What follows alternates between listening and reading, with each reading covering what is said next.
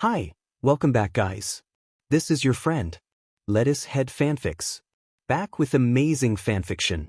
This is the series of What If Deku Had a Death Rewind Quirk.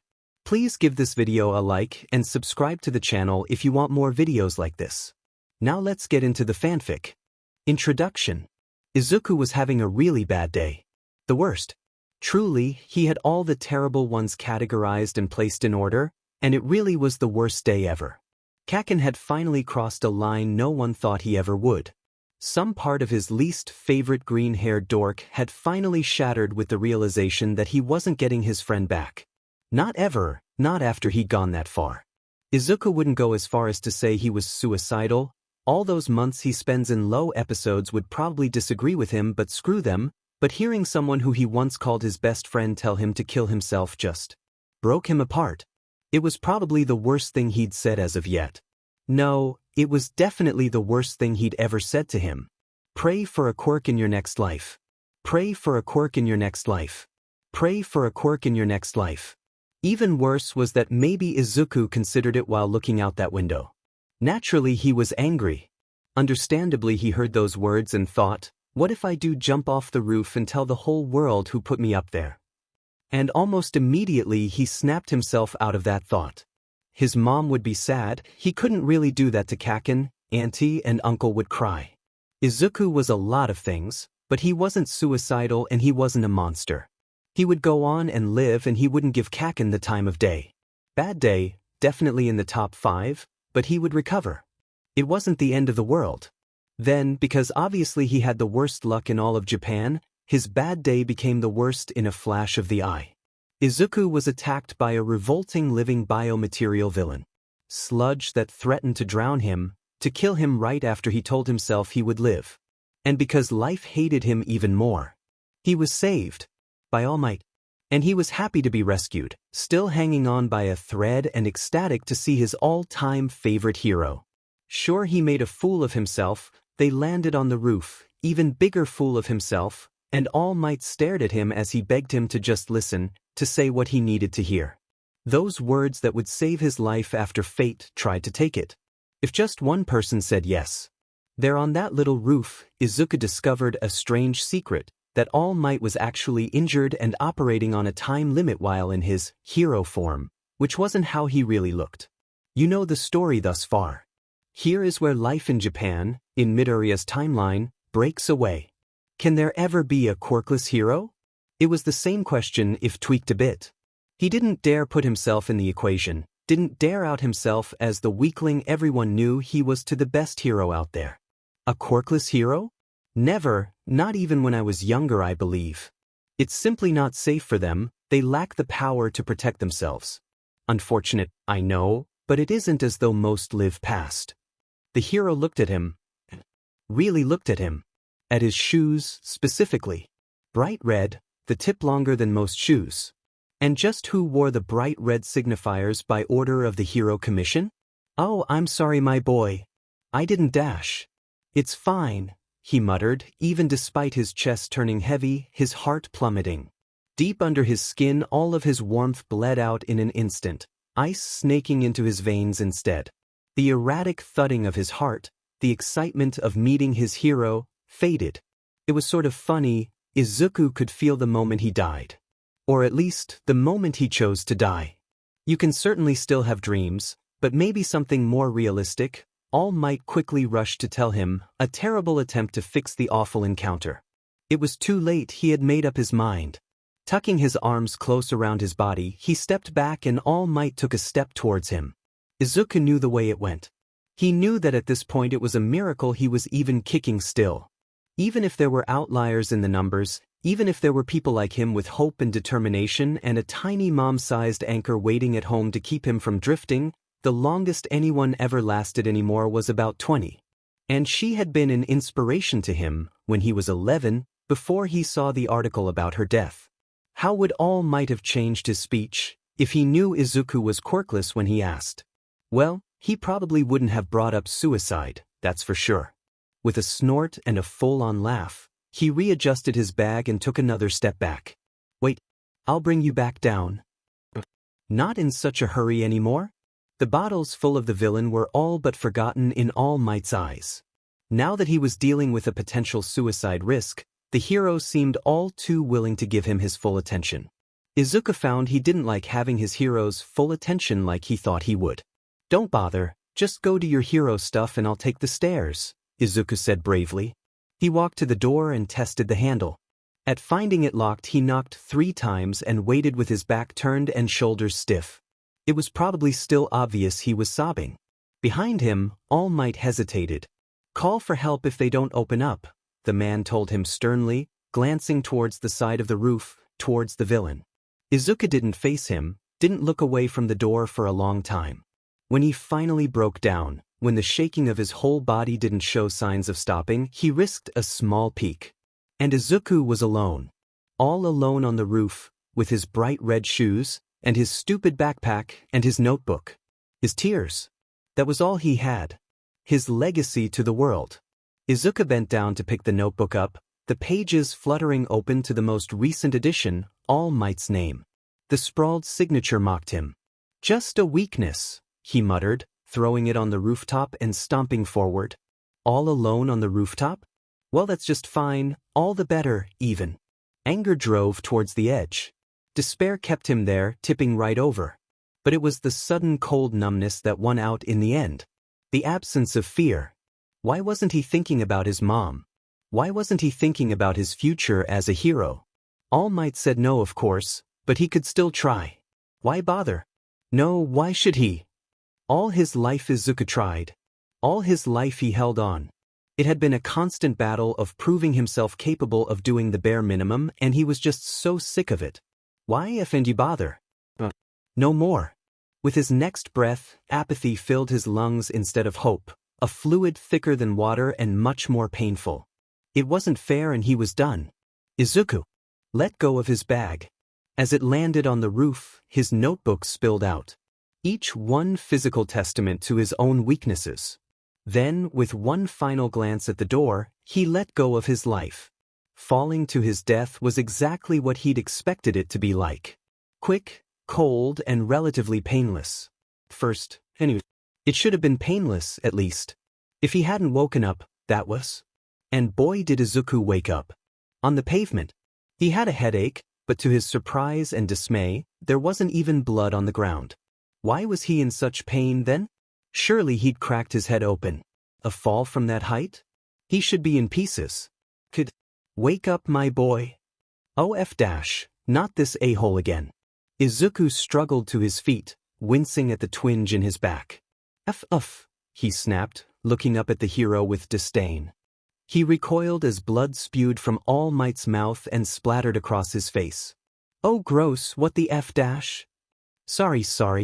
You just don't seem like the type of child to say bad words. Bad day, my boy?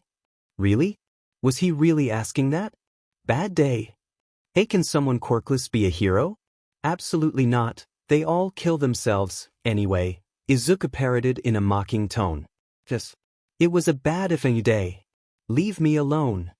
All Might, shocked both at his words and their vitriol, didn't F off. Someone said that to you? And you're... A small glance down. A gulp. Izuku paused, confused.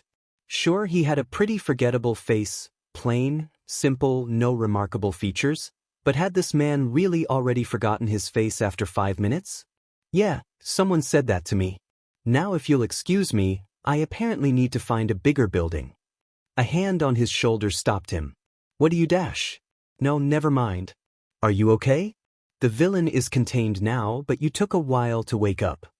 Izuku noted the bottles. The familiar sidewalk. He looked back at the ground. His notebook was there. He looked up. They were exactly back where the villain attacked him. What the F dash? I'm fine. Sorry, just had a weird nightmare. You should probably go get that guy dealt with though. Grabbing his notebook, he took off at full speed, ignoring the hesitant shout behind him. Had Izuku really dreamt all that? But it felt so real. He could still taste the bitter words, could feel. He could feel the collision with the pavement. The headache, the body aches. That was from the fall, surely. Not the villain. Midoriya Izuku had stepped off that ledge and yet lived. Not only lived, but apparently rewound to some sort of save point. Was this a deity? A god? A cosmic joke more like, "Hey, you up there? Yeah, you fucker. You may have saved me once, but I'd like to see you try and save me again." But then he heard explosions. A certain hero's time limit had run out before he could reach the police. Yeah, you know how that goes. Villain, Kakin, people chewing him out from every angle.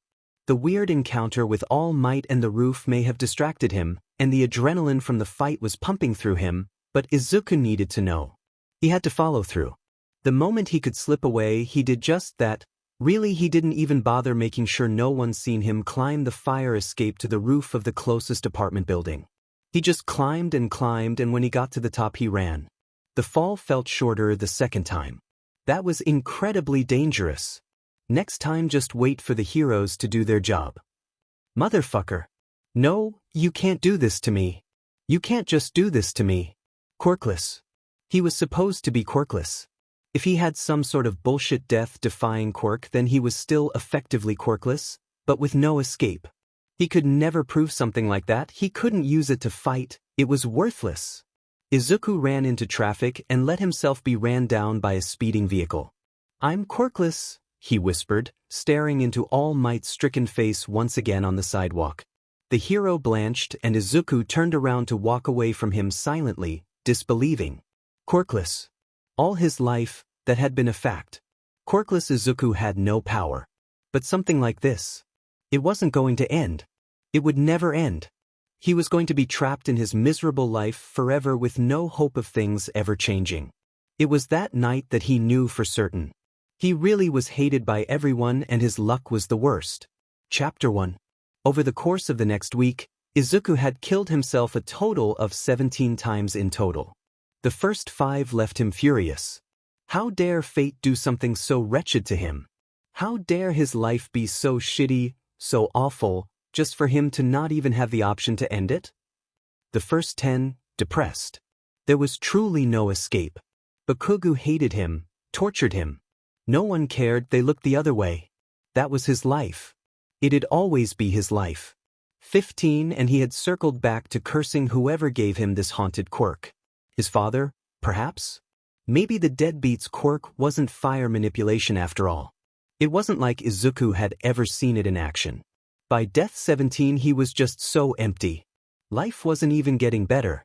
He was still the quirkless loser, the nobody with no hope and nothing to look forward to. That was what made it such a curse. His mom noticed. Not the suicide, he'd never do that in front of her. But he was different, and she knew that much. She'd sat him down, talked to him several times, expressed her disappointment and worry and anxiety over his attitude. It was always the same concern.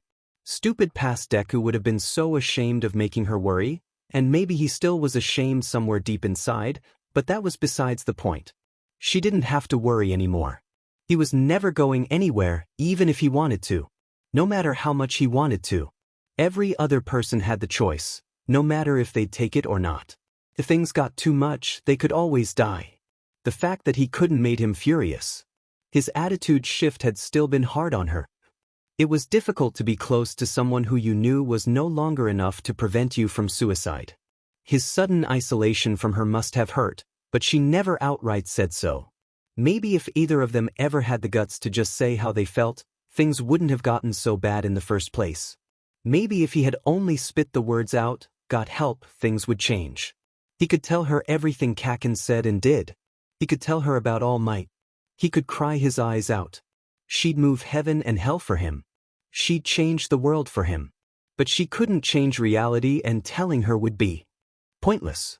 Whereas the rest of his school spent the next few weeks studying and training for their entrance exams, Izuku just faded. He rarely went outside except for when necessary, and to seek new ways to kill himself. 36 deaths now, by the way. As Izuku grew paler and sadder, more pathetic, his mother's fear and concern worsened. His room, once spotless and organized, looked like a disaster zone. Luckily, she calmed down a lot on the day of the entrance exam. Or she acted calm, at least.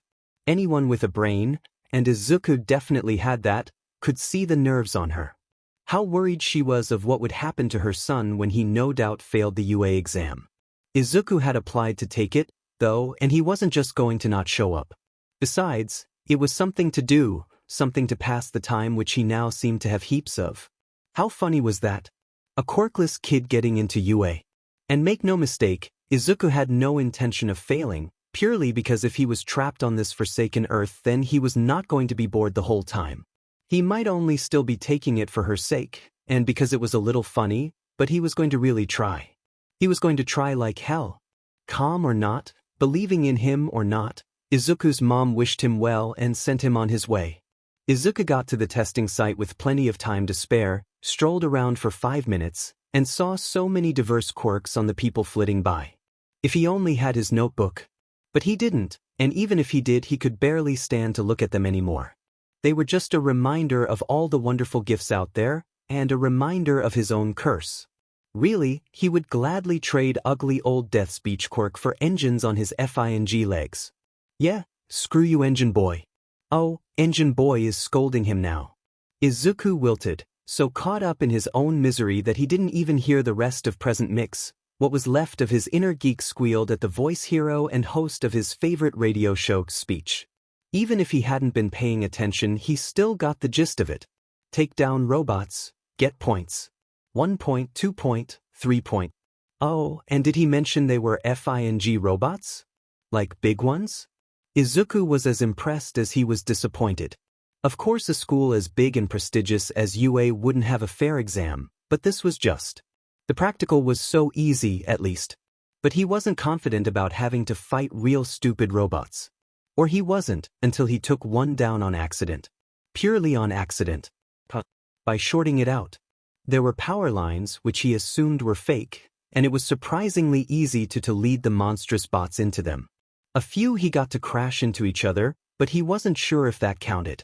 One he punched and broke his hand on, but whatever. It was the robot's fault for sneaking up on him, not his. Besides, it wasn't like he'd die. Hard metal didn't agree with his bones, either way. Yada yada yada, bots bots bots. In all, he wasn't sure how many he took down. Truth be told, he got bored of it after a while. It felt like maybe 6 or 7 all 1-pointers, maybe 1 2-pointer. He didn't know how many points he had or how many he needed, and it was getting old, trying to keep count. And then the 0-pointer came. A looming beast. A thundering giant. A towering metal monster. Something so horrible and so worthless. It struck fear into him, but also excitement. What would happen if it stepped on him? Would death hold him if he were nothing but a puddle? They probably wouldn't let it kill him, or maybe they would, he didn't know. Either way, he was about to run with the rest of the more sensible than him students when something caught his eye. A pink shirt. A girl, stuck in the 0-pointer's wrathful rampage. Izuku sighed and turned on his heel, running right at Chaos' face. The worst that could happen was he dies. But wait. Of course, the best thing that could happen was also that he dies. So, win-win. How did this even happen? He asked the girl, skidding into a slide and using his momentum to ram into the debris pinning her down. It jolted back and she was free. For about 3 blissful seconds. The 0-pointer stepped down and the ground shook apart under their feet. Cracks in the rock formed, giant tremors that threatened to knock them down and swallow them up. Izuku was tossed into the air by broken-up ground while the girl disappeared. He latched onto the first thing he touched, cold and metallic. Turned out holding onto robots the size of a house? Bad idea. Oh come on, he screeched as it swung him around and nearly bounced him off the side of a building. The jostling was making his insides quiver. Maybe if he hurled on it the robot would set him down? Rather than vomit, he hadn't bothered to eat breakfast after all. He started his ascent up the no-pointer. The lugging thing was slow, at least. It provided him enough time to shimmy up to what he hoped was the control panel for that arm. Prying up the cover, it wasn't bolted, he just went absolutely ham on it. Hit stuff, pulled stuff, spit on stuff. Then he saw the small hole, like a reset button on a phone. Don't press. He jammed his finger in it, an electric shock shooting through his whole body. Not enough wattage to kill him, but he didn't feel exactly right as it shorted out. The grating mechanical whirl that screeched in his ears almost made him let go and fall. The powering off and sudden drop of the arm, of the whole bot, did make him fall. Izuku wasn't ashamed to admit he screamed on his descent. Even knowing he'd likely cheat death once more, it was still instinct. Death inbound? Scream. The ground, however, never came. No pain, unless you count his broken hand, and no rewind. He simply stopped in the air. Had he begun to cheat death before it even happened? That could. He could work with that. Got you. Izuku looked around at the voice. Next to him was Rubble Chick, floating with a rather green look to her face. Maybe he hadn't thrown up, but she sure looked like she was about to. Her quirk, evidently, had saved him. She used it to either slow his descent or make him weightless. He wasn't certain yet. No, she was floating, it must be weightlessness. Anti-gravity? Yes, that sounds right. Izuku shouldn't feel as disappointed as he did. Are you all right? He asked at the same time she wheezed out a sickly, "You're okay, right?" Their eyes met, and if he weren't coming down from an adrenaline high, he might blush. She was looking at him with piercing eyes, seeing too much of him. One ever looked at Izuku for that long, he wasn't used to it. He didn't like it. Before either of them could call Jinx, there was a voice announcing the end of the exam. Well, he had done what they asked. Taken down robots. Whether that would be enough was yet to be seen. "Thank you for saving me," he mumbled, giving her a little wave with his good hand as they touched the ground. "I hope you got enough points." With that, he turned to walk away. It wasn't like he had anything else to say, he was tired and wanted to sleep off the incredible pain rocketing through his body. He liked to sleep. He slept a lot. It was the only time he wasn't alive, so to speak. Rather than leave, he found his way blocked by a tiny woman. "Your hand," she said, and he scanned her outfit with distrust. Youthful heroine, recovery girl, not so youthful anymore. A hero who heals, who saves others. "It's broken." She walked closer and took it gently, pulling his sleeve back to look at his wrist and arm too. It was just his hand, though. "This is certainly a bad break." "Follow me," she insisted just snappishly enough to get him moving. I'm probably okay. I mean, it doesn't hurt that bad and you're probably really busy." He glanced around noting a few people watching them. Some of the examinees were openly mocking him. Izuku curled in on himself. "Young man, you are not okay. You have broken bones. Now stop acting tough." A tall man with black hair held the door open for them as they reached what must be the emergency center. "I'm not acting tough, I promise. I've had far worse than this." The man holding the door faltered and nearly let it shut on him while Recovery looked back at him in alarm. "Oh, sorry. Why are you apologizing for me? It wasn't your fault?" "Sorry again? To avoid conflict?" Wrong answer, if his glare was anything to go by. He looked kind of familiar. "Are you Eraserhead by any chance?" Once more caught off guard, the man continued to just stare at him. Izuku wanted to ask questions, but Recovery Girl gave him a small tug and he resumed following her. Luckily, Eraserhead followed him. He could talk and walk at the same time, head awkwardly craned back. "You're taller than I thought you were. Did you know there's a video of you that's about 8 years old on YouTube? I think I've watched it about 100 times. Why does your hair float?" That glare was really intimidating. "How long have you been a hero? How come you never did any interviews after becoming a hero? You won the sports festival of UA, didn't you?" While he rambled, the nurse and pro-hero teetered between ignoring him and focusing very intently on him. It was weird. No one ever paid that much attention to him. Unless they were yelling at him. The whole day had been full of people doing unnerving things like that. "Sit here, you're going to be really tired after I heal you," Recovery Girl warned him. He just nodded, offering his hand to her once more, cradled in his good hand. She kissed it and he waited. Rather than get sleepy, he felt. The same. Exactly the same. Should I lie down or dash?" She kissed him again. No reaction. "I can't sense any energy drain," she muttered quietly. "What's the hold-up? We have 3 more injuries to get through." She tissed at Eraserhead and gave Izuku's hand a small pat. At his wince, they both JRK his way. Can I get like an ice pack or something at least? At his visible confusion and pain, they both frowned deeply. Why isn't my quirk working? She grouched and gave his arm a third kiss. This time he did feel a slight tingle, but as she pulled away he realized it was just goosebumps. What had she meant? That her quirk didn't work on him or that it wasn't working currently? Maybe. It's probably my fault, don't worry. Maybe your quirk doesn't work on quirkless people. That certainly garnered a bigger reaction. Eraserhead looked downright shocked. I'll just go. Sorry again. He tried to stand up and Recovery Girl held up her palm, looking at his shoes. Though there was a small raise of her eyebrow, she didn't look at him with disgust. Quirkless? In my day I healed plenty of quirkless people, this should be no different. Well, he didn't have time to figure it out if he wanted to get home in time for a long and well-earned nap. In fact, it was already late. Like I said, it's fine. I've dealt with worse than this on my own. I have a kid at home and it isn't a bad break. Again they shared a look. The concern was new. Izuku expected to be belittled after revealing he was quirkless and taking this stupid exam. Right home. Why don't you tell me about home while we find an ice pack? Eraserhead gave the nurse a pointed JRK towards the door and she nodded, walking out. I'd love to, but I can't stay. I would really rather be asleep right now. Was it his imagination or did the hero smile at that? It was gone too fast if he did. You've really had worse than this? Tell me about it. Interest? In him? Impossible. What was this man's real motive? Izuku studied him carefully, taking in his bored expression and serious eyes. He might have asked in a nonchalant voice, but he seriously wanted to know the answer. Maybe. Izuku wasn't great with reading adults. They liked to lie to him a lot. Usually they seemed amused when they were lying. Well, let's see. I've broken my leg once? That hurt a lot more than this.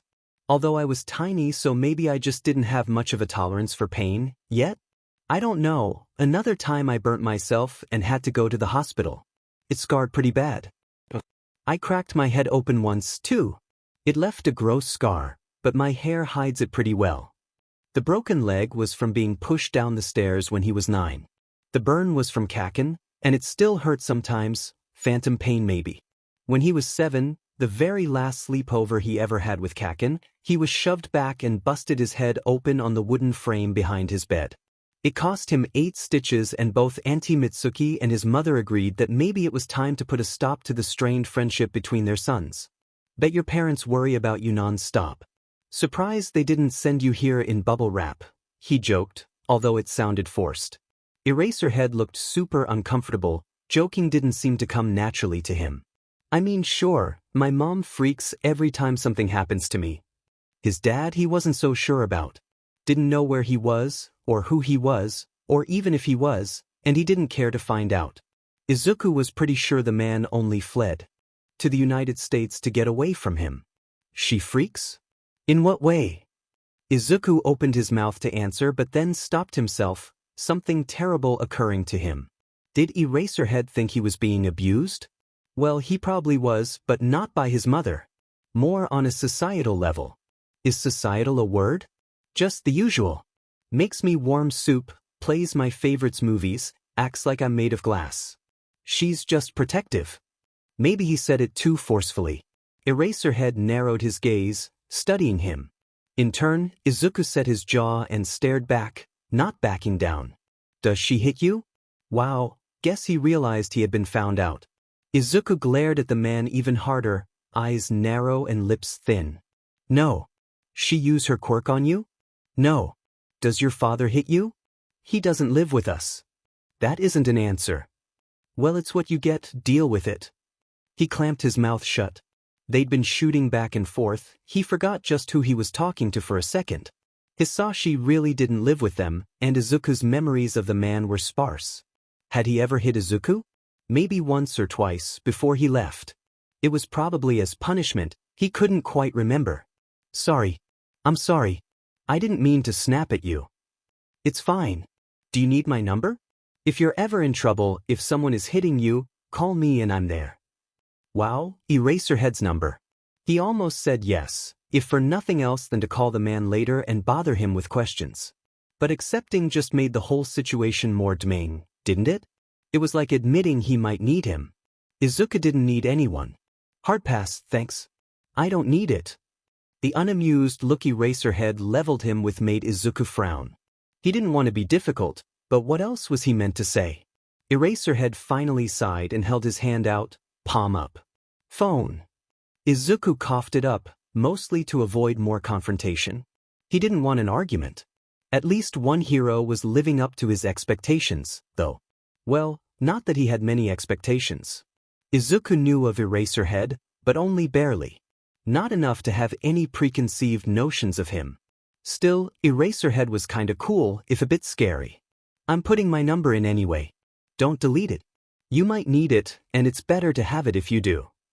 Well, that was solid advice, at least. Fine. Don't expect any calls, though. I'm perfectly okay at home. Perfectly, completely okay. At home, Izuku was not okay. Immediately after coming through the door, he crashed on the couch for 3 hours, plagued by nightmares and strange dreams. By the time he woke up, his mom was home and cooking dinner in the kitchen. The ache in his hand was worse. Bruised, skin purple, swollen meat that stung and throbbed. Silently he trudged into the kitchen, eyes too dry thanks to his impromptu nap. Hey, look who's up. How was you day, sleepyhead? She asked playfully, ruffling his hair when he shuffled up next to her. It wasn't unusual, they got along perfectly well most of the time. Keyword being most. If you can call his, I hate myself even, love me attitude, getting along. There was curry waiting for him and the sight made his mouth water. Maybe skipping breakfast and powering through the day had been a bad idea. Honestly, he was surprised he didn't get dizzy fighting the robots. Recovery Girl had tried to give him some gummies of some kind, but he turned her down and escaped while she was busy talking to Eraserhead. They didn't know why her quirk didn't work on him, but he had a couple of guesses. Possibly it was because the nature of his quirk prevented fatal harm anyway, so it wasn't needed. He couldn't die, after all, why waste energy healing him? Or maybe, just maybe, it was because he hadn't wanted her to heal him. Izuku wanted to die. There were other kids who needed the help more than him, and the injury was his fault.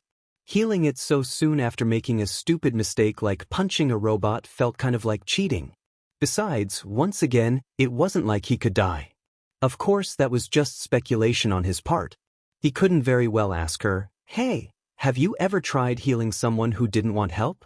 It was bad enough they thought he was abused. If they knew he was suicidal, he would probably instantly fail the exam and they'd contact his mother. She didn't need all that on her plate. She already worried too much. It was fine, Izuku said, realizing his silence was stretching on too long. The exam was actually really easy. Do you think you passed? She asked, and her hands started wringing themselves. Izuku had gotten points, definitely, and the written was a breeze, but if it was that easy for him. Kids with quirks probably powered through, collected dozens if not hundreds of points. Bakugo no doubt passed an easy test like that. I don't know, honestly. He didn't want to say yes and get her hopes up, but he couldn't say no and crush her. Besides, it was the truth. That was apparently the wrong thing to say. Izuku, I really wish you would have more faith in yourself, she chided, her hand curling around his arm and her eyes begging him to just trust her, to trust himself. Faith? Izuku knew better than that to put any faith in his weak, incapable body. It was just a hard day. Could he even tell her about it? About just how uncertain he was about everything all of the time? You can get in, I know it. He sighed, giving up. She was already too high-strung. Telling her would only make things worse. She might try to get him on antidepressants. He didn't need Ano the diagnosis weighing him down. Thanks, Mom. Guilt ate at his stomach. Shame's ugly gnarled claws scraping against his scalp and leaving it itchy. Why did he have to hurt her? She was only looking out for him. Why did he hate her so much for that? You're the best mom ever. Oh, baby, she whispered with a soft smile before grabbing him into a hug and swinging him back and forth. It felt like his feet lift off the floor for a moment and he was reminded that since he hadn't been exercising, he was nothing more than a rag doll. He should do something about that. You're the best son ever, we match perfectly. The funny thing was, he really believed she was the best mother. kind and patient, loving, protective. He didn't want her to worry about him, but he wasn't stupid. He knew she didn't always take the best care of herself. She saw it as some sort of punishment, as payment for her failures. She hadn't failed him. It was just the opposite probably. He failed her. "Let's go eat and you can tell me all about the exam," she said, shooing him towards the table. Dinner wasn't easy. One hand stayed hidden in his lap so that she wouldn't realize it was hurt, which made it hard to eat. It was better than the alternative. No way did Izuku want to see the all-too-familiar look of pity if she found out he got hurt during a test. When he finished up, he decided to clean up and put her favorite show on. The episode playing was halfway over, but she didn't seem to mind. "I'm going to take a shower," he told her, smiling just enough to make some of the frown ease from her face. She wouldn't be so trusting if she knew what his plans for the evening were. "Okay, baby. I love you." Humming in response, he kept the heavy feeling in his chest locked away. When was the last time he cried? Had it been months? Weeks? Had it been when even Kaken started ignoring him? No, it had been that day. The worst of his life on the roof. In the shower, he didn't think about Kaken or crying or dinner or the exam. He thought about his hand and the new numbers saved in his phone. Why did Eraserhead care so much? Because he thought Izuku's situation was worse than it was? Or maybe Eraserhead hadn't meant it. Maybe it was a joke. The number probably went to a hotline. He couldn't trust it. It was infuriating. After his shower, he toweled off and went straight to his room. He wanted to think that it wasn't Eraserhead's fault he killed himself that night. The hero didn't know that his show of concern only confused and frustrated him more. Some people could care. Why couldn't everyone? This time it would work, he promised himself, not even reading the label on the pills he'd stolen on his way out of the bathroom. They were his mother's sleeping pills, so she'd notice them gone, soon. Well, she would if he succeeded anyway. If he failed, the pills would just go right back to the bathroom. Whatever twisted sense of humor he had left laughed at that. Swallowing handful after handful of pills wasn't easy, turns out. He had learned since attempt number 5 that after the third swallow it got hard to move your throat, hard to force anything down, even with water. Whether this was psychological or physical, he wasn't sure. It didn't stop him. The pills went down and he lied down in his bed, bottle tucked close to his chest. As an afterthought, he took his phone and scrolled to the new number saved. He wondered idly which hotline it was, what sort of rehearsed lines they used. He clicked the little call symbol without really thinking about it. As it rang, he leaned in and listened. Click. "Hello. What? Eraserhead? This is really your number?" "No way. No way in hell. Is this Midoriya Izuku? What's going on? Did something happen? Oh God." He had a pro hero's number saved in his stupid little phone. Was that even allowed? I mean, sort of. I didn't think you would actually. This was surprising. Izuku blinked as his vision turned blurry. "I took some pills, is all, and I wanted to know before I died if you really cared, I guess. I thought the number was to some kind of hotline for abused kids." "What?" Izuku felt sort of bad. He knew the hero wouldn't remember in about an hour, but still. "Move. Tell me where you are right now." "No, it's okay. I'll be fine, I always am," he assured him with a wince. "You seem like a really cool hero, Eraserhead. You gave me your real number, you picked up, that's nice of you. Thank you for being a good hero. I can do better than picking up my phone, if you just give me a chance," Eraserhead insisted. "Whatever happened, whatever you're running from, I can help you. Give me a chance to help you, kid. Please." "No, that's okay. Really, you've already proved that you're the best hero, at least by my standards. Let me prove it in person." Izuku wished he could. It'd be too late by now and he had no desire to be saved from this, but he wished Eraserhead could prove once again just how awesome and great he was. "It's okay, Mr. Eraserhead. I'll be okay," he mumbled. "Thank you." "Kid, wait, I need you to tell me where you are, please. I'll help you, I swear, just tell me where you dash." Izuku hung up, face burning hotly as tears rolled down his face. That hero really cared enough to do that. He gave him his number, he knew his name even though there was no reason for him to remember it. He would have come all the way across the city just to try and save him, probably. He tossed his phone at the wall, curling back up in a ball as he heard it ring, no doubt Eraserhead trying to call him back. If everyone was like that, maybe he wouldn't have turned out so shitty. Maybe he could be happy as a worthless freak. Izuku wanted to rest. Just a little bit of rest. To stop these short bursts of confusing feelings followed by shallow emptiness. There was one good thing that came of it, though. When he jolted back into his body, food already in his mouth and his mother rambling on in front of him, the pain in his hand was completely gone. Rewinding healed him. Who would have thought? Time passed slowly, and before he knew it his letter was in the mail. The contents, still a mystery to him, left him reeling. Let's preface all of this by saying it's amazing what someone is capable of when they aren't held back by things like anxiety or nerves or the daunting titles of being the #1 hero's successor. Izuku had taken the exam just because he could and it was something to do. Also because it was a little bit funny. He wasn't too worried about his score, didn't freak out at any point until the end, and so when he did so well he assumed it was because the exam was just easy. He failed to consider that it might be incredibly difficult and he was just good. That he could be smart. Izuku had never felt very smart, he only ever felt small and insignificant. Looking at the ripped letter on the table, his mother holding his hand and sobbing, he now wondered if that wasn't the case. Top scorer. He was the top scorer. It felt like some sick joke, but there it was.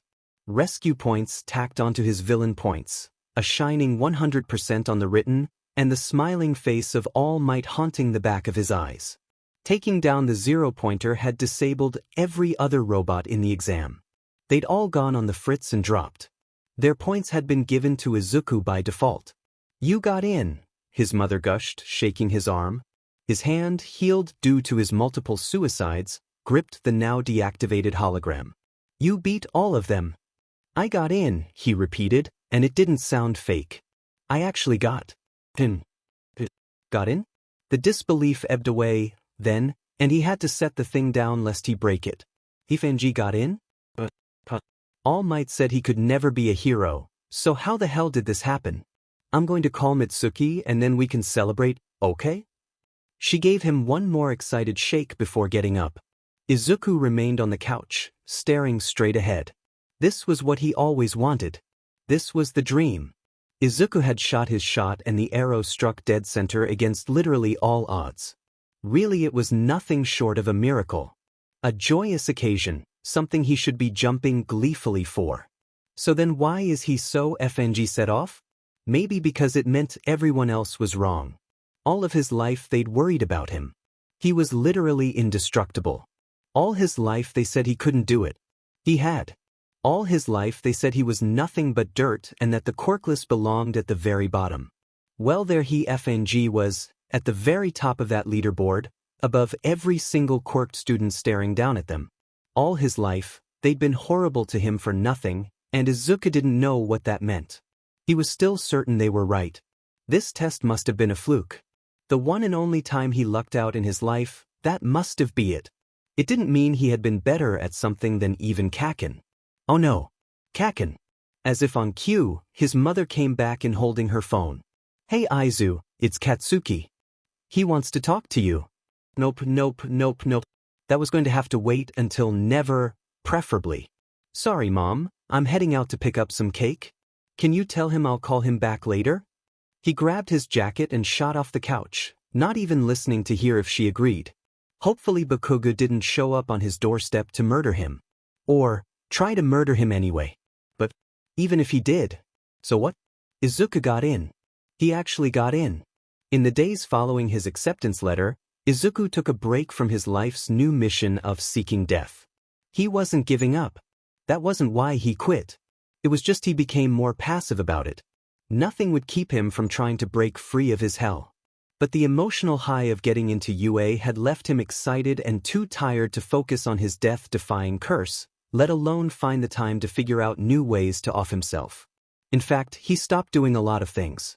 Like taking care of himself. This led to the discovery that he didn't really need to eat. Not anymore.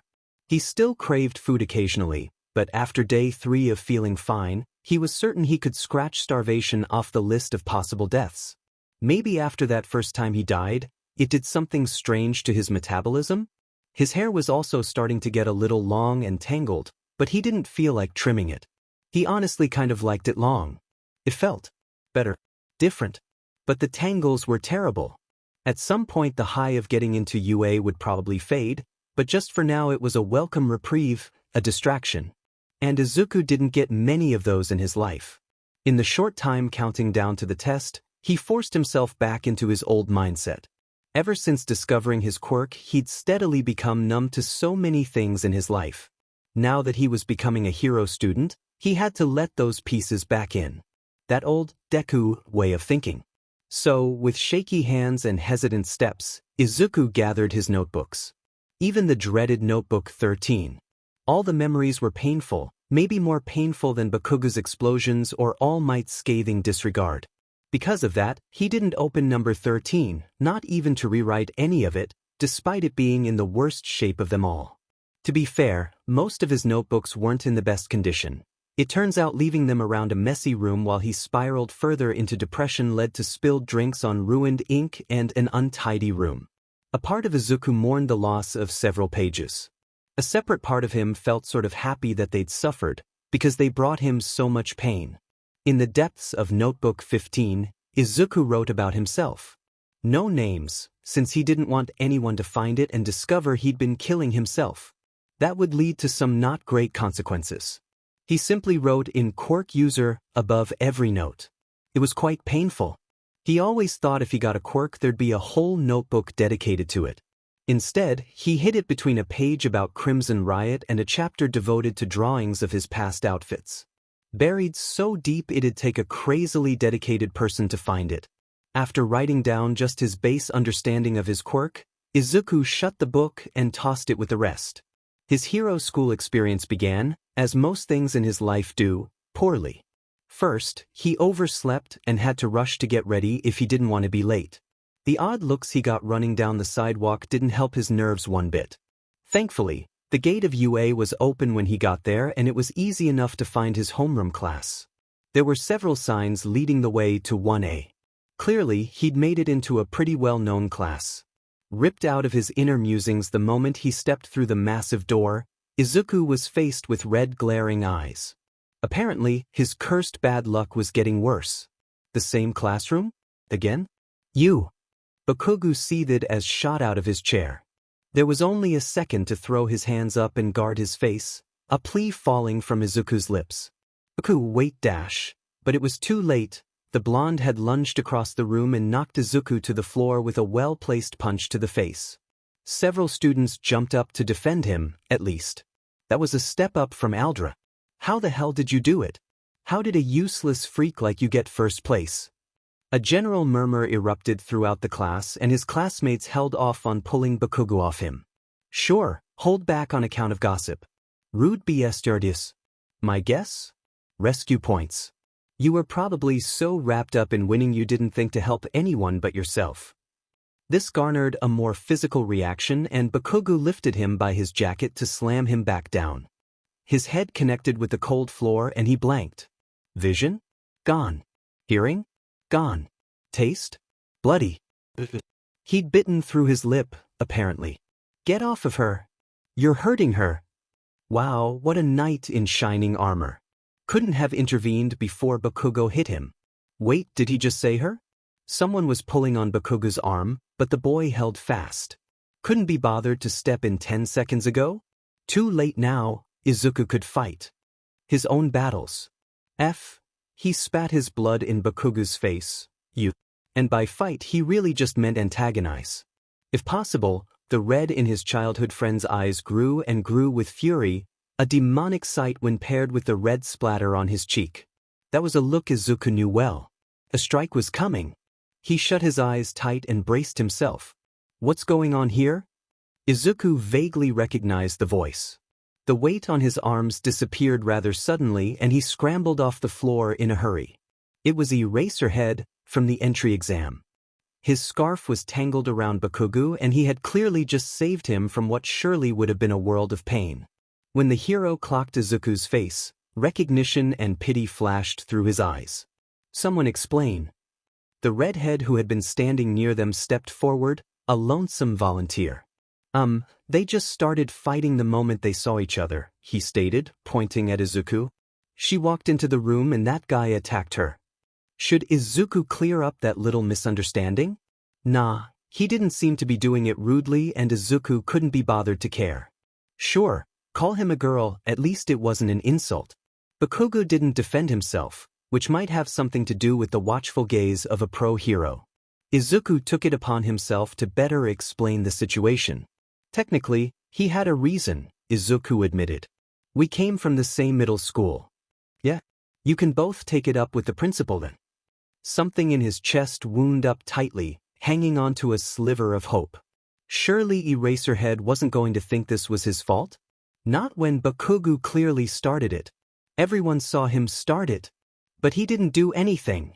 He didn't even hit him back. Yet another voice he distantly recognized.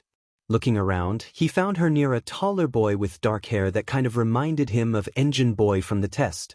Actually, that was Engine Boy. Can you all confirm that? The majority of the students nodded and Izuku let out a sigh of relief. Everyone at the front of the room had gotten a very good look, after all. For a second he'd been worried they were going to look the other way, stay out of it. That wouldn't be very fitting for hero students, though. We won't let it happen again, Izuku added hurriedly. There was no way in hell he was going down with Bakugo, so better to pull both their buttes out of this mess. One-time thing, I swear, it won't happen again. Eraserhead's lips were hidden behind his scarf, but Izuku thought he must be frowning by the way his eyes narrowed. Fine. Just remember that we have zero tolerance for this behavior and the next time it happens you will be dropped from this class. Is that understood? Izuku started to agree completely, nodding, but Eraserhead wasn't even looking at him. To his surprise, the hero was watching Bakugo. I said, is that understood? Bakugo glared as if he would argue, but to Izuku's incredible surprise he nodded once, a sharp move. Good. Someone took his arm and Izuku flinched on instinct. It was Engine Boy. He lifted something to his face and cleaned the blood off before darting back to his chair. Kind of weird, but much appreciated. Izuku followed suit and sat down with his jaw aching and his head throbbing. Fortunately, he was at least able to focus on what their teacher was saying.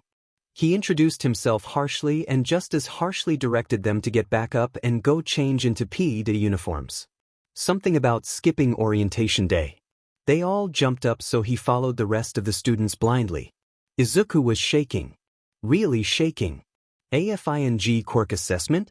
Izuku felt his skin turn itchy, felt his scalp demanding his nails. He wanted to scratch and pull and stab. No nerves. He could do this. It might not be anything bad. While he walked along behind his classmates, Izuku allowed himself to seethe and grumble, going as far to pick at his nails to relieve the toxic buildup of anger. In his fury, he didn't even realize he'd torn straight through his skin and was now bleeding. He knew without a doubt. This wasn't going to be fair. While Ida urged everyone to change quickly, Izuku dragged his feet. That awful feeling had been right. This was the real test. The entrance exam was a total scam, wasn't it? Just a way to appease the masses and say, look, we gave them their chance. What kind of chance did he have here, without a quirk? There wasn't even an excuse. Aizawa knew he was quirkless from that day during the entrance exam. Whatever he had planned, it must be a direct attack on Izuku. A way to weed him out, expose to the rest of the class that he was quirkless on day one. Geez, he has trust issues. Right from the get-go things would be awful again. No friends, no one trustworthy. The same guy from before approached him and he froze in anticipation. I'm Ida Tenya. That boy said you scored top, so you're Midoriya, right? Surprisingly, he didn't strike out. I commend you for doing so well. Very impressive. Thanks. Ida gave a polite smile and left him there alone. Weird. The paranoia surrounding him didn't quite fade as he meandered behind his classmates and met back up with everyone else outside. So this would be where they spent most of their time? It was a refreshing change from a stuffy classroom, to be honest. It was nice knowing you, he muttered to the nice girl from the robot test. She gave him a confused glance. There's no way I'm passing this. Hey, cheer up, dude. I think it could be fun, a different girl said confidently next to him. She was so pink all over. A beautiful Quirk. If he had his notebook. No more notebooks. Not here, where they'd all whisper around him about his weird habits. Plus, if he started writing in his notebook again, Bakugo might come after him again and then they'd be expelled. Izuku couldn't risk that. Fun. All eyes snapped back to their teacher. You think there's anything fun about being a hero? Just the getting to show off our quirks part. The pink girl rushed out defensively. Since you don't seem to think this is that serious, the loser gets expelled. How's that for fun? Izuku's already icy blood froze inside of him. It pumped through him at the speed of molasses, his heartbeat so loud and yet so slow. Everything seemed to fuzz out for a few seconds around him. He was right. This was all just a ploy to kick him out of class. Aizawa was a good hero, but that was it. He couldn't be trusted here. He was just like every other teacher. Pretending they mean one thing, only to trick him and ridicule him. Well, fine. If he wanted to set Izuku up to fail, he was in for a surprise. Izuku wasn't leaving without a fight. He could get this right one way or another. Quirks weren't everything. So he watched. Everyone was so powerful. Ida's speed, Uraraka's anti-gravity. When it came to the final test, Bakugo's impressive ball throw, if you could call it that, garnered a lot of impressed looks and hushed whispers. Beat that, Deku, he snarled as he returned to the group. Ida shoved between the two of them in an instant, staring Bakugo down. While caught off guard, Bakugo just scoffed and crossed his arms. Hiding? Pathetic. Just don't engage with him, Izuku warned with an edge of worry. Ida hummed but clearly struggled to keep his mouth shut and eyes forward. For such a polite boy, he clearly wasn't used to not speaking his mind. No filter? Or just never told to bite his tongue? One by one they were called up to stand in a circle. It gave Izuku a chance to learn some names. It also gave him intense anxiety. Despite Aizawa's warning to not have fun, they were all showing off their quirks with an air of giddiness. They were scoring unbelievably high. Sure, Izuku was confident he'd fare better than the invisible girl, maybe even the ball boy. But that still put him dangerously close to the bottom. When it was his turn to throw the ball, he stumbled to the circle quietly. That's the guy who scored the most points, someone whispered rather loudly. Izuku's heart felt like it might burst in his chest. They were all watching, they were all expecting some grand show of strength or power. With trembling hands, Izuku took the ball from Aizawa and gripped it tight with tears stinging behind his eyes. In the back of his head, he wished it had turned to dust or explode or melt in his hand. Anything to get it out of his sight. But it didn't disappear and people were watching and waiting. Fine, he spat, drawing his arm back and throwing it. It was like everyone held their breath and a collective gasp spread through them. The ball flew. Then it fell. It fell so slowly.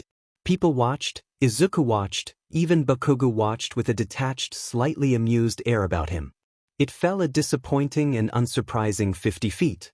The hushed whispers ceased and a silence fell over the group. Izuku turned and walked back to Ida where he refused to look anyone in the eyes. Anyone except Aizawa.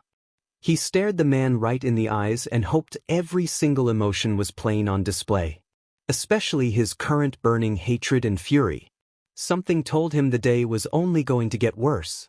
And worse it did get. Izuku did better than the invisible girl for the most part, but thanks to the sleazy move by the purple ball head boy where he latched a hold of the creationist and shot up in rank, his odds weren't looking great. In fact, things were looking awful. The test drew to a close and Izuku's name was right there at the bottom. The very bottom. Aizawa sent him this look, something like pity or maybe an apology, and he almost sobbed. That practically confirmed it, right? He didn't even hesitate, just slipped away from the group while they weren't paying attention. Luckily everyone was crowding around the tablet to see the final scores. He thought Aizawa might have noticed, but he was surrounded by the rest of the students, so maybe not. It was fortunate he knew just how to fix this. Start over and try again. He doesn't have to go back very far, just before the test should be fine. Izuku was quick about it, not really thinking about the pain he'd be in as he took the stairs to the roof. The pain in his arm and head, where he landed first, made him want to grate his teeth. Blunt force was not his preferred method, but it worked fast and he was at least partly thankful for that. Still, he was a little upset when he opened his eyes and had to shake off the lingering soreness. "Are you all right?" Izuku glanced around. Looked like he went back to the moment they were changing. Ida was watching him and saying something. Lips moving, distant fuzzy sound. "Huh. I asked if you needed help. You looked a bit lost." Shaking himself a bit to relieve the pain in his neck and arm, diving off of school will do that, he gave a vibrant smile, the best he could manage. "I'm fine," he assured the boy brightly. Smiling was easy. He used to be so good at it, muscle memory and all that. "Ah, you've got one of those sunshine smiles." "That's really nice," someone said to his left. It was the same redhead who tried pulling Bakugo off him in class and called him her. "Kirishima." "Thanks." "Maybe. You're Midoriya, right?" Geez, hopefully they'd all get formal introductions out of the way soon. Preferably after he brainstormed a way to pass that stupid Quirk assessment and not be expelled. Then he could really cement everyone's names. Fresh start, he tried to convince himself. New people, new life. Things didn't have to be like at Aldra. "That's right. Thanks for trying to stop Bakugo before." No one else had ever tried that. Certainly no one ever wanted to. What he did was highly inappropriate. "Are you all right?" "All right?" Sure, the pain in his nose was long gone thanks to his rewind, but there were other pains now. They'd disappear by the end of class, probably. "It'll heal. Bakugo is a BSTRD, but he probably wouldn't hurt me to the point of needing medical help." "Probably," he muttered, unsure. "Why does he hate you so much?" Kirishima asked, and Izuku wasn't really sure how to answer that. On the one hand, he could be totally honest and tell them how much of a Quirk-obsessed a-hole Bakugo was. On the other hand, they would immediately ask what his quirk was if he brought it up. "He's my bully from middle school," Izuku settled on, not entirely comfortable with leaving it there, but certainly not comfortable taking it further. "He just thinks he's better than everyone, me especially." "Oh," Kirishima mumbled, clearly unhappy with that answer. Izuku didn't miss the disappointment in his eyes. He also didn't particularly care. If Bakugo wanted friends, he was going to have to work for them and admit what a shitty person he was. Total upfront honesty. Izuku would make sure of that. Yep. He's in butt. Ida looked at him, scandalized at his wording. Izuku went a little pink in the face and backed away. "Sorry, I won't curse if that makes you uncomfortable." "Thank you." Rather than walk with them, he stripped and pulled his gym outfit on fast, not wanting to waste time. If his haste was noticed by the others, they politely didn't say anything. He beat everyone outside the second time around. That wasn't his intention at all, but he'd been uncomfortable and desperate to get away from the questions.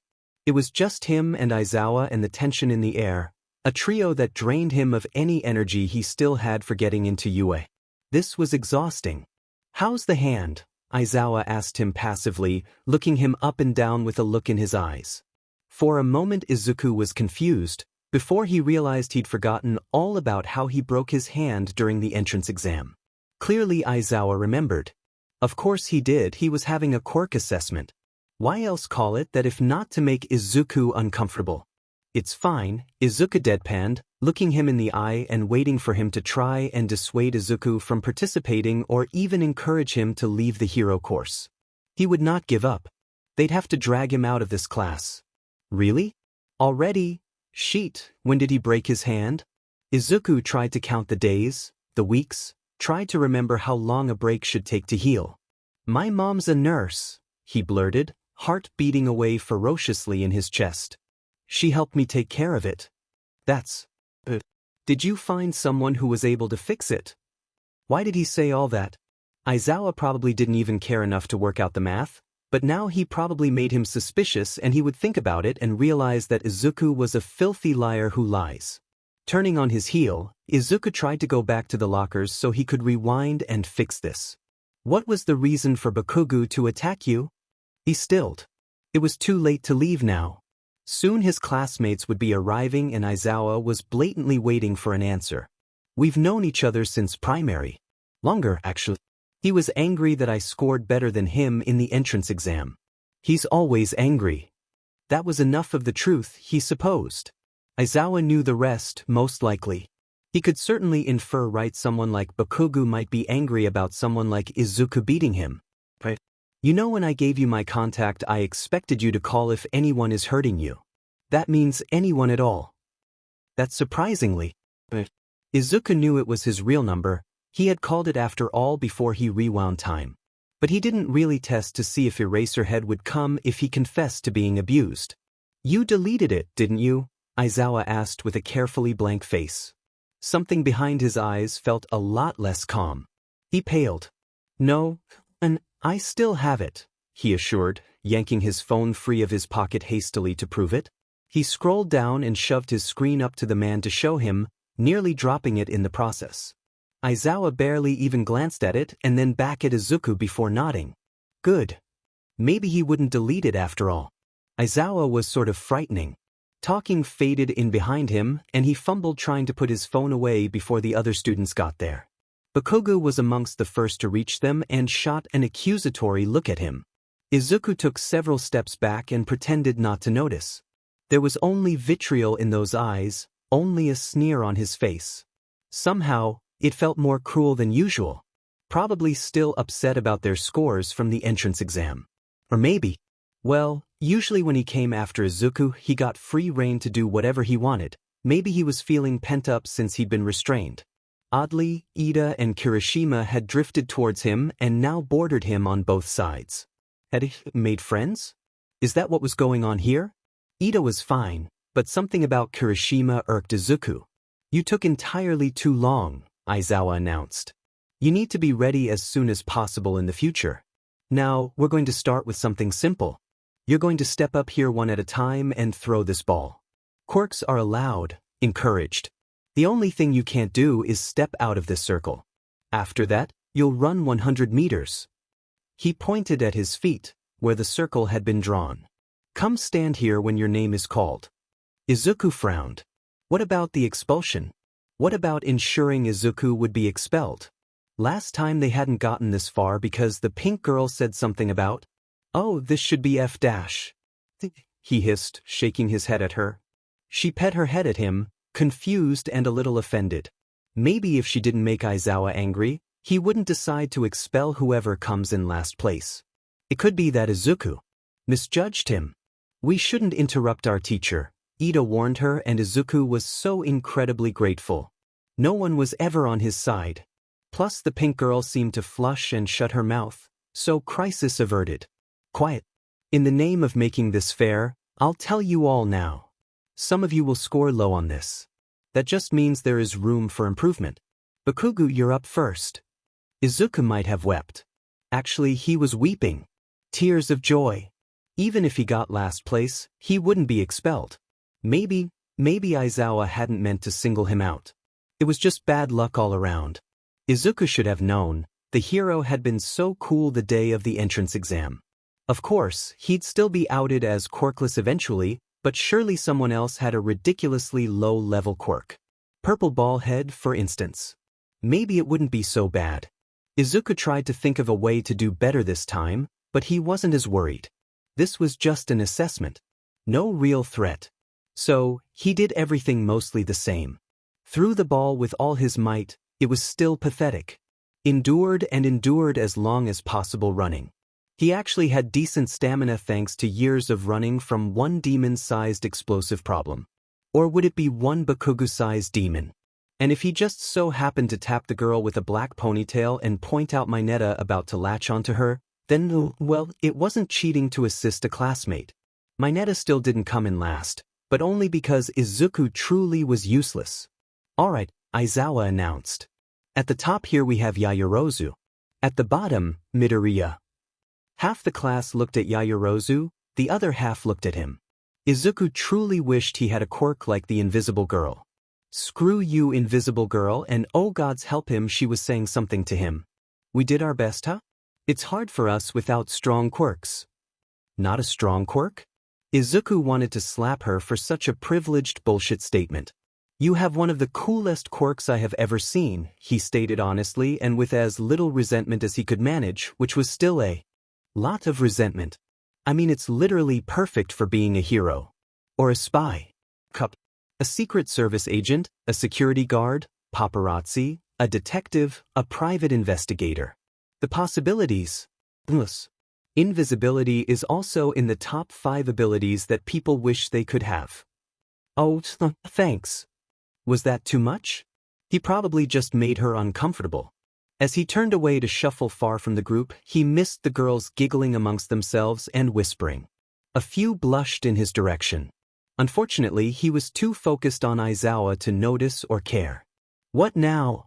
The redhead, friend or foe, asked. To be honest, I expected more from you all. It felt like some of you weren't thinking outside of the box. Oh great. Maybe he should keep a small knife on him. Something quick, painless. He needed to get out of class fast if this was going where he thought it was. It's literally only our first day, he muttered in disbelief. All we've been taught is the box. Have something to say, Midoriya? No, he couldn't repeat that. And he couldn't possibly come up with any reason as to why he scored so tremendously low. Unless. I broke my finger, he blurted, and for extra measure he did break his finger as discreetly as possible. It cracked fiercely and hurt like a hammer to his knuckle. He barely kept his face impassive as the pain rocketed through his whole hand. Thankfully, pain was different for him since coming back that first time. Muted.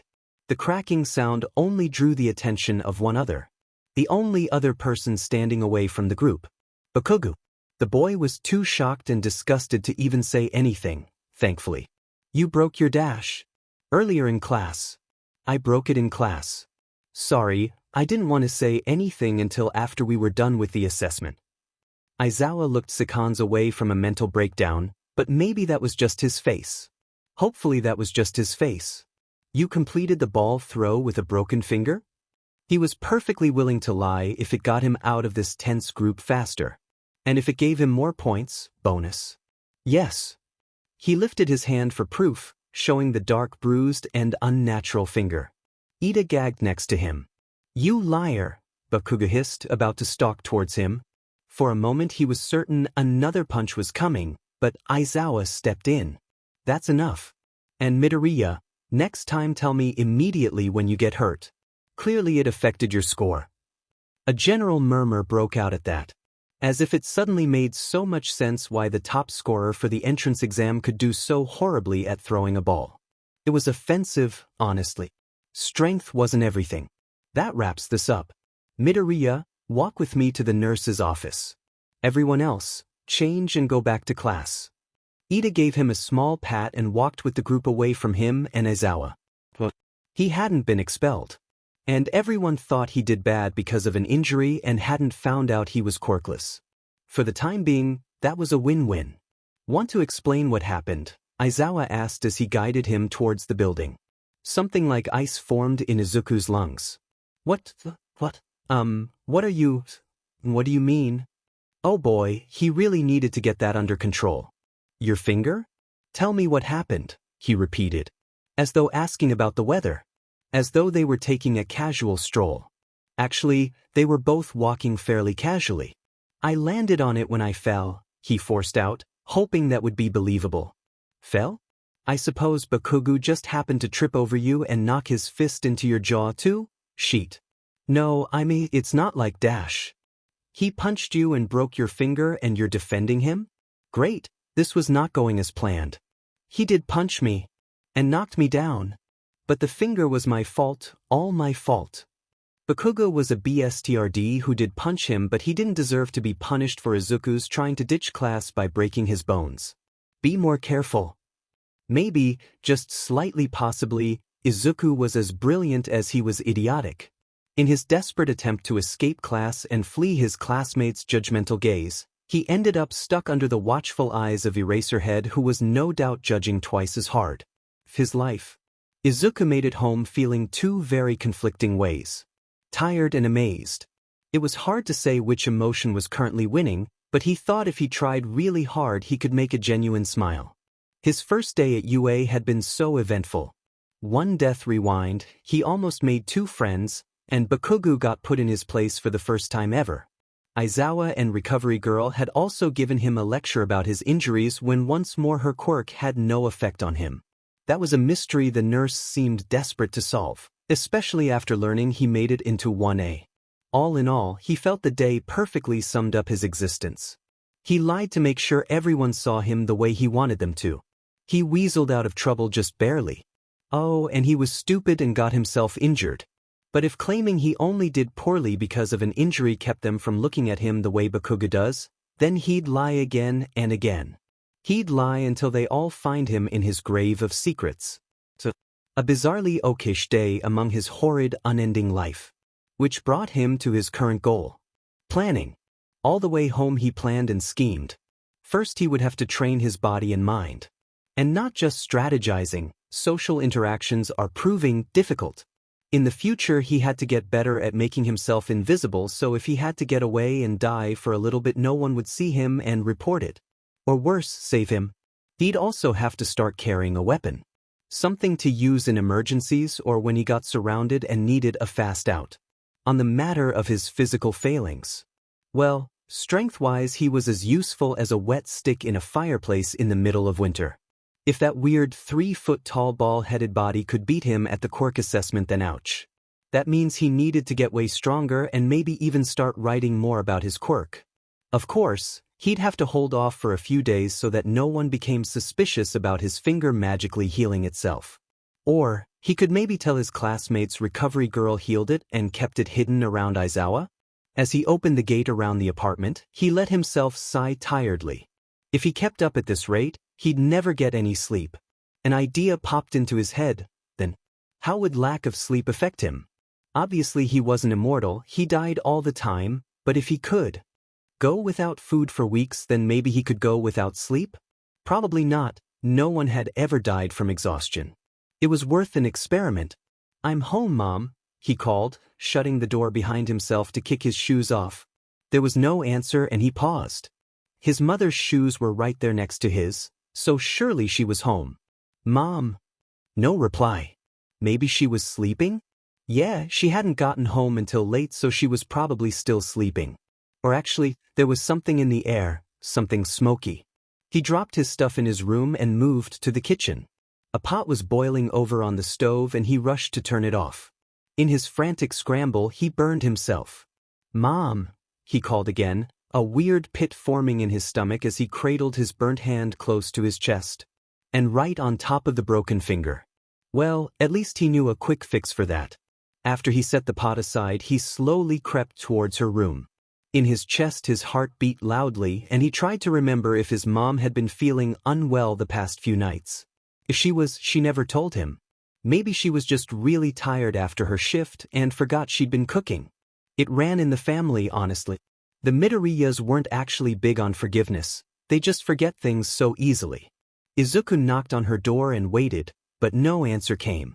Carefully, he turned the door knob and peeked inside. Just wide enough for his voice to carry through. "Mom? Are you all right?" There was so much silence. He pushed the door further until he could see most of the room. It was empty. Where in the world was she? He checked the bathroom next, knocking several times before deciding to just open the door. Either she was hurt and needed help, or she would be fine and he'd apologize and close the door. Except the bathroom was empty too. The unease twisting in his gut skyrocketed. He raced to his room to grab his phone and call her. It felt foolish, silly, and so desperate. Deep in the apartment he heard it. The sound made his mouth dry, his veins cold. The nerves in his stomach twisted garishly as he turned pitifully to look down the hall. He followed the sound down the hall to the spare bedroom where they kept storage. Seasonal decorations, mostly. On the floor, his mother's phone was lit up, Izuku's contact on the screen. Beside it, there was blood. No. He lowered his phone and frantically ran through the house. Mom? In his wild state, he checked everywhere, under everything, behind everything. She wasn't in the apartment. What was he supposed to do? What could he do? An idea popped into his head then, as he glanced at his phone still clutched in his hand. His contacts were pulled up still and Eraserhead was right there. It would be so easy to hit call, but what could Aizawa do? What would he do? Izuku probably wasn't thinking straight. Certainly he'd had a stressful day and it had just gone from exciting to terrifying. The whirlwind left him dizzy and not in the right headspace. He slipped down to the floor and stared at the screen, lost. If someone is hitting you, call. That was such a small matter. If he was okay with Izuku calling about that, then this would surely warrant a phone call. Stiffly, he pressed the contact and pressed call. It dialed and he waited almost numbly. Hello. Eraserhead, sir? There was silence for a moment. Midoriya, is that you? Disbelief noted but unable to be properly catalogued. Izuku clutched the phone like a lifeline. Help, please. A small noise, that movement maybe? A breath? Talking, but it was too far away from the phone for him to hear. Please. What's wrong? Where are you? Right, details. There was a correct order of things that he needed to say. Suddenly the order seemed kind of jumbled and he didn't know how to fix it in his head. Home. I'm home. There's blood on the floor. That one was important. He definitely needed to start with that one. Another noise, and this time he knew that sound. Strangled, choked up, fear. A sharp gasp. Are you hurt, kid? Is someone else there? There was no one. He was alone and it hurt. No. While he knew he should straighten out his answers, Aizawa was asking for his address. He just couldn't quite figure out what else there was to say. His address. He repeated it, like a mantra he'd repeated 1,000 times. There was silence once more and he let his head fall back against the wall. Midoriya? Midoriya, are you still there? Izuku was about to answer. Really he was. But just then he caught sight of purple smoke wafting through the house. It moved so oddly, as though directed by something he couldn't see. Suddenly, the smoke took shape and a figure slowly appeared from the depths of the foggiest cloud. He set the phone down and crawled towards the smoke, confused and intrigued and probably suffering from shock. The figure turned and looked down at him. I believe all evidence has been erased. There is a young child here though, he stated, although to whom Izuku wasn't sure. He looked around but saw no one. My mom, have you seen my mom? He asked, pushing to his knees and then to his feet. The woman's child, it would seem, he added to the empty room unnecessarily. Shall I be rid of it? Are you sure? She's a witness. Izuku watched, dumbfounded with this seemingly one-sided conversation. Very well, sir. Then he raised a smoky hand and Izuku felt real terror spike through his heart. No, please, he begged, shaking his head. Don't go, please. Tell me where my mom is. The purple started to fade, and with it so did Izuku's last shred of sanity. With all his energy he dashed forward and tried to tackle the man. Something closed around his wrist, and the last thing he knew before shutting his eyes was cold and fear and pain against his temple. Shoyuta was resting at UA when the call came through. He had only just decided to take a nap in the teacher's lounge while his colleagues worked around him and talked amongst themselves, tuning everything out peacefully. All in all, his day had been tiresome and he deserved the nap. Unfortunately, his thoughts were anything but restful. A green-haired problem-sized child was taking up all his faculties.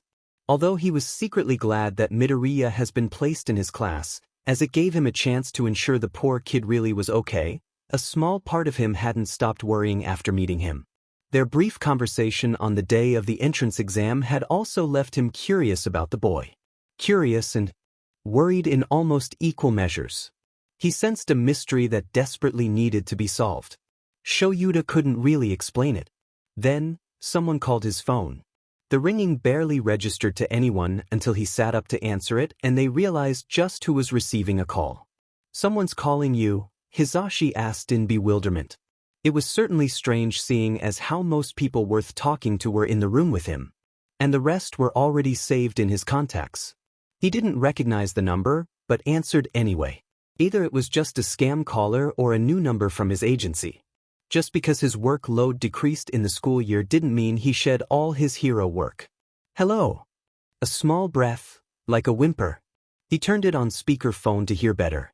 Hello. Eraserhead, sir? Every single head snapped his way. Is that a kid? Snipe asked, glancing up from his desk. Shoyuta thought about what kid might have his number and then it struck him almost violently. Midoriya, is that you? Help please, he whispered. Was someone there with him? Was he hurt? Shoyuta shot off the couch and grabbed his scarf. Who is that? What's going on? Hisashi asked. It's the kid from the entrance exam I told you about. I gave him my number and told him to call if he was in trouble. Where are my keys? He hissed, angling the phone away so Midoriya wouldn't hear him cussing. I can drive, Snipe offered, standing up. Besides, you may need backup. Please. He jerked the phone back up, the small sound almost too quiet to hear. What's wrong? Where are you? He motioned for Snipe to hurry up and wasn't surprised when Hisashi followed them out. There was quiet breathing on the other side. It sounded like the boy was terrified. I'm home. Seeming to realize that didn't answer both questions, he added, there's blood on the floor.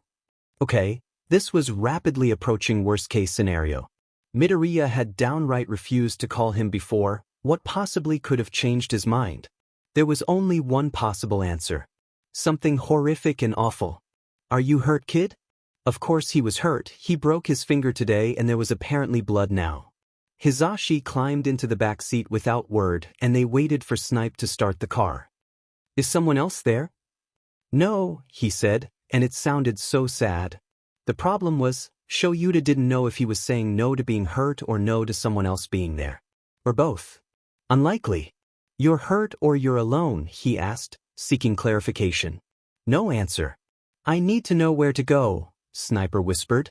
What's your address? Shoyuta asked, glancing over at Snipe who pulled his GPS up. There was no answer again. Everyone waited. Kid. What if he passed out? What if he was currently bleeding out and had already succumbed to blood loss? They could probably get his address from his files, but by then could already be too late. He could. Midoriya, he called frantically. Midoriya, are you still there? Tell me where you are now. Apartment 12, door Apricot Street. 43277. Past the intense relief, he realized he knew that street, vaguely. It was fairly close to the school in terms of driving, but a bit of a walk on foot. Snipe entered the address wordlessly and peeled out of the lot. Hisashi grabbed the seat tightly to lean forward. Ask him how bad it is. Right. It'd probably be best if he could keep Izuku on the line, too. Midoriya, can you tell me what's going on? There was no answer beyond Izuku repeating his address a few times. Then, silence again. Once more he was horrified and tried to remind himself that Midoriya was talking just fine less than a minute ago. Surely his condition, whatever that may be, hadn't declined that fast. Still, if Snipe pressed his foot down a little harder and they went a little faster, no one would be any wiser. Kid, can you tell us what's wrong? We need to know so we can help, Hisashi said, leaning around so he could be closer to the phone. Again, no answer. We're close, Snipe assured him. Shoyuta clutched the phone tight to his chest and refused to look away from the GPS. When they pulled over in front of the apartment, he tore out of the car and up the steps. The gate around the apartment technically had a code which he ignored completely. It was low enough to jump, after all. He found it on the second floor and was incredibly thankful to find it unlocked. He was far less thankful when he saw the collapsed body of his student on the floor. Sheet. Immediately he was on his knees and checking for a pulse. Thankfully he found one. It was racing and not at all steady, but it was there. Then he checked for injuries. Midoriya had said something about blood. His hand, was completely torn to shreds, as if he desperately fought against someone much stronger and sturdier than himself. Like a belt grinder. It also looked like he might have been slammed into the wall and simply crumbled. Evidence to support this was the bloody spot on the wall above him, cracked from an impact of some kind. Shoyuta pressed gently around fluffy green hair until he found a wet spot. Midoriya had a lot of hair, though it was difficult to determine how big the wound was. It had to have been recent too, but there was no one else in the apartment. He did a quick run through just to be sure. Whoever attacked Midoriya must have been in and out fast. Unlikely that they'd catch them by running around wildly through the neighborhood. As he returned to his student, he noticed his colleagues stumbling in, weapons at the ready. They took one look at him lifting Midoriya and calmed down. Then they actually looked, and that calm turned to discomfort. Hisashi stepped forward without a word to search through the house with a grim look on his face. Shoyuta caught him by the arm. "Hey, he's breathing." That lifted some of the tension off his friend's shoulders. Whoever was here is gone, but they could still be in the area. Should we take him to Recovery Girl? I know school's out for the day, but he is a student and she could heal him up fine. That was Shuta's first choice, too. After considering for even a second, he changed his mind. A hospital will be better. Her quirk doesn't work on him, anyway. Didn't work for his broken hand. Didn't work on his broken finger. Shoyuta looked back at the hand propped against the boy's stomach. It was swollen and red, bloodied around the knuckles. What the hell happened here? He adjusted his hold on the boy and followed Snipe out the door. Wait, we have another problem. Hisashi called. He came out of a door at the end of hallway, phone in hand. I think someone else was here. The phone was turned on and displayed Izuku's face right on the screen. Seeing as how it'd be odd for him to set his own screensaver to his face, Shoyuta figured the phone was from a family member, but he couldn't be sure. There was blood on the floor next to it. But not a body. Something or someone was clearly missing here. Recalling the day in Recovery Girl's secondary office at the testing site, he wondered if perhaps the boy's mother fled from the scene. He wonders if she was the one who knocked him into the wall. Bag it and bring it with. Collect a sample if you have your kid on you.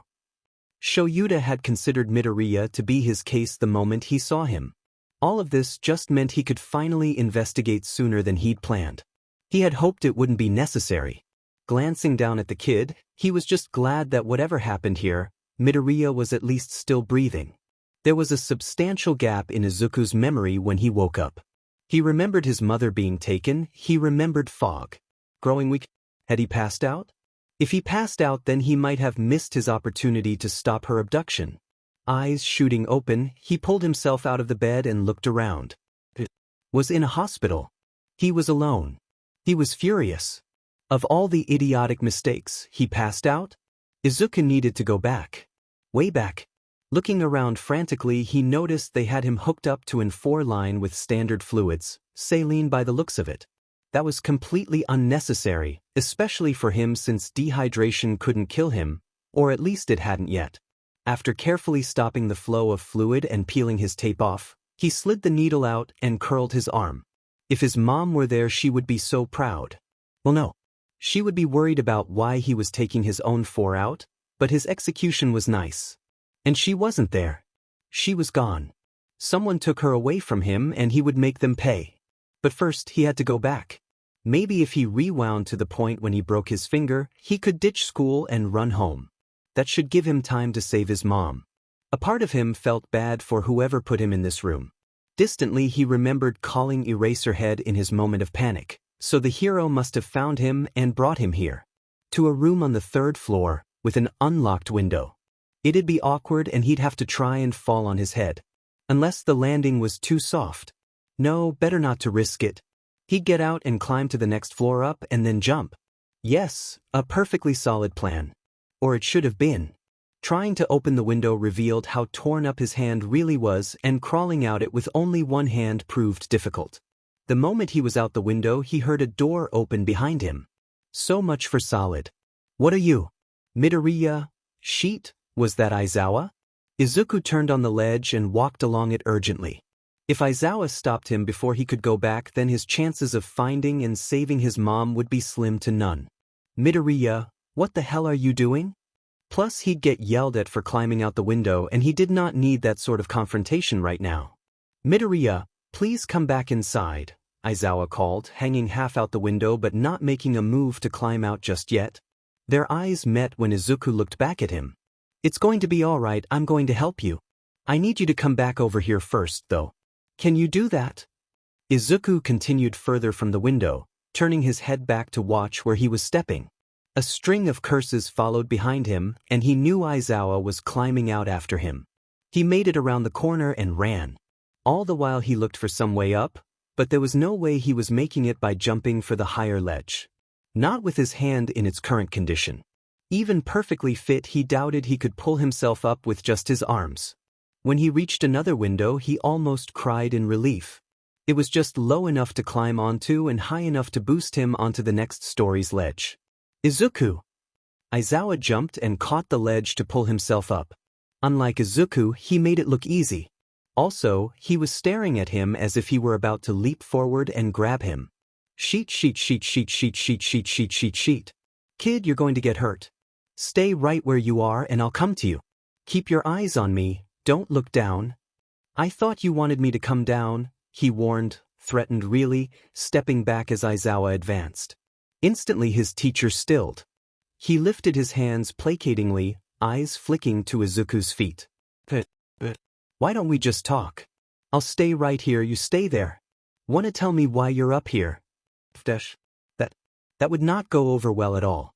Izuku started calculating how far he'd have to move away so that Aizawa couldn't stop him. Even without moving from his current spot, he could use his capture weapon as a lasso. 2 steps back just to test him. Aizawa barely inched forward. So either he was far more confident in his own abilities than Izuku thought, or he was too afraid to come closer. I have to go, he said.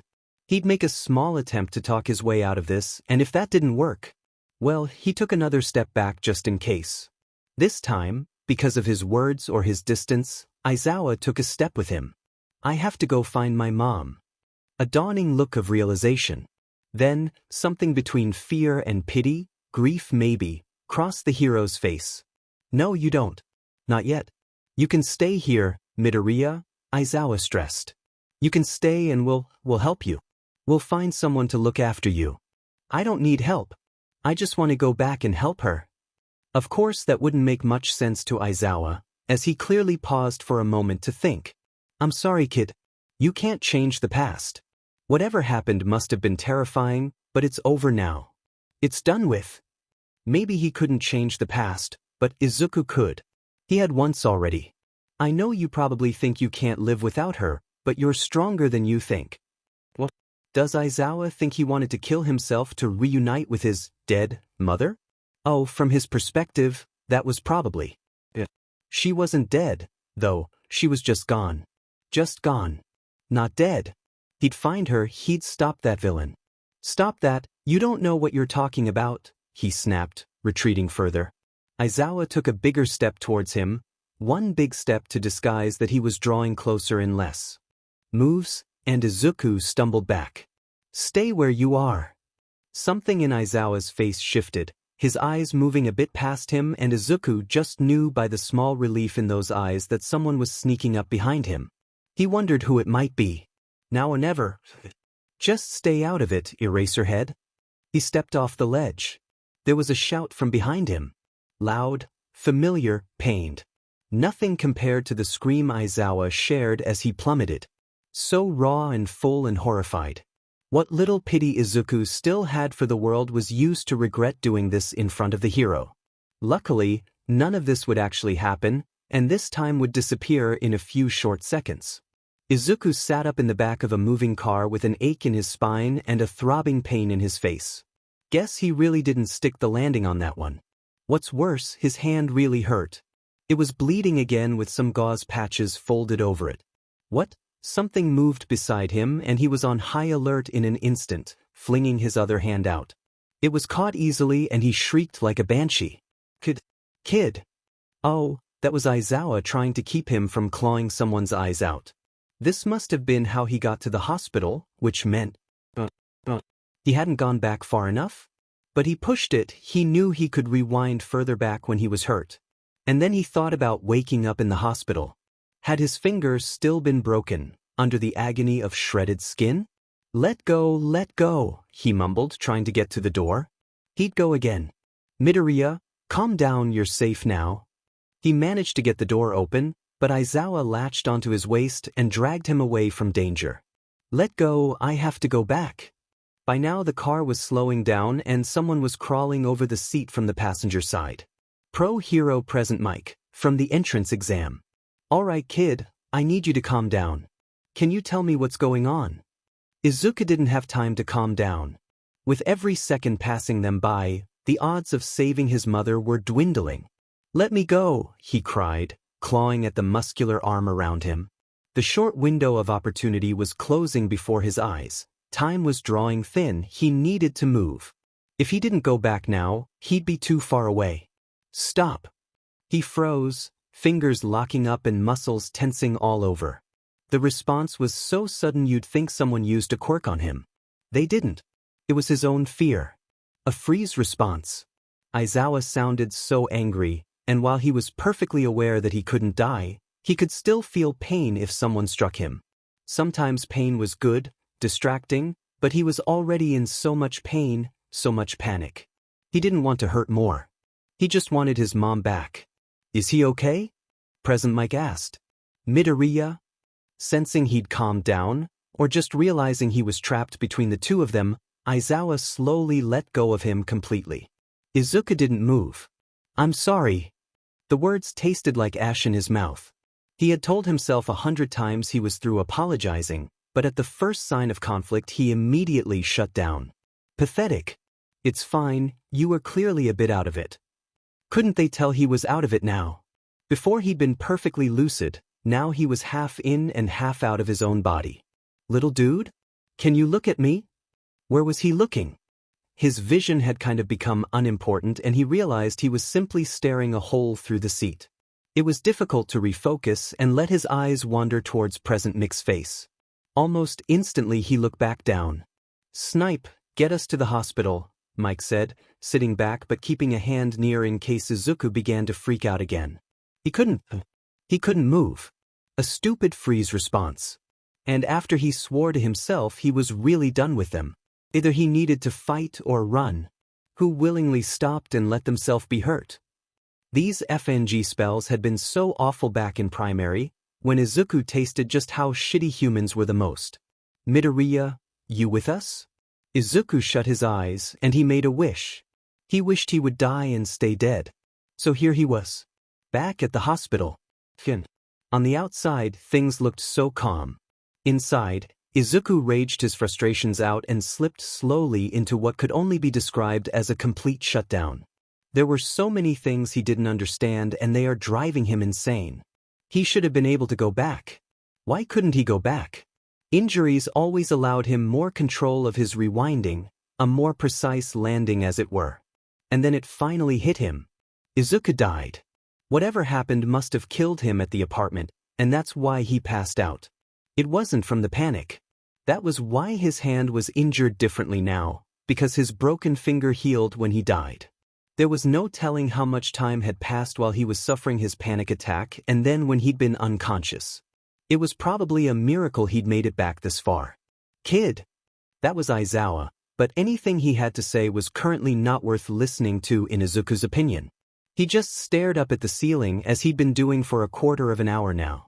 Multiple people had tried asking him questions, asking if he was in pain, if he could remember what happened. The short answer was no. The long answer was yes and no, and leave me alone. But he kept quiet and didn't do more than close his eyes when a light was flashed at them by well-meaning, annoying doctors. All of them meant well, but they'd effectively ruined any chance he had at rewinding back to before his mom was taken. Before that weird fogman showed up. For a bunch of people with good intentions, they'd really DA'd him over on this one. For that, he resented them just enough to pretend he couldn't hear them as Present Mike asked if they could offer comfort or when Aizawa promised they could help him. What help could they offer him, truly? When all he had needed was to save the only person who still meant anything to him, they ruined everything. He was quiet all the way up until the police arrived. Two of them who he had every intention of ignoring for the time being so he could focus on his thoughts and planning. Though, for all he intended to ignore them, something Aizawa said caught his ear. Possible domestic violence, but I'm not sure yet. He had a mom, but she wasn't in the apartment when we arrived. Did he seriously still think Izuku was some poor abused kid? His mother was missing, gone, and Aizawa was painting her as a possible child abuser? Izuku sat up in the bed, heart beating fast and eyes burning with. You shut the hell up, you don't know shit about my mom. All eyes turned on him. He's back, Mike cried as though he'd been gone. The hero took a step towards him, arms wide, and Izuku pushed back and away, dodging what looked like a hug in the making. Feelings a little hurt, his teacher backed away and Izuku stood up. My mom is missing. A man broke in and took her. Don't talk about her like she did something wrong. Can you describe the man? The first officer asked while the second kept back, eyeing Izuku as though he was speaking nonsense already. The initiative calmed him some. At least someone was being proactive around here. No, he had a weird mask. I can describe his quirk, though. It was some sort of purple fog, teleportation. My mother was gone and he showed up and came out of the fog dash and killed him. Without hesitation. In a way that was apparently so painful that Izuku passed out upon coming back and couldn't fully heal himself. You're sure? Aizawa asked, some doubt still on his face. As if he had the right to doubt him. Why would I lie about this? At that, the other officer finally stepped up. You tell us. Why would a quirkless kid possibly lie and cause so much drama? You wouldn't do something like that, that would be a pain for everyone involved. He came closer and crouched in front of Izuku. You shouldn't lie to the police, kid. Tell us the truth, what really happened. Your mom smack you around a bit? Did you two argue? Listen, a-hole, I am telling you nothing but the truth, and if you insinuate even one more time that I'm making this up for attention, I will beat you with your own goddamn hands. The officer rocked back a little in surprise and Mike laughed nervously. That's the trauma talking, he announced, definitely the trauma. Yeah, I'm traumatized, Izuku spat. Go be it to someone else, or better yet have one of these nice doctors pull that stick out of your A-dash. Alright, that's probably enough. Aizawa stepped around the cops to guide Izuku back onto the bed. Is it because this guy seems to think that just because I'm quirkless I'd lie about my mother being abducted? I guess it's true that heroes have made their jobs almost obsolete and now they have to stir shit up to feel useful. Why don't you come back later? Mike suggested, herding the cops out while Aizawa stepped between the two of them before a physical fight could break out.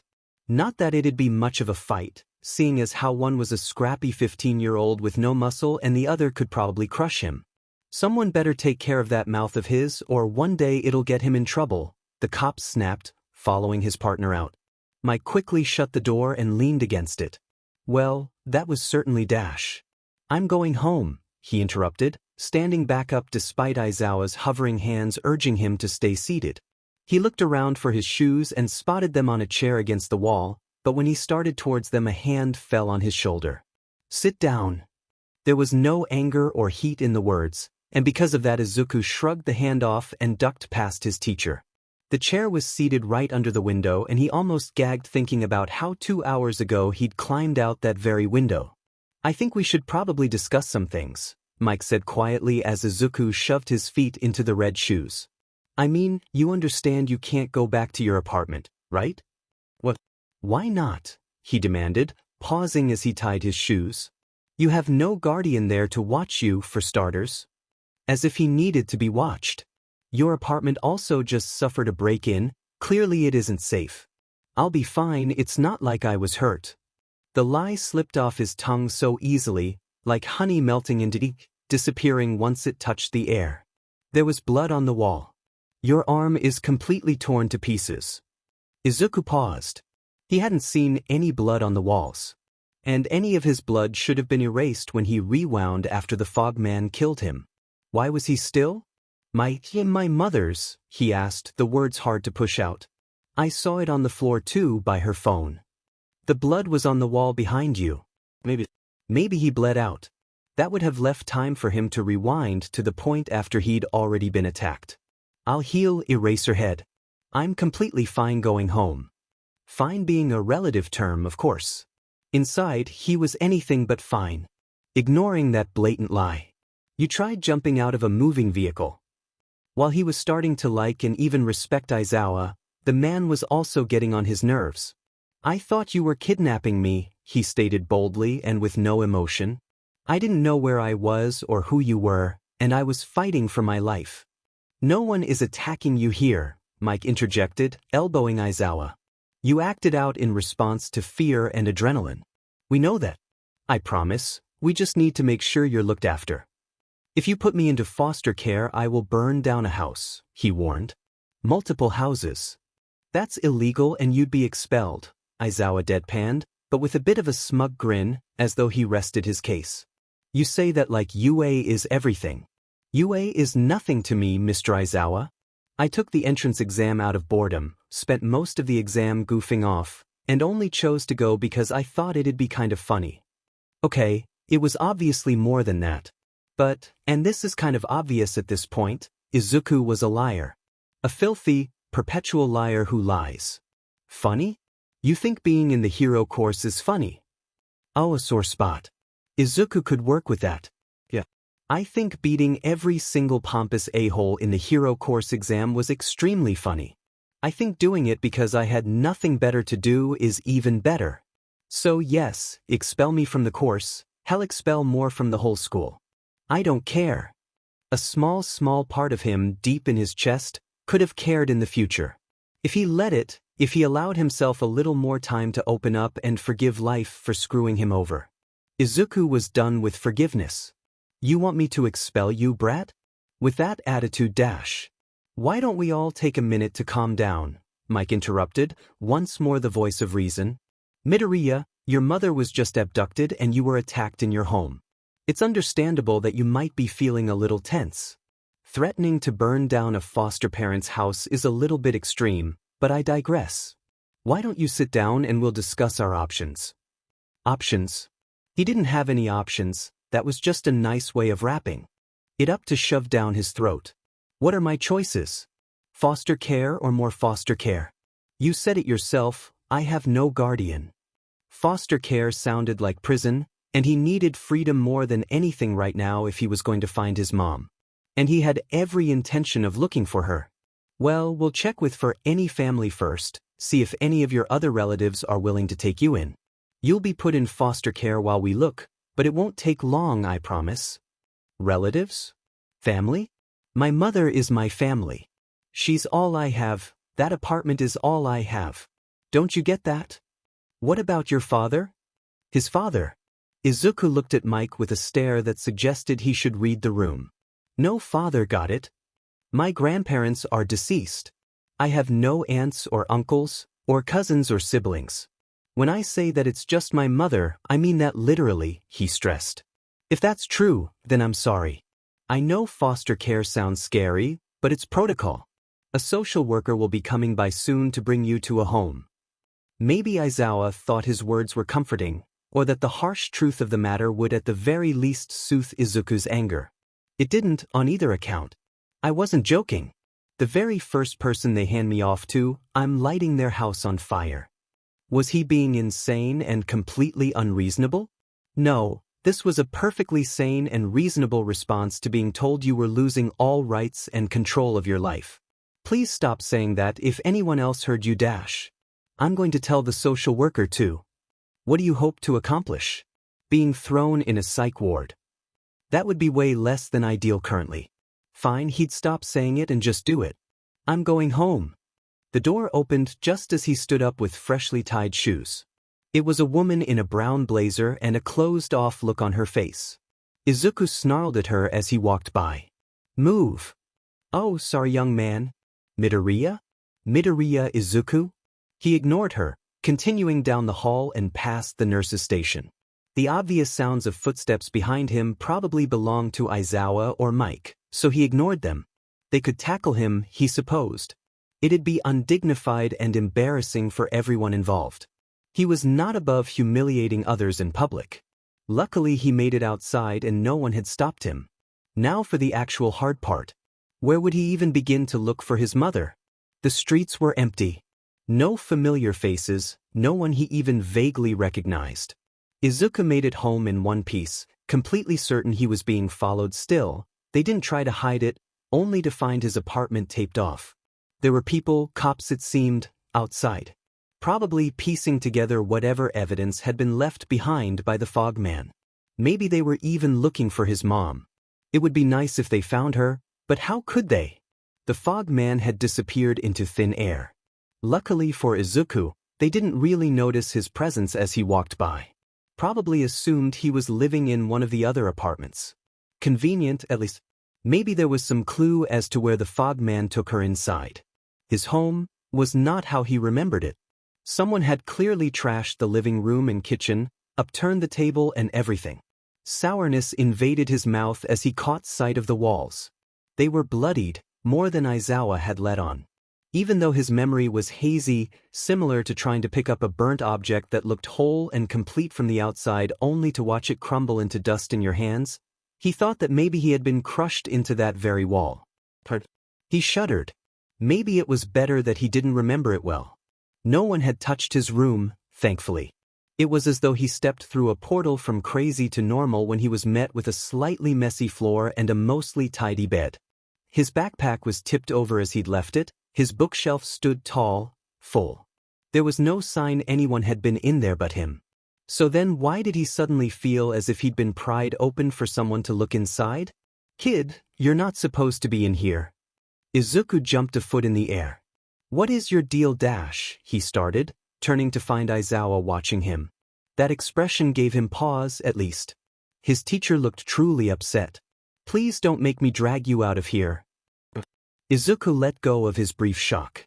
"But will it make you feel better if I willingly let you destroy the last good thing I have?" This was his home. For all his life he'd painted on these walls, drove his mother insane, ran down these halls. For all his life, this was his safety. And he'd taken it all for granted these past few months. "It's still a crime scene. You can't stay here." "Fine, I'll stay with a friend." Bakugu flashed through his mind briefly. And just as quickly faded out. They weren't really friends, probably far from it. Auntie would let him stay, obviously, but it'd be hell. "Midoriya, that's illegal. Unless your mother specified they could take custody of you, I can't let you go." No, this wasn't right. He needed to find his mother. "You need a guardian, kid." Izuku laughed with the heel of his hand pressed tight against his eyes. He considered what he knew about foster care and what he'd heard from social media. People weren't afraid to speak up about the hell they faced anymore. Reddit alone had thousands of horror stories, first-hand accounts, second-hand accounts. The whole system was a garbage pit on fire and anyone with a fire extinguisher conveniently didn't want to use it. Maybe just this once an emotional appeal was needed. Especially since Aizawa was moving to gather his things off the bed. Izuku moved to block his way. "I'm quirkless. You don't know what that's like, the way I've been treated. If I just stay here nobody will bother me. If you send me to a home, I'll be dead in a week." That was obviously a lie. He couldn't stay dead, so it was impossible that he'd ever die and stay dead for anyone else. Sometimes he felt dead on the inside, though. Lie or not, it had achieved the desired effect on the man. "You won't, Midoriya?" "No," he stressed, closing in. "I promise you, we won't put you somewhere bad. If you're in danger, call me and I will fix it." To his credit, Aizawa spoke with conviction. Unfortunately, he also had the look of a man trying to convince himself he was honest. He didn't really believe his own words. Izuku might very well end up in a hellhole. "It's my life," he cried, collapsing onto the bed and hunching into himself. "Just leave me here. And no one will care, they'll forget about me. Immediately. You can say you handed me over and no one will even bother to check." It was sadly true. To an extent. Absolutely not. Aizawa spoke with finality. "Come on." Not for the first time that day, Izuku wished he was dead. Unfortunately, no wishes were being granted that day. "1 week," he told him tiredly, the warning once more hitting hard. A small, petty, dark, twisted corner of Izuku's brain wondered what would happen if he simply disappeared. Hero school wasn't a priority anymore, not if it was going to hold him back from finding his mom. What if he gave it a week and ran away? Aizawa guided him outside where the woman from the hospital was waiting. She drove, it would seem. "All right, Midoriya. We found someone willing to take you in. Do you have a bag of clothes? Phone, school bag?" Izuku hated her. Why would she smile at him? Why would she pretend this was a good thing? "I probably won't live to see tomorrow. Why bother with school?" That was evidently not the right thing to say as she looked worriedly to Aizawa for help. "You dash. Forget it. I've got my stuff." He snatched his bag from his teacher and tossed it through the window into her car. As he opened the door, something in his chest pulled tight like a hand around his heart. He shoved away from Aizawa when he tried to reach for his shoulder. I thought you were cool at school today. Thank Dash. But you aren't. If I go away, so does the problem, right? You're the second hero that's done that to me. The hands still hovering between them in the air fell and Aizawa sighed. You're just angry. Yeah, he was said. I wonder why.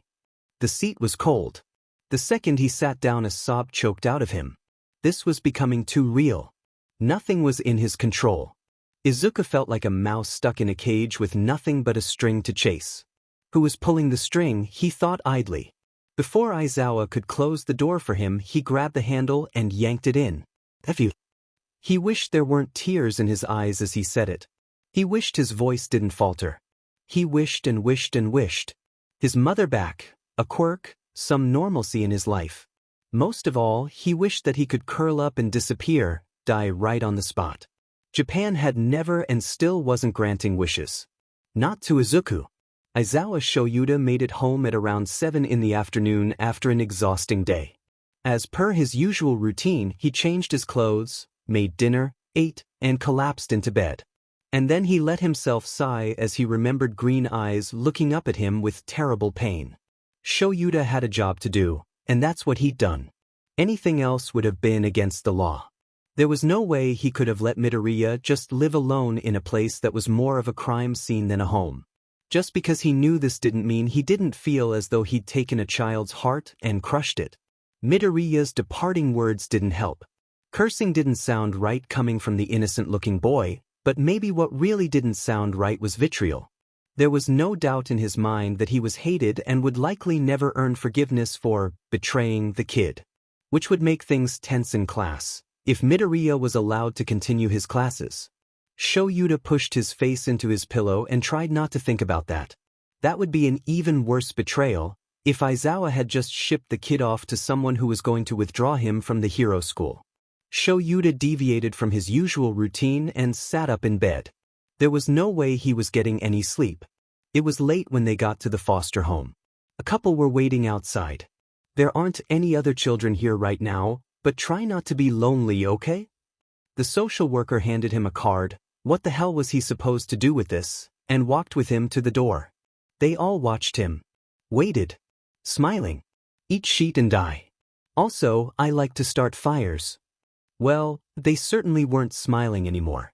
Can we go through your bag? Maybe it was an innocent enough question. Maybe Izuku was paranoid and never looked at the bright side, never saw a glass half full, never saw a hand reaching out to help instead of to strike. Maybe he was right to keep his whole life pressed tightly to his chest, tucked under his ribcage. No. The woman frowned.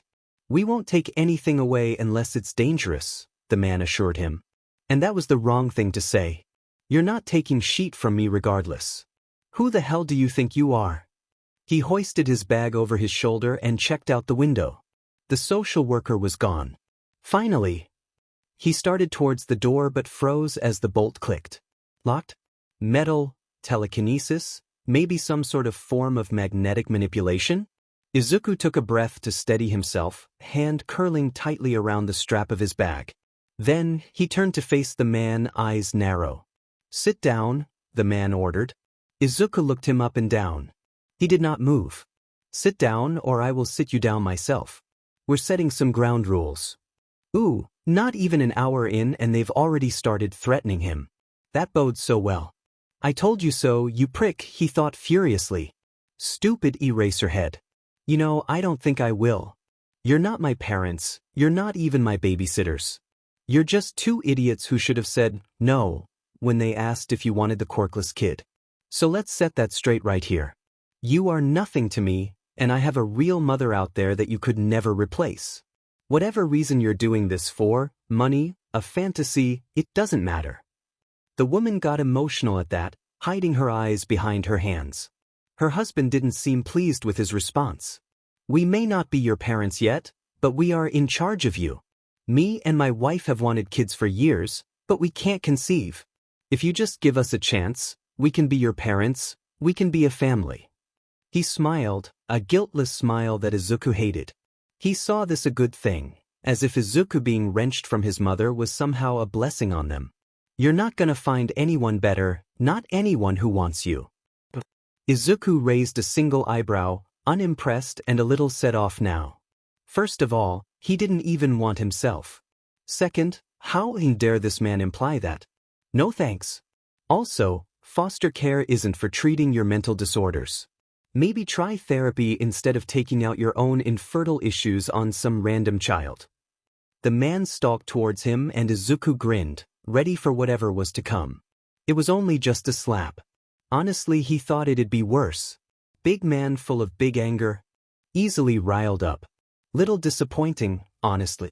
Not that he wants to be hurt, he doesn't like pain. He does not like pain. It was just a pride thing at the moment, or a distraction thing at times. He could take it, he wanted to prove he could take it. That was all. It was vindicating even. Something he could shove in Eraserhead's face and say, "Look, I was right and you were wrong. I told you to sit and I won't repeat myself." Izuku worked his jaw a bit, testing it. Then he spat on Mr. Foster's shirt. "I'm not yours. I have a mother and she's already 10 times the parent you could ever hope to be. I'll sit when I goddamn want to, in my own home, away from you." Just as he turned back towards the door, a hand closed around his shirt and yanked him back. The brief choking as his collar pulled tight around his throat made him see black oozing slime. "Can't believe my luck. A perfect hiding place. You're my hero, kid." Izuku's vision dotted out. There was no sound, no sight, no sensation past the buzzing along his skin. Could he smell the sewer? Was he back in the clutches of that filthy villain? Where was All Might? Why wasn't he saving him? He checked out and didn't check back in until he found his jaw stinging and his backside sore. There was someone standing over him, speaking. The words were lost on Izuku as he registered that he'd somehow ended up on the floor. "You hit like a beach." Pain exploded in his left ribs. "Hit harder. Kick in my ribs. Kill me. End it." But then the pain stopped. The man was panting, leaning on the table. Izuku could barely breathe. He swiped his bag up and pushed himself against the wall to keep from listing to one side. Was this really still his life? Taking it lying down? Curling in, crashing out, hiding his face from the major damage so that no one asked where did that bruise come from, sweetheart? Beatings in middle school, beatings on the street, beatings when he dared to go to the park or the arcade or any FING where. Now beatings from some D, who literally had no business laying his hands on a kid? Izuku was done taking it on the ground. If he was going to get his butt kicked, it was going to be after showing that he wasn't a pathetic worm. A pair of legs passed in front of him, and his eyes dilated. Izuku kicked with everything he had, watching the man drop. Unfortunately, he caught himself and was able to stop the fist Izuku almost slammed into his face. "Stop it, stop," his wife cried. They fought on the floor like dogs. Izuku was wrestled back down too fast, arms pinned and a knee pressing into his back. He couldn't breathe, it hurt, he was going to break his spine. Too heavy, get off, get off. Well, at least he could say, "I told you so," to Aizawa when he rewound. Not that it'd make any sense, because, it wouldn't have happened. He'd still say it though. And then the pressure vanished off him. "Never disrespect me again." The man went to his wife and guided her to the door, urging her out of the kitchen with a gentleness he could hardly believe. After she was gone, he turned around and came back towards Izuku. With gritted teeth, he waited for it to start again, for the real torture to begin. Izuku tensed up all over in anticipation. He reached out, and nothing. He was grabbed by the arm and yanked roughly off the floor. They walked down a hallway and Mr. Foster shoved him into a room, none too gently. With cold disgust he looked down at him when Izuku stumbled and fell to the floor. "You don't disrespect me or my wife in our home ever again. You don't talk back, and you do what we say when we say it. This is your room, you're staying here until tomorrow morning.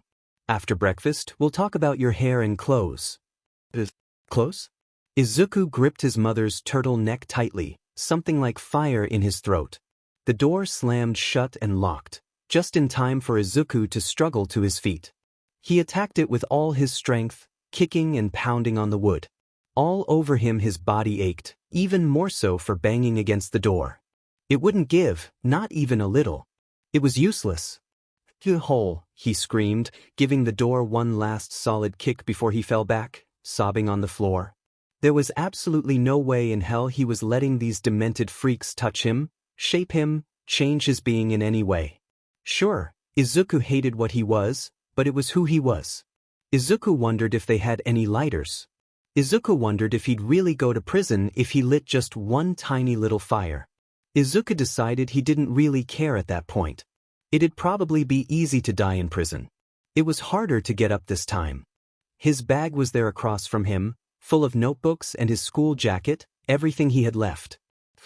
Izuku didn't really want to give up on school, did he? For as much as he talked a big game to Aizawa, it had been interesting at UA. The first interesting thing in years.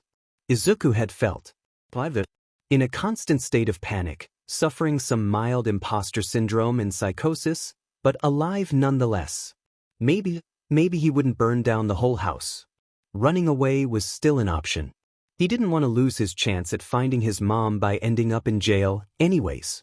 And it wasn't like he hadn't powered through worse than a few bruises. Although the specific circumstances really did take the cake. Honestly, what a shit show. He still lit the curtains on fire before he slipped out the window, body aching and limping. Shuta's morning was tense, for lack of a better word. Between getting almost no sleep and no calls from Midoriya, he tried to not think about dead quirkless kids. About failed foster homes. Midoriya was being dramatic, that's all. And then there was his current anxiety. Whether the brat would even be at school today. If he was being honest, it led to a small amount of lashing out. "What's up yours today?" Hisashi asked as he shoves his sleeping bag aside and dropped onto the couch in the teacher's lounge. "Have you ever broken the law?" Hisashi gave him that, "You're kidding, right?" look, and he sighed. "Midoriya asked me to look the other way. To leave him alone and let him take care of himself. And you didn't, right?" He glared at him, tilting his head in an obviously motion. "I was just making sure. You have to remember that these kids are too young to really understand life." Were they? To an extent, maybe. They couldn't drive, they couldn't fight, they definitely couldn't fend for themselves on the streets. But sometimes he looked at his students over the years and he felt tired. They grew up so fast, they changed so fast, it was hard to see the difference between the start and the end. If nothing else, those little sheets could adapt. It's stupid to worry about it. Midoriya just said something that got to me, is all. I'll be dead in a week. The thing was, Aizawa tried to say he was wrong. He just didn't know if he really believed it. "Ah, you softy. Just wait till he gets here, I'm sure he'll be fine." "You'll see." He really hoped so. Midoriya took everything when he left for school. He wasn't going to risk leaving any of his clothes outside. Not when he couldn't guarantee he'd be back on that side of town. He'd go back to his apartment after school. That was where he'd stay while he looked for his mother, and he already had an idea on where to start. There was a substantial homeless community not far from his apartment. People always on the streets who he'd be willing to trade with if it meant information on his mother. Maybe someone saw something, or maybe they knew the fog man.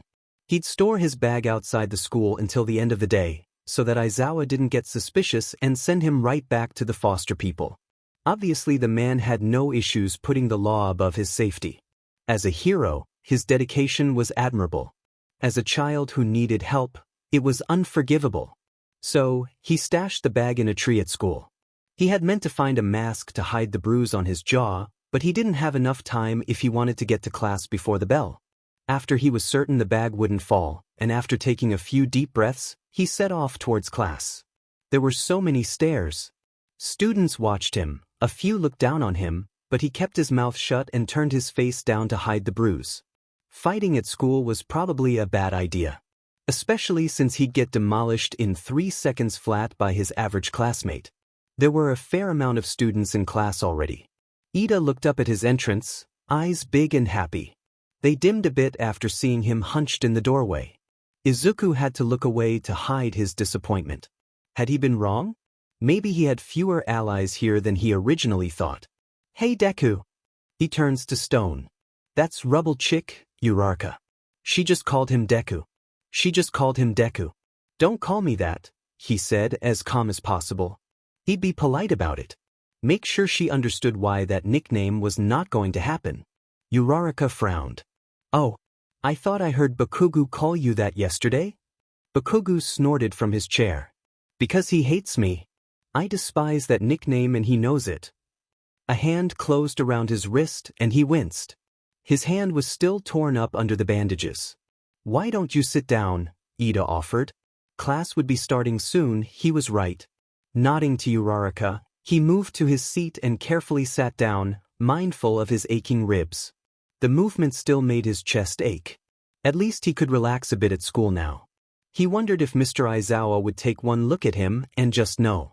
And then All Might was throwing the door open and he gasped both in shock and horror.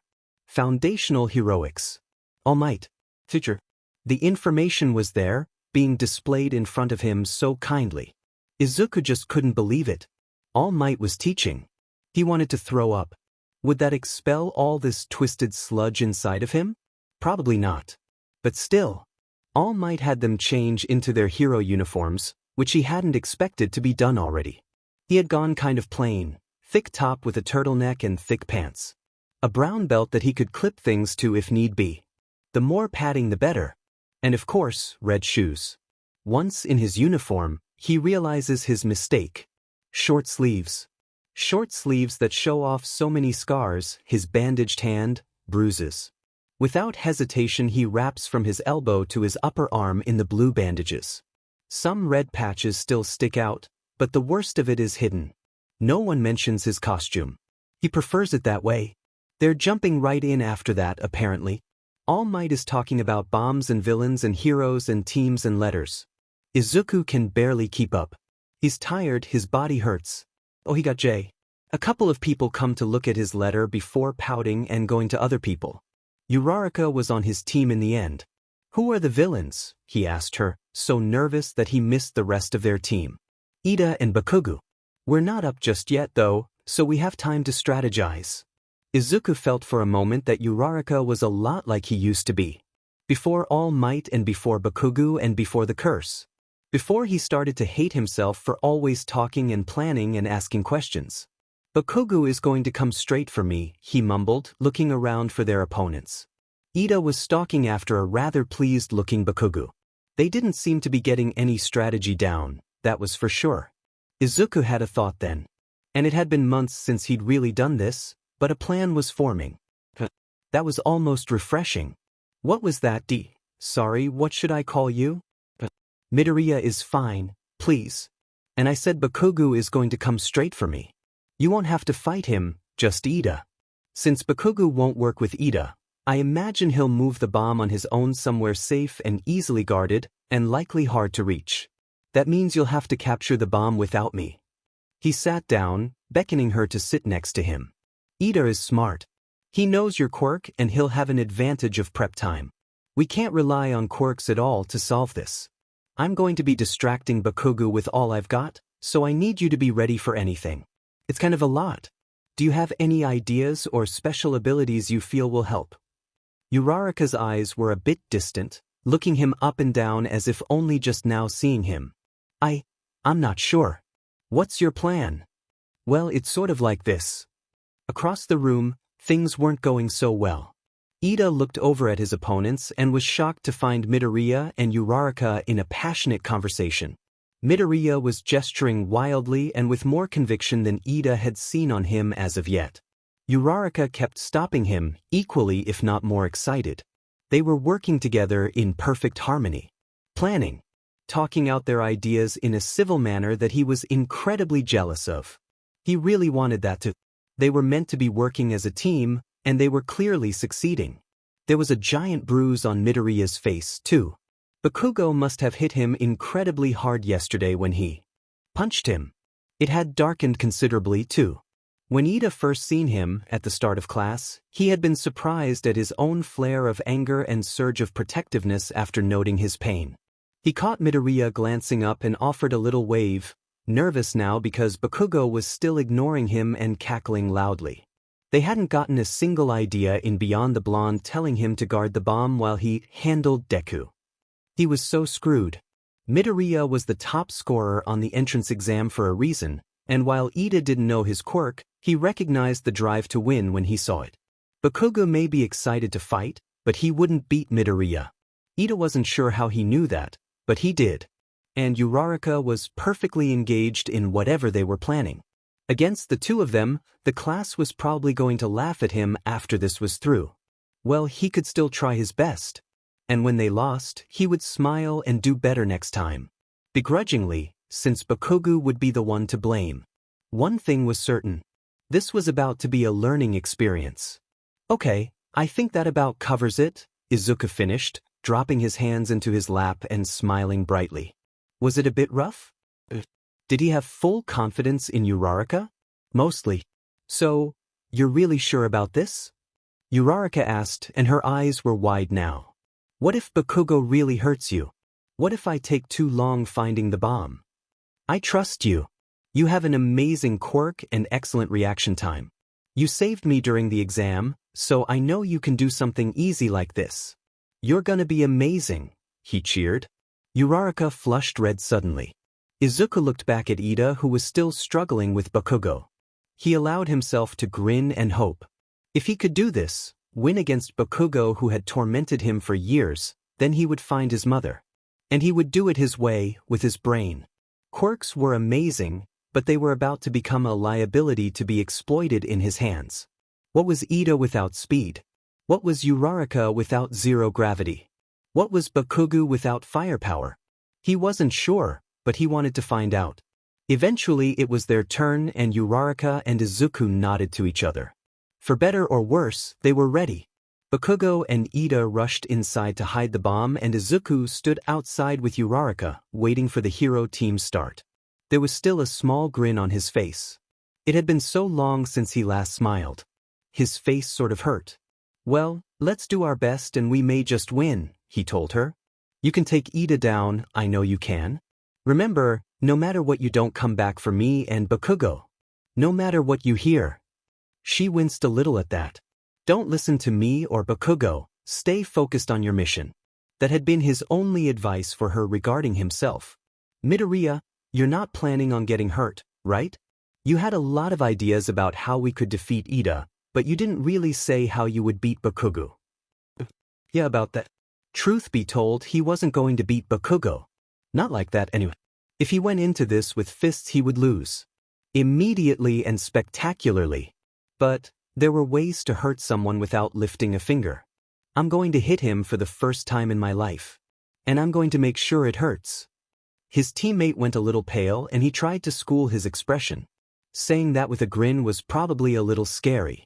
Don't worry about me. You just get to Ida and get that bomb. Even if things get ugly with Bakugo, you keep running and win this for us. Promise. But I can do this. We can do this. I'll let you handle him, I swear. This was about to either be a very good day or a very bad one. Depended on one person, honestly. The result of this match rested solely on Bakugo's shoulders, not his, not Ida's, and not Uraraka's.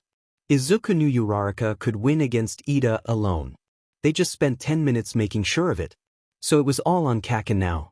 How will you react, he wondered, looking up at the building where his childhood friend was getting ready to clobber him for the millionth time.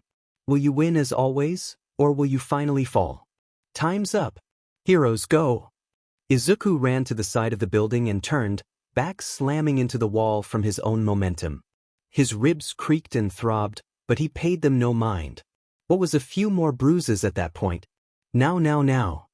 She ran straight at him, hands coming together to clap once. Her foot landed in his clasped hands as she became weightless and he launched her with all his strength. She flew up to the top floor, where they had agreed she should start her search and work her way down. As she grabbed a window and slipped inside, Izuku smiled. No quirk drawback, because she hadn't had to use her quirk for more than a few seconds. Hopefully it gave her the advantage she needed. His turn now. The building was quiet as he entered. No sounds, no sign of the boy he knows was creeping around. That wouldn't do for his plan. He needed Bakugo to be as reactive as ever for this to work. Subtlety isn't your strong suit, Kaken. What are you playing at, hiding from a worthless freak like me? His voice echoed around him, bouncing off the walls. He heard the click of his earpiece and knew Uraraka was listening. He had warned her already that he may taunt Bakugo, but he hadn't told her how. He turned the corner and ducked as an explosion bounced off the walls and nearly blinded him. Apparently he wasn't the only one in the mood for some theatrics today. But he wasn't going down that easy. Izuku darted back, plastering himself against the dusty walls until the smoke cleared. Bakugo laughed, stalking down the hall towards him, emerging from the dust like some overdramatic monster. Izuku forced himself to swallow and looked around, seemingly anxious and on the lookout for an escape. He waited until Bakugo was within arm's reach and lunged around the corner. An explosion followed and took out half the wall. Izuku kept running, sticking to the corridors. "You're sloppy as ever," he called back. "A fox who isn't used to having to chase the rabbit?" Bakugo took out another wall and the entire building rumbled around them. Izuku ran for the next hallway, scanning every wall he passed until the support wall. He skidded to a stop and waited, all too aware that this was about to hurt really badly. Bakugo advanced on him smugly, clearly thinking he had him cornered. Just as he stretched his hand out, sparks fizzing, Izuku smiled and hit the floor. "Uraraka, big boom coming," he warned. As the explosion tore through the wall and burnt Izuku's face and arms, frying half his shirt into nothing. The remaining walls shook and the roof groaned. Izuku barely had time to roll out of the way as it came crashing down. Bakugo shielded himself with his gauntlets, using small controlled explosions to break apart the debris and avoid being crushed completely. Izuku crawled to his feet with a laugh, seeing the damage he'd caused. Bakugo whirled on him, furious. "I don't know how you passed the exam, but we both know you don't belong here. I thought I told you that already. Guess I need to explain it again." He lifted his hand up and Izuku smiled. It wasn't a big smile, not even noticeable by Bakugo. But it was a smile nonetheless. "Where's your quirk, Kaken?" Confusion. Bakugo paled slightly, eyes drifting down to his hand. The gauntlets had been destroyed, and a thick layer of dust covered his hands. Izuku opened his mouth. And he screamed. There are a lot of different types of screams out there. Screams of terror, shock, horror, fright, surprise, joy, excitement, and happiness. Screams of cheer, screams of longing. That was not this scream. No, this scream caused his earpiece to click and Uraraka to falter, demanding to know if he was all right. This scream caused 1A and All Might to shake, worried that he'd lost his mind. This scream rocked Bakugo back to 6 years old, the very first time he put a scar on Deku. The very last time that Izuku ever screamed from the agonizing burn. This was a scream of 10 years' worth of pain. Izuku used everything he had in his lungs, launching himself at Bakugo. The sound was louder than the explosion from before. It certainly made his ears ring. Bakugo hit the floor and shoved Izuku off to scramble back. And back. He hit what was left of the wall. Izuku snarled at him and grabbed his hand, dragging it to his own chest. "Hunt the rabbit, Kaken, finish it," he bit out. It took every ounce of air he had left in him, left him panting. Bakugo was trying to wrench his hand free, eyes wide and watching him with fear. So much fear. Izuku had never seen Bakugo afraid before. He sort of liked it. He also hated it. Izuku wasn't frightening, was he? He followed his gaze down to his chest, where the fabric had burnt and torn away in one of the explosions. The bruising down his side was on display. "Ha! Don't look at me like that, Kaken. Don't you want to show them what you can do? Don't you want to beat me and prove that you're so much better?" Something in his chest had shaken loose with that scream, and he wasn't going to let this weird side of Bakugo distract him. Some old primal terror that he had been holding onto for too long was gone. Never, not in any meaningful physical way, had he challenged the fox. But he wouldn't be afraid anymore. Not of Bakugo. He leaned forward towards Bakugo, perfectly aware that his bully was pushing away from him in terror when he reached out towards him. Izuku was going to make him sorry. For all of it. Bakugo lifted his other hand back up shakily, eyes wide in fear. Nothing happened, they dust having dried his sweat. Terrified, Bakugo shook his hand and cried out when Izuku stood up above him. "Stop!" A ding sounds through the speakers. Hero team wins. Ida came crashing around the corner with a bruised face just as Bakugo started and looked around in shock, confusion. "What's going on down here?" Ida demanded, looking between the two of them. He looked furious, worried, terrified. Midoriya, what did he do to you? Izuku laughed, laughed at that.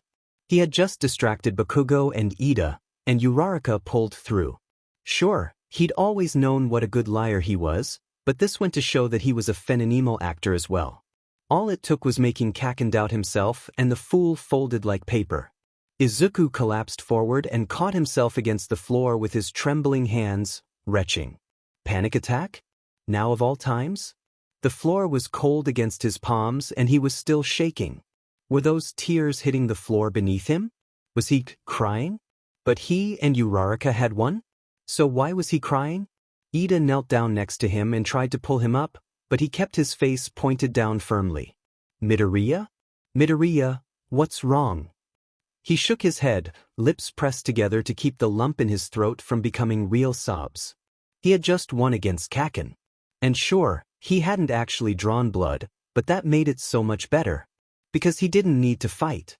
He just had to lead the fox, to scare, to torment, to break. Was that your quirk? Midoriya, can you stand? Ida was trying to help him up, but Izuku's legs were wobbly. He hadn't realized before how scared he had been. Not of Bakugo, but of failing. Sorry, I'm okay, he choked out.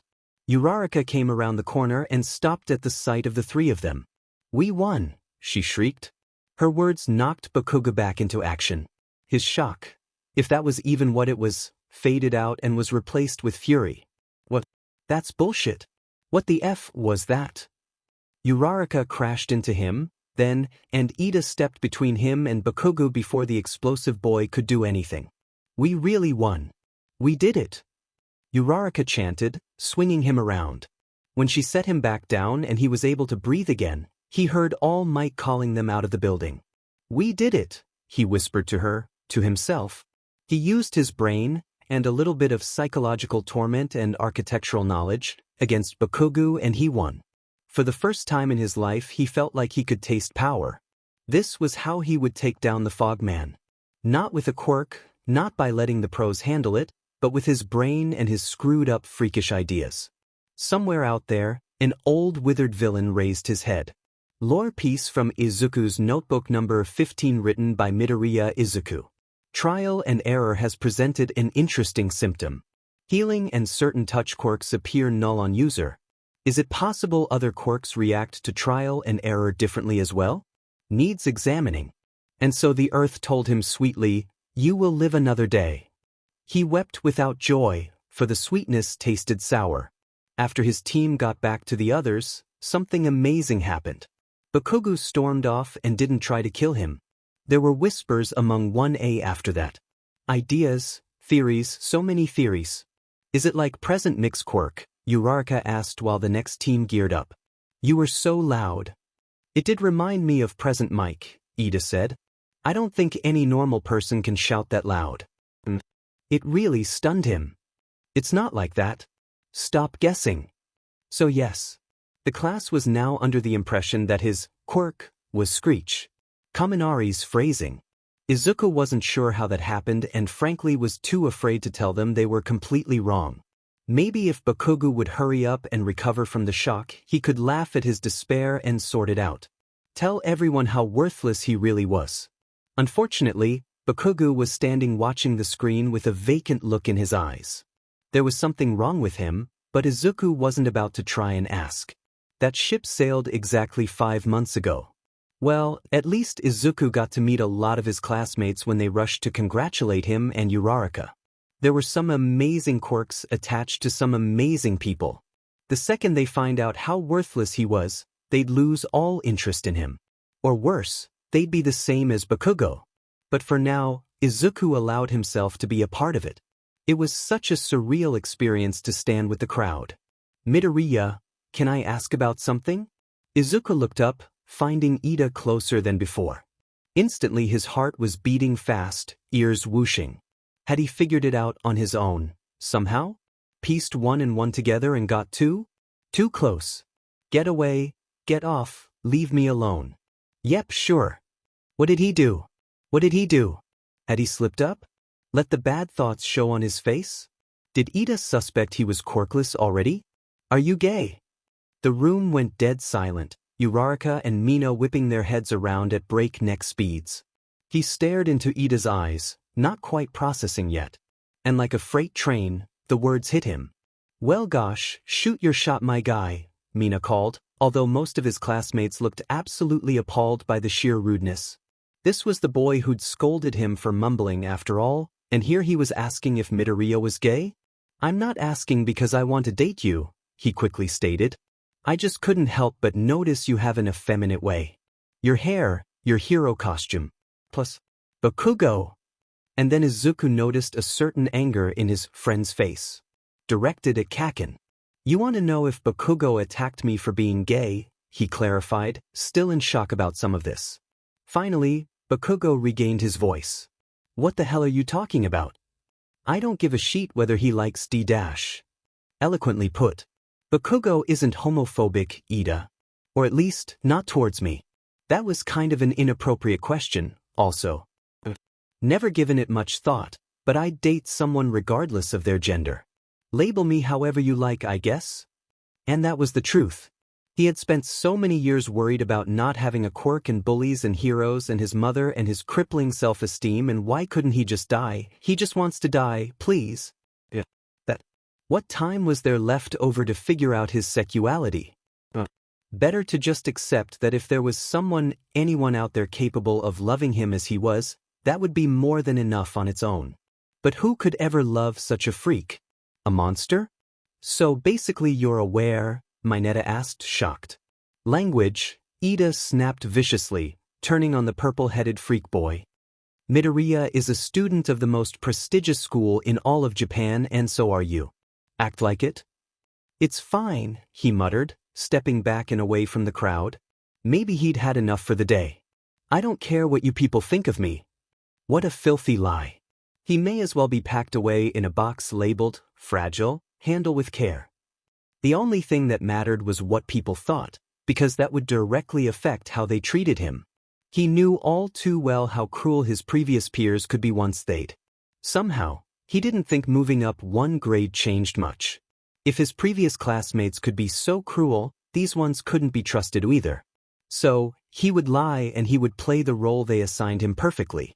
Always lying, always building up walls and walls of little quirks and changes so that they never seen or knew the real him. Izuku was never going back there again, not willingly. That's cool. I wanted to ask earlier when I first saw you, but you used she/her pronouns right. Kirishima asked excitedly. Hadn't he called him a girl on day one? What in the world was this? No one asked these questions so casually, did they? Not at Aldra, at least. What? Use whatever you want for me, I don't even care. What did it matter anyways? He could admit he hadn't cared for his looks in a long time, that he wasn't upset for not looking more masculine. Especially since he let his curls become unruly and they became the long tangled mess they currently were. Will do then. All Might announced the start of the next team, and Midoriya gravitated closer to watch the screen displaying both the heroes and villains. Everyone else crowded around to watch with him. Izuku ignored the continued whispers. When Bakugo tried to approach him, he pretended not to notice. Whatever the BSRD wanted to say could wait. Izuku was emotionally exhausted and physically aching. Aizawa approached him after foundational heroics. A better word to describe it would be ambushed, actually.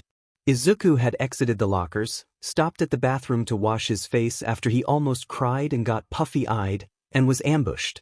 As he was coming back out, Aizawa was leaned against the wall opposite the door. Cruel. This was cruel. How much he could suffer in one day before it became too much. Didn't these people understand the need for breaks? No, he muttered, turning away. This conversation wasn't going down here, not today. Long legs bedmed, Izuku quickened his own pace in the hopes that the hero would get the hint. Are they nice? Aizawa asked, starting after him and keeping pace easily at his side. Izuku stopped and turned on him.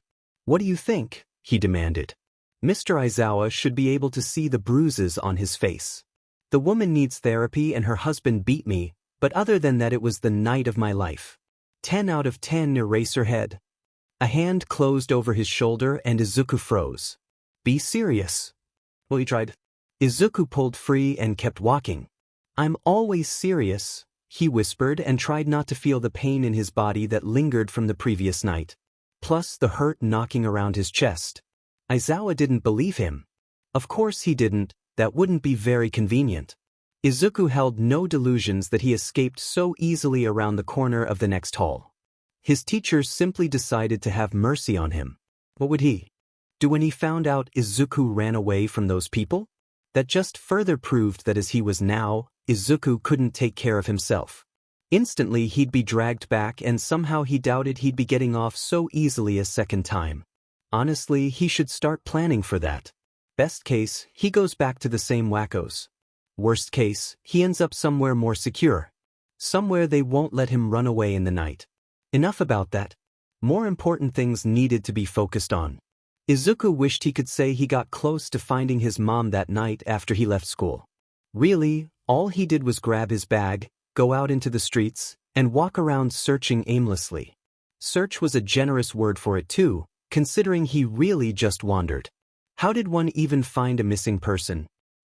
This was pathetic. All he accomplished was 3 separate adults asking if he needed directions to a shelter and 1 cop stopping to ask if he was okay because he looked lost. It was a wasted night. But he did learn one thing. He really needed to do something about his appearance. People thought he was homeless. Should he cut his ratty tangled hair? That's a problem for later, if he decided looking normal would help him find his mom faster. Izuku returned home, to his home, and tried to sleep in his bed. He dreamt of blood on the wall outside his door and woke at 4 a.m., barely an hour after he'd fallen asleep. It was quickly decided that his time would be better spent studying maps of the area and working out a system to search the city. And heed him now, Izuku would search every rotten inch of Japan if that was what it took. Every city, every backwater town and isolated island, even the goddamn underground of crooks if that was what it took. Hours passed by with him not moving from his desk. Maps were pulled up on his phone, streets were written out in his notebook, and he had a rough system down. A grid search to keep track of places he'd been. After school, he would do a more thorough search, maybe even ask people if they saw his mom or the fogman around. He'd bring her photo too, to show around. It was time he got serious about this. No more lost little lamb wandering the streets. Morning crept up on him faster than he thought it would, and he caved and tried to comb his hair. It was long. Longer than he had realized. Between one night and the next it was as if he'd become someone new in the mirror. Then again, it had been some time since he'd really looked. But he kind of liked it. Now that it was untangled, he could look at himself and not really recognize the reflections staring back at him. Kirishima hadn't been far off assuming he was a girl at first glance. Izuku liked that. He liked the idea that today he was someone new. Honestly, he mostly liked that he looked like his mother. When he put one of her hair clips in, he managed a wobbly smile, holding back a sob. Rather than leave his bag out, he stuffed it under his bed in case anyone came by to get another look at the supposed crime scene. After the police brushing off his account the way they did, he had his doubts that anyone was even looking for her besides him. Better safe than sorry. Getting to school felt like more of a chore than before. Maybe because he'd tremendously exhausted himself the previous day? Everything still hurt too, from his beatdown. A small bit of dread settled in his stomach as he neared the gate. Bakugo. The shock from before would have worn off by then and he'd be furious. Izuku reached up to his jaw, bruised not from Bakugo but from that foster father. Did he really want another beating so soon after that? It might be a while before he could rewind and fix himself, so any damage he got he'd be stuck with. What was the cruel alternative? Be pushed out of class? Ostracized by Bakugo all over again? If he showed weakness now, it'd be Aldra all over again. Izuku couldn't do that. It didn't matter if his body remained unfit, it would keep pumping life into him until he was shown mercy, and until then he would not be pushed back.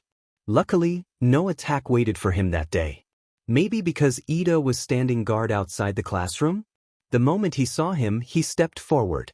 "Good morning, Midoriya," he greeted, an enthusiastic chop already coming down through the air. Izuku was ready for it and didn't flinch. It wasn't meant to threaten or scare, just some sort of tick. "I guess it is." It wasn't. You look well. You changed your hair. God, had it been that noticeable? Izuku was surprised no one said anything sooner. Yeah, I brushed it for once. Why aren't you in the class, yet? Ida's enthusiasm faltered and Izuku stopped in his tracks. Wait, were you waiting on me? I simply noticed you were running late and wanted to be sure you got in on time, he defended loudly. Izuku winced from the volume and nodded quickly. Alright. I believe you. Thanks. It's a short walk, I got here perfectly on time. Someone cleared their throat behind the two and Izuku tilted his head up. Mr. Aizawa looked down at him, a small smile on his face. Izuku didn't return it. Smiles were for heroes who didn't stab him in the back. Traitor. Get to class. We have work to do. Oh God, what now? Izuku trudged in after Ida. Maybe he should have just skipped school. Why was he still doing this? It was endless torture. Sure, the rewarding feeling that came with it was better than any high, but at what point did he cut his losses? So, Mr. Aizawa started as he followed them into class. Today will be a little different. You must elect a class president and vice class president. Izuku let out a breath. Easy work. The other would have it decided in no time. Ida was practically, me. I want to do it. I'm totally presmaterial. I vote for me. Oh boy. Figure it out, Mr. Aizawa told them unhelpfully, unrolling his sleeping bag. Do a vote or something. Izuku saw Bakugo glance back slightly and tried to slide back, but it was too late. The blonde was turned around before he could stand up and make a run for it. We should all write down our vote and then tally them up, he spat. Whoever has the most votes wins. Pass out some notes, Det. I know you keep plenty of paper on you. Snide a-hole. Why don't you pass it out, Kakin? I think someone burnt all mine, he asked sweetly. Before Bakugo could kill or otherwise maim him, Ida was standing up, arm between the two. I'll pass it out, he stated. Since we'll all be voting for ourselves, whoever gets 2 or more votes is obviously the winner. Good idea. And that was why Ida had Izuku's vote. Something brushed against his back and Izuku turned, sharp eyes searching. They're at the back. Todoroki Shudo. He was watching them, gaze drifting lazily as everyone bickered. They locked eyes and Todoroki frowned slightly. He was looking at Izuku's bruised face and instinctively he reached up, his fingers tracing the mark. Maybe it was too noticeable? Todoroki looked away. Okay, everyone write down your vote, Ida instructed. Izuku shook himself, facing forward once more. Todoroki was a very strange boy. Izuku scribbled Ida Tenya on the paper, folding it up wordlessly and passing it forward. Bakugo shamelessly opened the note and scoffed. Of course. As if voting for yourself was any better. You know he's only your friend because he doesn't know. I could say the same thing for Kirishima. Mind your business, he hissed quietly. He wasn't giving in to Bakugo's harassment, no way. Besides, he wanted something. Izuku just knew he was waiting to blackmail him at some point. Do my dumb essays or I'll tell everyone you're quirkless, or I'm going to tell them you're quirkless unless you clean my desk. Is everyone done? Ida collected the notes and counted them out before handing them to Yaos, to the Momo girl. Man, her name was a real mouthful. Izuku should look at it more closely next time. Momo wrote down the names on the chalkboard, most of them receiving only 1 vote. Ida gets 3 votes, Momo gets 2 votes. Izuku gets 4 votes. What? Oh no. Oh, absolutely not. He didn't have time for that. Who voted for me? He demanded. Me, Uraraka cheered. I did, the goth boy with a bird head declared somberly. You scored the most points during the entrance exam. You must be very clever. Not even remotely. Only someone as stupid as him could have accomplished that. I voted for you, Todoroki said from the back. For the same reason. Whoever the 4th voter was, they remained silent. Well, I decline the offer. I voted for Ida, he's way better suited than me. Izuku's time was already completely spoken for and he could not handle the stress of being the class president. There was just no way. Well, we voted you in fair and square. Congrats, Uraraka told him happily, a bubbly smile on her face. Izuku continued to try and talk them out of it as class progressed, his stress levels skyrocketing. "You guys don't understand?" he cried. "I have crippling anxiety. Anyone but me, please. Give us one solid reason you can't be president," Mineta demanded. "Because I dash. Beating. They all jumped at the alarm, confused and frightened. Mr. Aizawa was up in an instant, jumping over his desk. "Everyone stay in your seats," he shouted as he dashed out the door. Needless to say, it was utter chaos. Nobody stayed in their seat. Something about reporters, Ida saved the day, nothing too emotionally taxing. By the end of it, Izuku managed to wiggle his way out of being class president. He considers it a win. One thing was certain, if he ever had a normal day of school, the shock might kill him. That night, he covered the whole neighborhood looking for any possible hint of his mother. Fogman couldn't have gone that far, right? All quirks have a limit. Unfortunately, no one's seen anything. Or, if they did, they didn't seem willing to tell him. By sunrise, Izuku returned to his apartment feeling disheartened and tired. He took a shower and, as a last-minute decision, put some of his mom's makeup on. Just enough to cover his bruises. And some blush. And a tiny bit of eyeliner. He left the house before he could regret it and walked to school anxiously. No one bothered him until he actually reached the gate. All of 1A was lined up at outside with Mr. Aizawa counting them. Ida saw him and waved him over as they started boarding a bus. "Midoriya, would you like to sit with me?"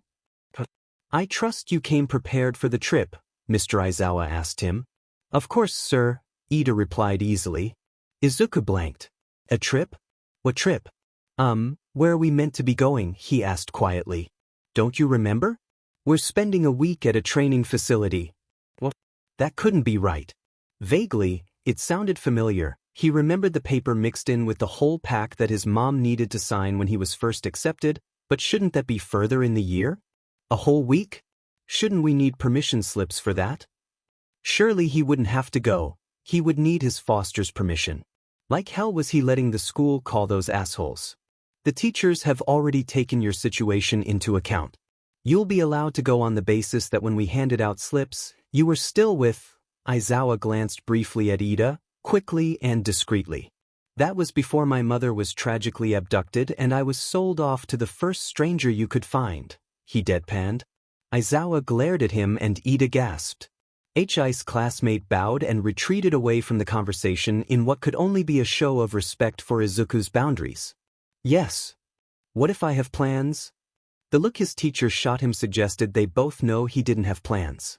But the thing was he did. How was he meant to find his mother in these conditions? He had organized such a nice system for it too.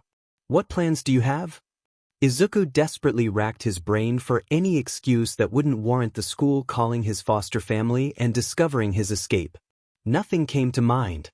Starting a really big fire. Screaming at my inner agony. Starting a smaller fire. Aizawa pointed to the bus and Izuku ducked his head down in defeat.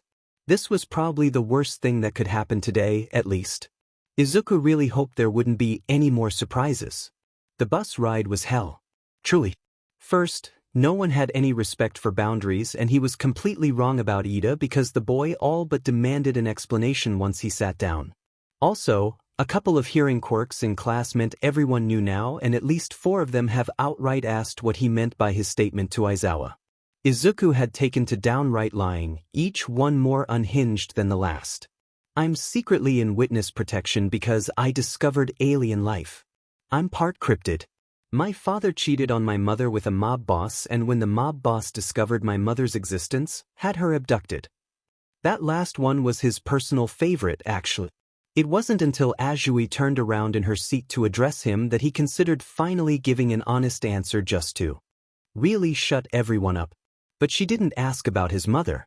Your quirk is a lot like present Mix, right?" He stared back at her, mentally choking. "No," he stated. "When would this bus ride from hell end?" "Yes it is. You shouted during foundational heroics and it stunned Bakugo." Why hadn't Bakugo corrected them about that whole mess yet? Not that Izuku wanted anyone to know he was quirkless. But lying about it was only digging him deeper into a hole he probably couldn't crawl out of. The blonde BSU was just sitting there, letting them all think he got beat by a student with a quirk. Tears rise in Izuku's eyes like razor blades and his head throbbed painfully. Of course he isn't going to tell anyone Izuku is really quirkless, because then he'd be the guy who lost to the useless freak. It made sense now, at least. In a typical lame Bakugo way. Still, it was disappointing that his win had been cut in half. That wasn't a quirk, that was all him. Lying for himself wasn't good enough. He had to rope Bakugo in on it. Think whatever you like, he told her. Apparently this would be a week of torment for him in multiple new fun ways. At some point those closest to him started up a conversation about why they wanted to be heroes. He heard lots of good reasons. Some okay reasons. No bad ones, really. What about you, Midoriya? Azui asked him. I just wanted to save people, help them smile at the worst of times, he answered truthfully, hoping they didn't catch on to the past tense. His reasons have long since changed. Now his mother was his only reason, all that mattered. And once she was safe home. Apparently both Ida and Azui were pleased with his answer. Ida even gave him a small smile. Would they still like him if they knew what he was thinking? If they knew that he didn't care if people smiled anymore? That's a really great and admirable reason, Ida said to him, bumping him with his shoulder. The kindness left him feeling so confused and definitely uncomfortable. After that he mostly retreated into himself for the rest of the ride. A few times someone asked him something to try and pull him into the conversation. No one succeeded. They gave up after half an hour, but the chatter continued. That stopped as well, though, when they arrived at a prestigious building labeled USJ. Izuku looked at it through the window and wondered how long it took to build something like that. Everyone out, Aizawa grumbled, sitting up from his seat tiredly. It looked like he had been asleep. A small cruel part of Izuku, the part that was still angry and bitter about Aizawa turning him over to child services, hoped that he was exhausted and his nap had been restless. The rest of him hoped Aizawa was now well rested and in a good mood. A mood that made him more willing to go easy on them for this week-long event. Based only on the man's eyes, it wasn't the latter. Shame. He shuffled along with his classmates timidly as they unloaded from the bus. This was very new for him. Like a field trip, only the teacher hadn't forgotten him at school like usual. The experience was already novel in his books. Not a lot of things in his life were like that. It was a quick passing joy that almost made him smile. Almost. 13. He looked up, following Mina's cry of delight to the space hero 13. Okay, fine, now he was certain. This day would actually be quite special. As he listened to 13's speech, he found himself believing that his life could be like this. Fun, meaningful, useful. He was almost even motivated to do more than find his mother and die. There had to be an after, right? Some kind of plan when things were normal again? Why don't I have a plan for what comes after? What if I do find her? What comes next? He glanced at Aizawa to find the teacher watching his students' faces closely. Could he have that? Could he be grown? Protecting, teaching, thriving? Eraserhead was the first person to ever believe in him, in any capacity, aside from his mother. He felt his lips twitch in what was definitely about to be a smile. And then he saw it. Purple smoke. His chest started to collapse as his lungs grew emptier with every gasp, less air coming. Aizawa glanced back at him and then noticed as well. People were stepping into the USJ. Lots of people. They didn't look friendly. What is this? What's going on? Who are they? Villains, Aizawa growled, grabbing his capture weapon. Another figure stepped out of the purple, confirming Izuku's suspicions. This one Izuku knew. The fog could have been a coincidence, as unlikely as that was, but him. All thoughts of his future disappeared. Talons of hatred sank into him and ripped all of his pain and fury to the surface. You, he hissed, and Aizawa whipped around to look at where he was glaring. The fog man. The fog man who took his mother. The fog man who slammed him into a wall so hard he bled out slowly on the floor. Eraserhead must have seen it on his face as he faltered, about to turn and run back towards him. Izuku launched himself forward. Midoriya, don't dash. Rather than get anywhere near the villains, he hit purple. He was falling. He was gone. Rewind. Disorientation. They were getting off the bus. But he couldn't really focus this time. In fact, he had to lean against Ida for support as he processed what had just happened. This training building was about to be attacked. And the man who took his mother would be there, responsible in some part.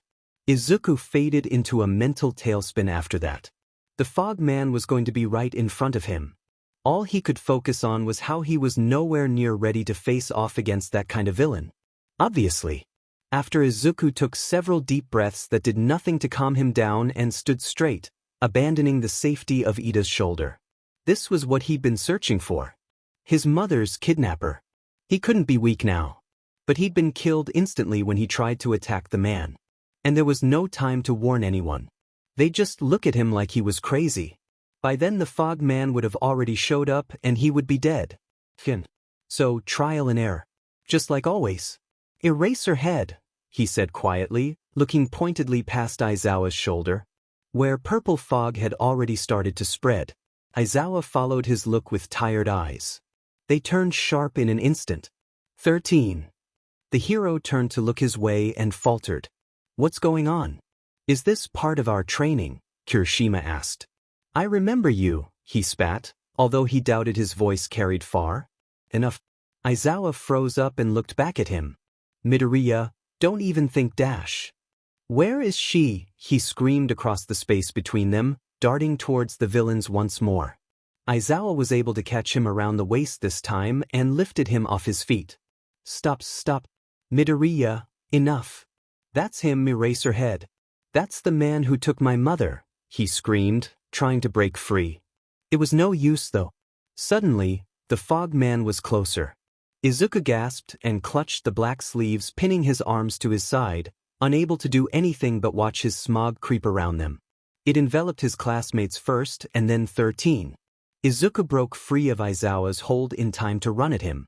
Black became his vision and then he was falling from a hole in the sky. Rather high up. Rewind. This. Like Universe Studios Japan? Mina was pointing out the window. Back on the bus once again, Izuku gasped. Are you alright, Midoriya? Ida asked quietly. Izuku reached over and grabbed his hand. Midoriya? I think I just had a mini panic attack. It's fine, he assured, jerking his hand back. He hadn't meant to scandalize the poor guy. He just needed to ground himself. Oh, sorry, I confess I didn't even notice. Are you alright now? Was he? After once more failing to even get close enough to touch the fog man? After breaking his spine against the hard ground and cracking his head on cool stone? But life for him goes on. I'm fine. Izuku stood up with the other students and blanked for a few seconds. Forget Fogman for now. There was clearly a superior threat calling the shots. Izuku would target him. 13 greeted them, but her words now held little meaning for him. Aizawa glanced at him a few times as he spaced out, clearly concerned. When the villains arrived once again, he didn't bother pointing out Foggy. They noticed themselves soon enough and Aizawa warned them back before jumping into the fray. Izuku used his amazing foresight from having done this twice already, to move away from his classmates and dodge being transported to wherever they went. Hopefully they weren't dead. Aizawa was already darting towards the lesser villains and taking them down at incredible speeds, which left Izuku out in the open, alone. No more lost little lamb, he reminded himself fiercely. Fogman had retreated back to the other villains. One was a massive thing. Izuku had never seen a quirk like theirs. Part of their brain was leaking from their head. Izuku did his best to slink back and stay away from the villains still pouring into the building, but close enough that he could see the creature. And it was a creature. No human could look like that. It was too still, unmoving except for the small breaths it took at uneven intervals. The platinum blonde villain standing next to it seemed unafraid to be so near the massive thing. So either it wouldn't go against his wishes, or it couldn't. Not a feral monster, something tamed. Something leashed. Troubling. But also insightful. A leashed pet doesn't lunge without provocation. Izuku tried to stay away from the villains but watched them closely for any weakness. If he saw a chance to take anyone down, he'd take it. It wasn't all that difficult when all of them relied only on their quirks, actually, showing off without shame. He still had his water bottle on him, and he utilized it exactly 3 times to take down 3 separate electricity-quirked villains. It emptied quickly, though, and he didn't anticipate that many electric quirks. After a while, they thinned down and he realized Aizawa had disappeared. Was he still fighting villains? What of his classmates? He hadn't ventured far from the center, but maybe they were still nearby, in the building? Those villains had come out of the fog, so going in wasn't an immediate death sentence. Which meant there was hope for his mother, still, if the fog man really took her. It also meant she could be anywhere in the world. Who was to say a teleporter quirk this strong would be limited to something like countries or borders? Maybe he shouldn't have doubted his strength before. It was certainly something he would carefully consider later when he had the time, not now. The USJ had become a battlefield. One wrong move and he'd have to start all over. Inch by inch he needed to continue to sneak towards the blonde villain and hopefully that creature wouldn't eat him in one bite when he got up there. Something moved to his right and he glanced up. Just villains running towards the different zones. Izuku watched them go and wondered why they would disperse like that already. That's when he heard the scream. Izuku whirled back around to find that Aizawa had made it up the stairs to the villains in charge of this attack. He was under that massive thing and his arm was being bent backwards, bleeding. Izuku essayed in a sharp breath. Not him, too, not him, too, not him, too, not him, too, not. Well, he would fix it the only way he could. By preventing it from happening. Getting up to them was as easy as running up the stairs. Dying was a little bit harder. Hey! Idiot says what? Ignored. I bet you wet the bed, little peas boy. Murdered. Rewind. It was harder to get to the stairs any faster, but he managed. Aizawa was already caught by the Nomu, but not injured yet. If you're dusty and decaying, clap your hands. Murdered on second chorus. Rewind. Izuku found himself choke-slammed into the ground by the creature after trying to physically attack the white-haired man. Oh, harder! Shock, followed by disgust, then a pathetic attempt to K&K shame him, and then annihilation. No good. Rewind. I understand. Silence. I understand, what a beach you are. Killed on impact as the Nomu was turned on him. Rewind and progress made. Enough anger would get the villain to call the Nomu off Aizawa. Unfortunately, it still meant almost instant death for him. He had to find the balance. Rewind once again. That made it 7 in one day, new record. You're a Kenwai freak. Immediate death. Rewind. I bet you're hiding a real ugly mug under that hand. What is it? Acne? A scar. Izuku would get a glimpse of the villain's face, before ultimately dying by the creature's hands. Progress, he can now sketch the villain. He just had to remember. To remember. Rewind. Aren't you a little old to be living in a fantasy world? Not enough to draw the villain away from Aizawa or earn his contempt. I bet you're just some villain wannabe PP who's too afraid to fight me. Slow, agonizing death. The villain beat him black and blue, kicking him on the ground until he couldn't see, couldn't hear past his own pain. Then he was slowly decayed. Izuku screamed as his throat withered away and blood flooded his airways, cutting him off. It was the single most painful thing he had ever experienced and he begged for it to stop every second. Aizawa was crushed to death trying to save him. Just before he passed away, he thought he heard All Might.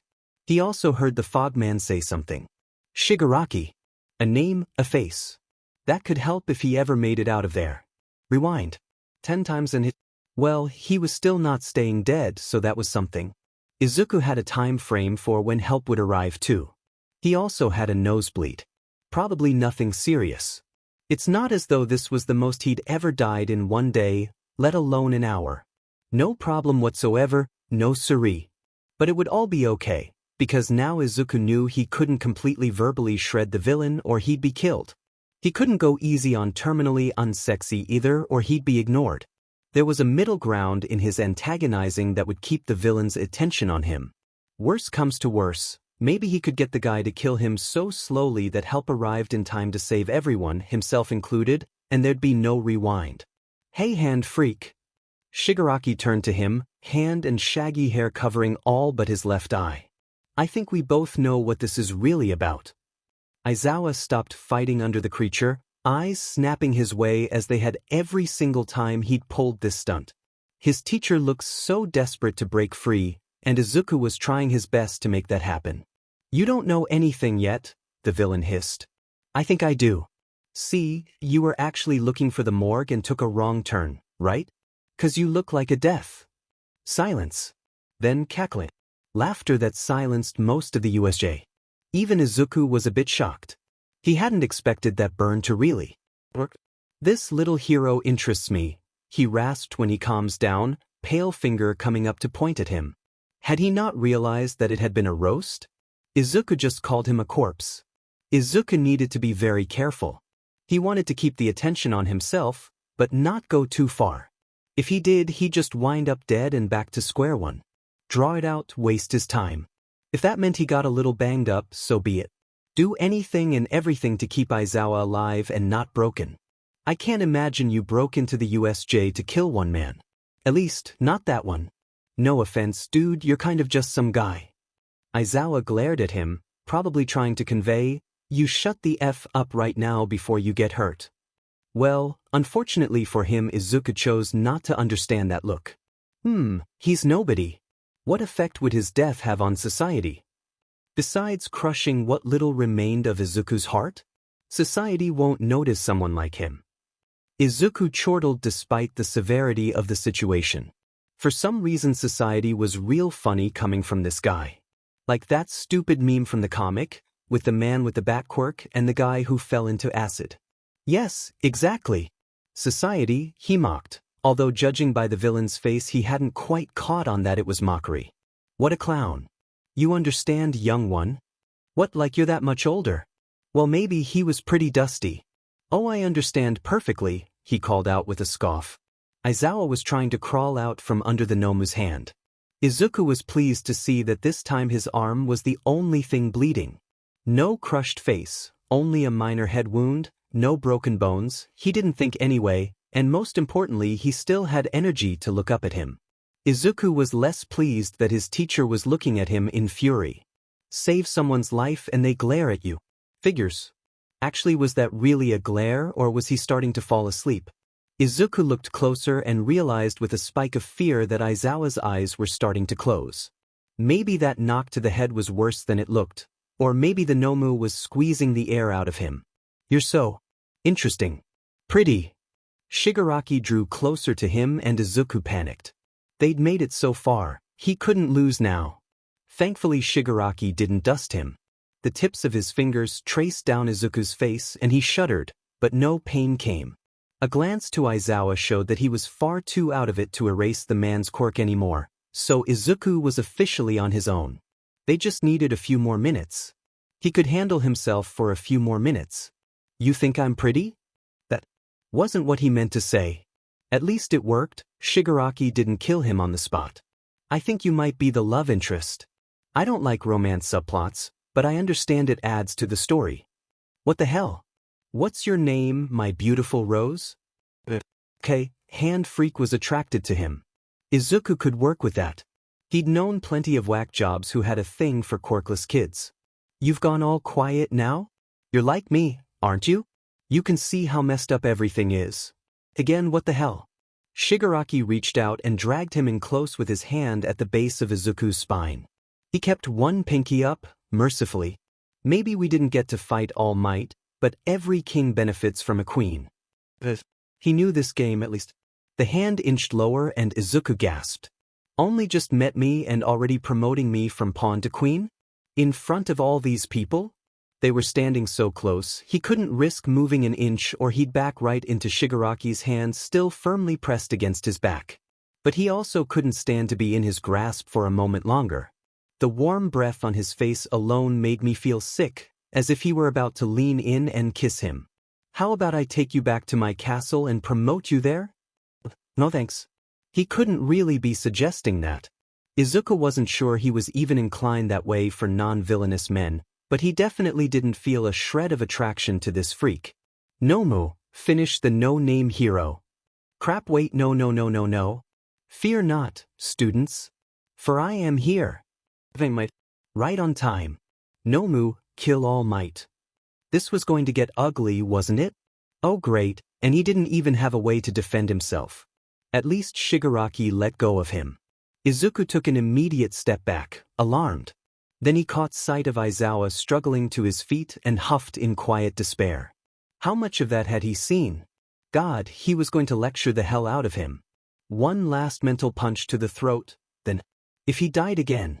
Izuku truly didn't know what will happen. For once, he didn't know what would happen. Hey hands! All eyes turned on him, save All Might and the creature.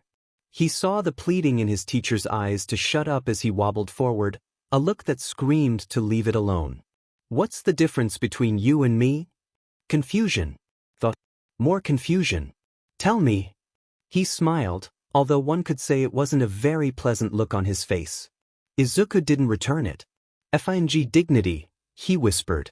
Clearly the man didn't hear as he slowly took a step in Izuku's direction, clueless. A fist crashed into the villain's jaw, bullets suddenly striking him in the legs and arm before smoke swallowed him. Aizawa stood hunched over and panting, hands still fisted. It dropped to his side and he shook it loose. He really hadn't held back in the slightest with that punch, it looked like. That was idiotic and you've got detention. Detention with you? Just kill me now. Aizawa retreated to his side, on guard and exhausted. There was a small smile on his face now though. Detention for a month. No, the rest of the year. Kind of had plans. Rude. His plans had consisted of being a definitely sleep-deprived temporary orphan, but still. You don't have plans, kid. Come on, you need to get somewhere safe. They had to make sure the fog man didn't get away. Just as they heard the loud, so loud, shouting of Present Mic taking down villains, All Might grabbed the Nomu thing and launched it into the sun. The freaking sun. Izuku looked towards the fog man and the newly re-emerged Shigaraki. He was bleeding quite profusely. No. Perhaps we should retreat, Shigaraki. Defeat. But they're going to disappear. The fog man was going to retreat and Izuku may never see him again. He couldn't lose this chance. He couldn't lose her. It was so incredibly stupid. Unbelievably stupid. If he died again now he risked losing Aizawa. Izuku was so blinded by desperation that he sprinted towards the smoke in the hopes of falling through it and following after them. If he could just see where it took him. Just as he neared the fog something struck out and hit him.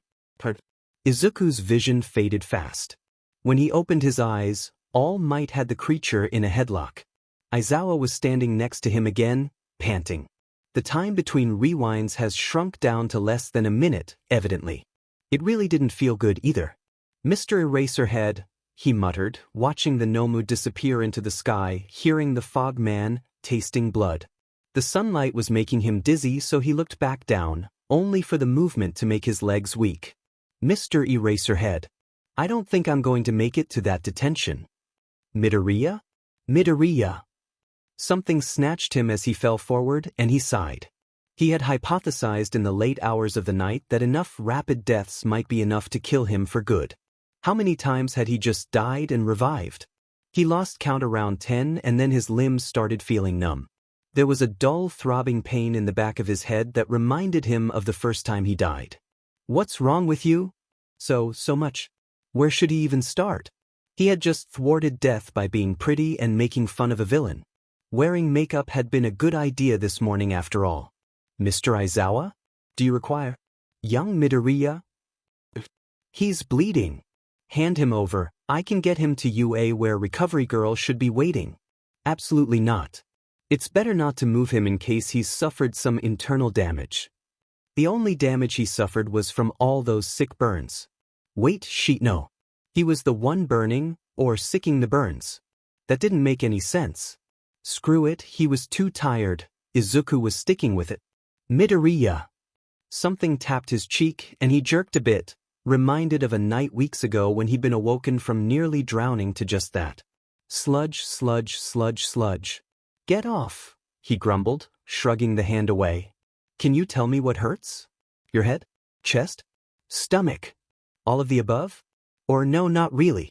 It was more like everything was buzzing. His brain itched and his stomach was twisting with unease.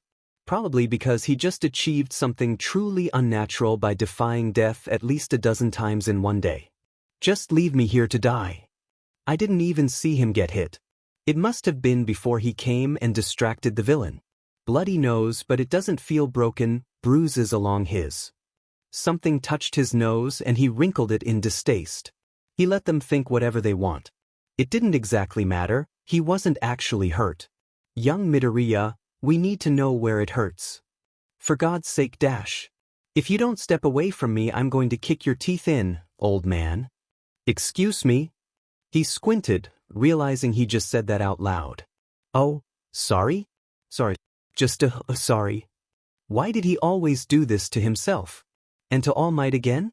If he kept yelling at the man, people might start asking why. It's understandable, kid. All Might, go round up my students and make sure they're all right. Oh God, Ida. Uraraka. Izuku hoped they were all okay. It didn't seem like the focus of this attack had been killing children, but that freak was unstable. About that? I may have overdid it a bit. My time is almost up. Aizawa growled a bit before leaning over Izuku. I'm going to pick you up. If it hurts, tell me. Do what you must, he muttered. Or tried to. He wasn't sure the words actually formed outside his head. When Aizawa lifted him up, he didn't feel any pain. Or not any more pain at least. A voice called out to them that he recognizes as Present Mike. We've got all the villains. Are you three all right? We need help. Is there a medic? Recovery Girl is here. But, wow, Recovery Girl came all the way to the USJ? That's kind of cool of her to come into the field despite being mostly retired. Leave me alone. I'll be fine. Probably, anyway. It wasn't like he died or anything. You can't even open your eyes, Aizawa told him. You're one to talk. At least all my blood is in my body. On cue, Present Mike took him from Aizawa's hold and he grunted at the shift against his elbow. I'm fine. Izuku had felt that quirk. A few times, actually. Just because he had rewound time didn't mean he'd forget the pain so easily. The memory remained. He's not fine, Mr. Present Mike. He's currently at risk of serious infection and nerve damage. I've just got a bloody nose. Shut up, brat. Despite the situation, Mike laughed at his injured colleague. It sounded so genuine. It sounded safe. All right, you're okay enough to. Glare, you're okay enough to walk with me to the car, Mike conceded. Hold on. Where are all my students? On cue, Izuku heard shouting. Lots of shouting. Found them, he muttered in answer. Aizawa gripped his limp arm and let out a shuddery breath of relief. He sounded close to sobbing. Oh, they aren't dead. Oh, Christ. The way he spoke was so relieved. But something else, too. Something special hidden underneath breathy syllables. Something painful. He'd been there before, never going back, not this time. All Might gave him a small pat on the shoulder before briskly walking away lest he be discovered in his weakened form. All right, kid, tell me how you're feeling, Mike requested. Midoriya took a page from All Might's book and chose then to acknowledge his growing exhaustion. Well, I think I'm about to pass out. And so he did, much to the horror of his two teachers and all of his classmates as they arrived to an unconscious Izuku hanging limp from Mick's arms. Some people have expressed concerned interest in the worlds that Izuku leaves behind when he dies and rewinds. I thought I'd offer some further clarity to everyone. Izuku can't create new timelines. When he rewinds, so does everything else, they just don't realize it. They can't really be upset because really, it never happened. As soon as Midoriya dies, they find themselves thrown back with him with nothing more than a chill or a sense that something is wrong. Shoyuda was 100% certain that Midoriya would be the cause of his early retirement at some point. He'd be gray in a matter of years at the rate they were going, and they'd known each other a month, or actually a few months counting all the way back to the entrance exam, anyway. Already he'd seen the boy break his hand, get punched to the floor, break his finger, lay on the floor in a puddle of blood after a home invasion, and now this? Honestly, he was a little afraid of what would come next. Maybe if he went to the support course they'd build the kid some kind of bubble wrap armor. That'd be nice. Shoyuda would have him wear it at all times, in and out of school. For now though, most of his students were physically fine. Mineta had brain damage though. Azui was claiming a villain kicked him in the head like a football. He noted the imagery and was inclined to believe her as Mineta hadn't claimed any differently when he woke up. Of course, the entire incident seemed to have been wiped from his memory. Head trauma was weird. Kirishima had some burns caused by Bakugo, actually. Nothing life-threatening or really all that serious, but it brought up other concerns. Apparently Kirishima had attempted to stop Bakugo from going after a villain and gotten a blast to the arm. They'd fought, but it wasn't serious. Again, concerns. No other injuries. A small mercy and a huge relief. The week-long trip was being cancelled, indefinitely postponed, whatever. It was literally the bare minimum of what they should do. Shoyuta wanted answers. Somehow villains knew about the training center, knew where to teleport in, and knew enough about the zones to know what quirks to look for in villains. And the fact they even knew UA's Class 1A would be present? Knew enough that All Might would show his face? Everything was currently a mess. Shoyuta reclined in his chair and groaned. Start over. I blinked, he announced tiredly. You know, this is like prime nap time. You could just sleep. Shoyuta sharpened his gaze to glare at the brat. Midoriya? Be quiet. Rude. You're the second meanest hero I've ever met. Something tickled his memory, something about that which rang wrong. You're the second hero who's done that to me. It was what he had said outside his home the night he was placed in foster care. Who's the first? He asked, trying to sound only curious instead of concerned. There was a bit of curiosity, so it wasn't exactly hard. Still, he got no answer other than a hum and distant stare. Not familiar with they knew? No. Pretty old and at least 25. Midoriya grinned at his appalled look with smugness and satisfaction. The boy was a terror on pain medication. 25 is not old, he declared. I'm 30, you brat. I'm not old. Are you sure? Constant naps, mushy food, grumpiness, those are things old people like. Shoyuta was going to give him 2 years of detention instead of 1, he decided.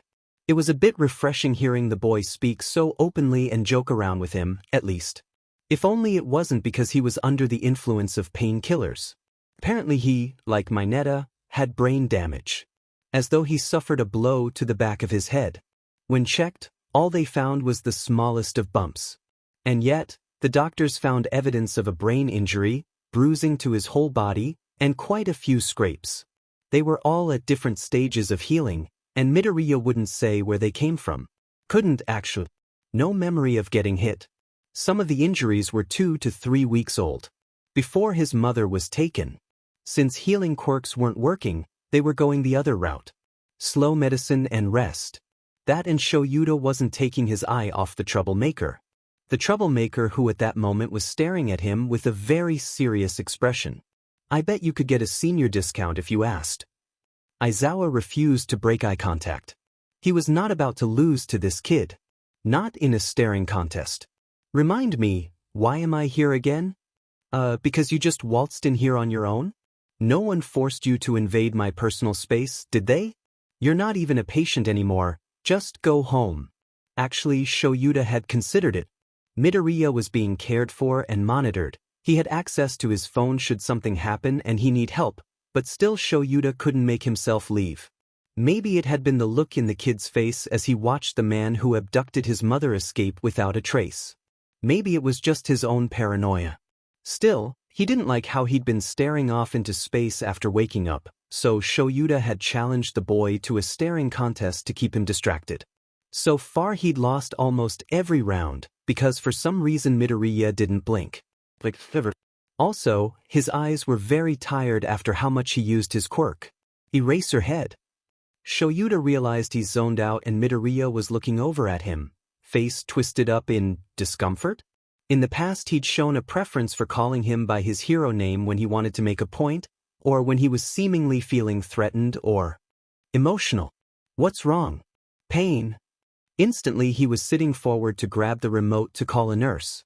Midoriya stopped him with a hand over it. No. I have a question. A bit cautious now, he leaned back and nodded for the boy to continue. This was progress, at least. The first day of school, you held a quirk test. If I did worse, would you have expelled me? What? That little test had mostly been to see everyone's potential. He had planned on threatening expulsion, but in the end something distracted him and he never got around to it. No. I didn't expel anyone then. Why would I have expelled you? It was a completely unfounded thought. Why would Midoriya think that? Because you were really disappointed in how I did. Disappointed? Shoyuta huffed out a small laugh. Midoriya, you had a broken finger. I think you did well, all things considered. Something like frustration passed the boy's face and he struggled for a bit to find words. Eventually he gave up and looked away. What brought this on? Where in that slightly damaged head of his had he come to the conclusion that his performance had been disappointing? Shoyuta couldn't fathom it. And after today, why would he still think that? He'd saved Shuta's life. The only time I expel someone is if they truly show zero potential. It takes a lot for me to deem someone lacking any and all potential. You're far from that, Midoriya. The farthest. And maybe that was why he was still there. Still at the hospital looking out for him. Even if you've got detention. Please stop joking about that, Midoriya begged, throwing his hand over his eyes. It's not a joke, he stated, tone dry. You antagonized a villain and almost got yourself killed or kidnapped or worse. No, I didn't. Being in denial about it is even worse.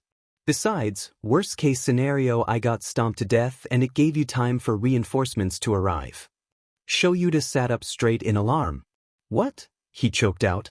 Or maybe decayed. Or slammed repeatedly into the ground by the Nomu. Or dropped from a portal in the sky. Lots of ways to die, I just realized. So many he yawned, cutting himself off. Ways to die. That was a thought he'd had a few times now, but Midoriya seemed very blasé about life. Paired with this demented line of thought he was currently following, Shoyuta wondered if Midoriya might be depressed. Suicidal even? I wouldn't have let that happen, he whispered quietly, truthfully. So long as he was alive and conscious, he would always fight with his entire life to make sure that never happened. Like hell was this kid dying before him. Midoriya, painfully, seemed to doubt that. You do your best, he assured. After noticing Shuta's horror, he added, I'm sorry. He doesn't believe him. Midoriya thinks he would let him die. Shoyuta shut his eyes and thought about how best to go about asking something like this. Outright felt too wrong, insensitive considering everything they just faced, but anything less than direct felt disrespectful. After a while he couldn't take it and just spat it out. Midoriya, are you suicidal? What he got in answer was a laugh. It sounded warm and genuine, despite the look in the kid's eyes. No. I'm not a danger to myself, he told him with a small thumbs up. That's good. Even if the way he phrased it was a little odd. But you didn't answer my question. Are you suicidal? I was fine, Eraserhead. I didn't even get a scratch on me. It wasn't a suicide attempt. Again, the boy was in denial and dodging the question. You've got a serious head wound, Midoriya, and multiple wounds to your whole body. Some of which you will be explaining to me. Yeah, but did Shigaraki touch me? Not even once. Shuta's whole body seized up. Who is Shigaraki? Midoriya rolled his head around and flailed his hands. That didn't really answer his question, so he repeated it, louder and with an edge of warning to his tone. Midoriya. Who is Shigaraki? That one with the hands, you know? That stupid fog creep said so. Shigaraki. Maybe we should think about retreating. Coward, running off before I could even ask where he took her. This was a lot. Shoyuta had been in pain and unfocused, on an adrenaline high that was fading fast, and had evidently missed something very important. You heard his name. You heard his name. What else had he missed? A stab of fear left him fumbling with his phone. Twice he nearly dropped it in his haste to unlock it and shoot a message to Nedzu to get the same detective who questioned the students to come up to the hospital. Did you hear anything else? Like how he was a total creep. Sorry, wait, no, there was something. I thought it was important, so what was it? I had to remember. Midoriya became frustrated and tried crawling out of bed. Hey, stop. Just stay right there, tell me what you need. Clearly the kid was becoming upset with himself, and Shoyuta felt guilty for even asking now. It was a traumatic and disorientating experience. Midoriya couldn't be expected to remember all of it.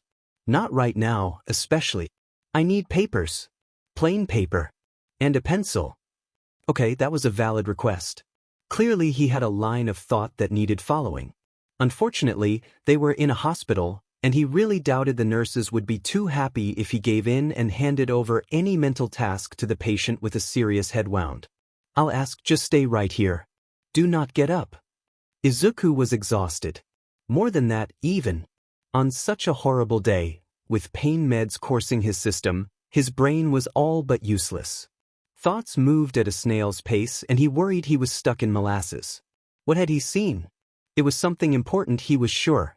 Right before Shigaraki killed him, he did something, said something. Maybe it wasn't that important. Or was it something with his hands? His hand. Izuku shot upright. Aizawa wasn't back yet, but he desperately needed that paper.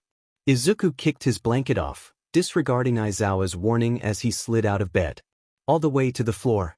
Beneath him, his legs were useless and he had to crawl pitifully.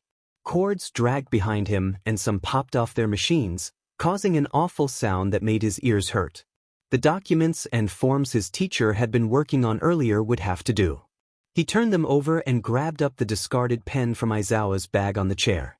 Ink hit paper and he scribbled with all the desperation of a boy killed 10 times over. Death was a tool and he had used it to the best of his abilities. Abilities that were, granted, lacking refinement. Thankfully, one ability of his came easy. Sketching. Izuku felt fear, then as he heard the door open behind him. Terror, when he looked down at what he'd done.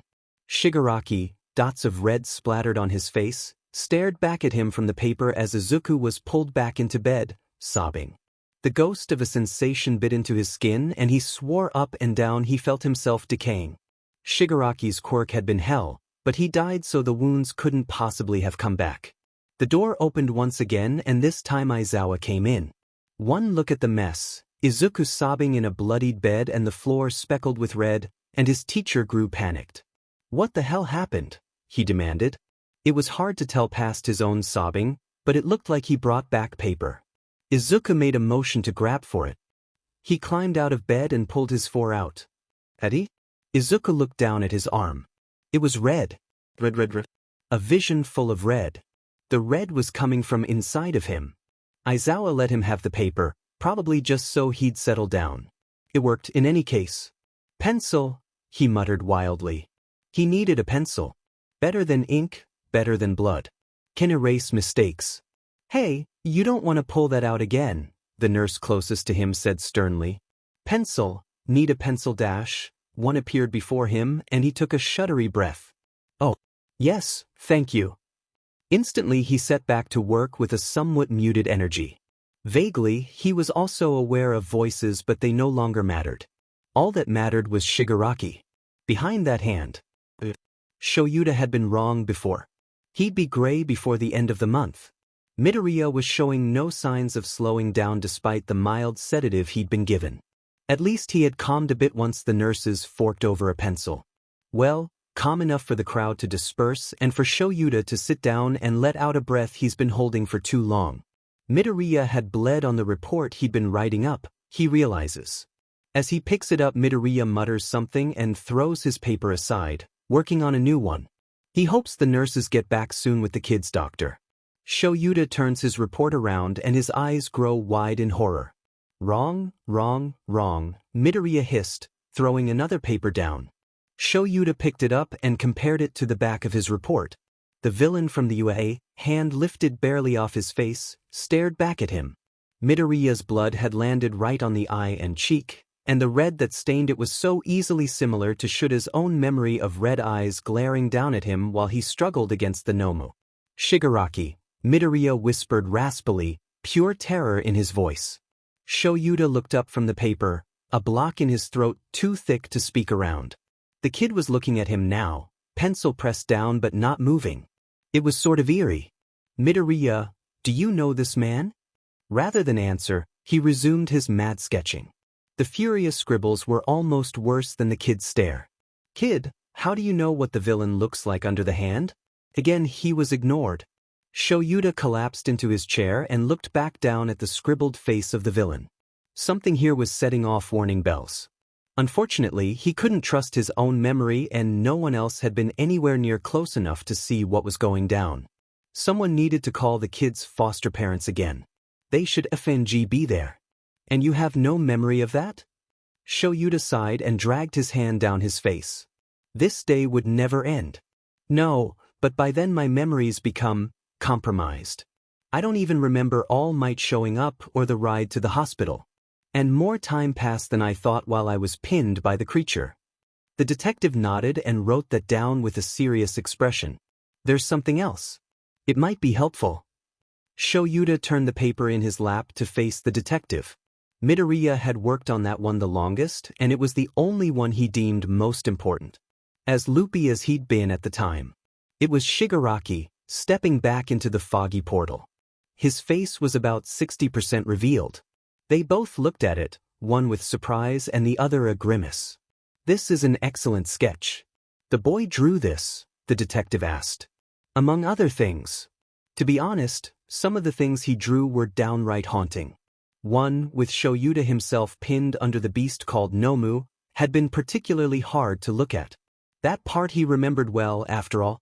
The pain, the very real dread when he knew he'd be dead soon. That moment of fear when he saw Midoriya and realized the boy was about to risk his life to save him. That memory was sadly permanently etched into his being now. "This helps. Truly. If anything else comes up, please call." Shoyuta nodded and waved the man off down the hallway. At least that part was done. The hospital had grown quiet by now as he walked back to Midoriya's room. Graveyard shift, not many rooms being used, even the ever-constant hum and beep of machines had quieted. Midoriya's foster family still hadn't shown up yet, and Shoyuta couldn't bring himself to go home. Not if it meant his student would be left all alone. Said student was finally asleep. It had taken a long time for the sedative to kick in and he wasn't sure it ever did honestly. Really he just wore himself down. The poor kid looked pale and tired in his rest. Shoyuta set to work cleaning the room up while he slept, picking up discarded papers and stacking them by his bag to take home. They could prove useful still. Besides, it felt wrong to consider throwing them away. Midoriya had been so frantic to draw them out. Eraserhead? Shoyuta stopped. Apparently Midoriya was a light sleeper. His shuffling about had woken him up and now he looked around the room in quiet terror. His hero name. Izuku must have been dreaming about the USJ, he was probably disoriented. "Yeah, it's just me. Go back to sleep, kid," he whispered. Instead, Midoriya reached out for him blindly. Unable to do much else, Shoyuta took his hand. That seemed to make him feel better, at least. Midoriya relaxed back into the blankets and held on tight. Shoyuta smiled softly. "You're okay. Please don't leave me. I don't want anyone else to leave." Oh God. That hurt so much. Was he thinking about his mother again? Did he think Shoyuta would just abandon him? Midoriya needed him. Quickly, Shoyuta hushed him and gave his shoulder a soft pat. "I'm not leaving. Not anymore for sure. I'm staying here." The little emerald-headed boy nodded with it. Tired yawn, eyes shut once more. Their hands were still clasped gently, but once he was certain the boy was asleep, Shoyuta let go to pull a chair up and sit. He regarded Midoriya with a careful gaze. Before this whole horrible incident, he had been certain Midoriya hated him. What changed? Maybe the pain relievers simply messed up his thoughts. Or the trauma. Everything was so confusing. Does Izuku trust him or not? Had he forgiven him? In the end, Shoyuta fell asleep next to his student's bed with a mess of conflicting thoughts. The chair wasn't very comfortable, but he couldn't bring himself to mind. Not when Midoriya needed him there. Izuku spent another 2 days in the hospital. For that whole duration, his teacher barely left his side. Something seemed to have spooked the man, as he refused to even go home overnight. When he was finally discharged, Aizawa even went so far as driving him back to his foster parents. Izuku waited until he drove off and walked away from the house without entering it. There was no way he was going back there. The thought of going back to school was also tense. For one, no one had seen him since the USCH. Luckily, when everyone returned to classes, they were subdued. His classmates were mostly happy to see him and Mr. Izawa alive, and happier to see no one too hurt. The bandages on their teacher alarmed a few of them, but it could be worse. Izuku knew how much worse it could have been. "I'm glad you're okay," Ida told him quietly before class. It was reassuring. They still cared about him. They didn't know how worthless he was. On Izawa's orders, he wasn't allowed to participate in foundational heroics just yet. That meant sitting out during class while everyone else got better than him. Honestly, he needed to consider working out at home to catch up. Izuku really wished he could participate, but Izawa might literally strangle him if he found out. He'd learned to pick his battles at this point. Mostly. Although, if All Might kept looking at him like that, pity and hopeful and a bit like he had something to say, Izuku might just decide to skip the whole class altogether. Worse than All Might, though, was Bakugo. Ever since the USCH, there'd been this tension building back up between the two.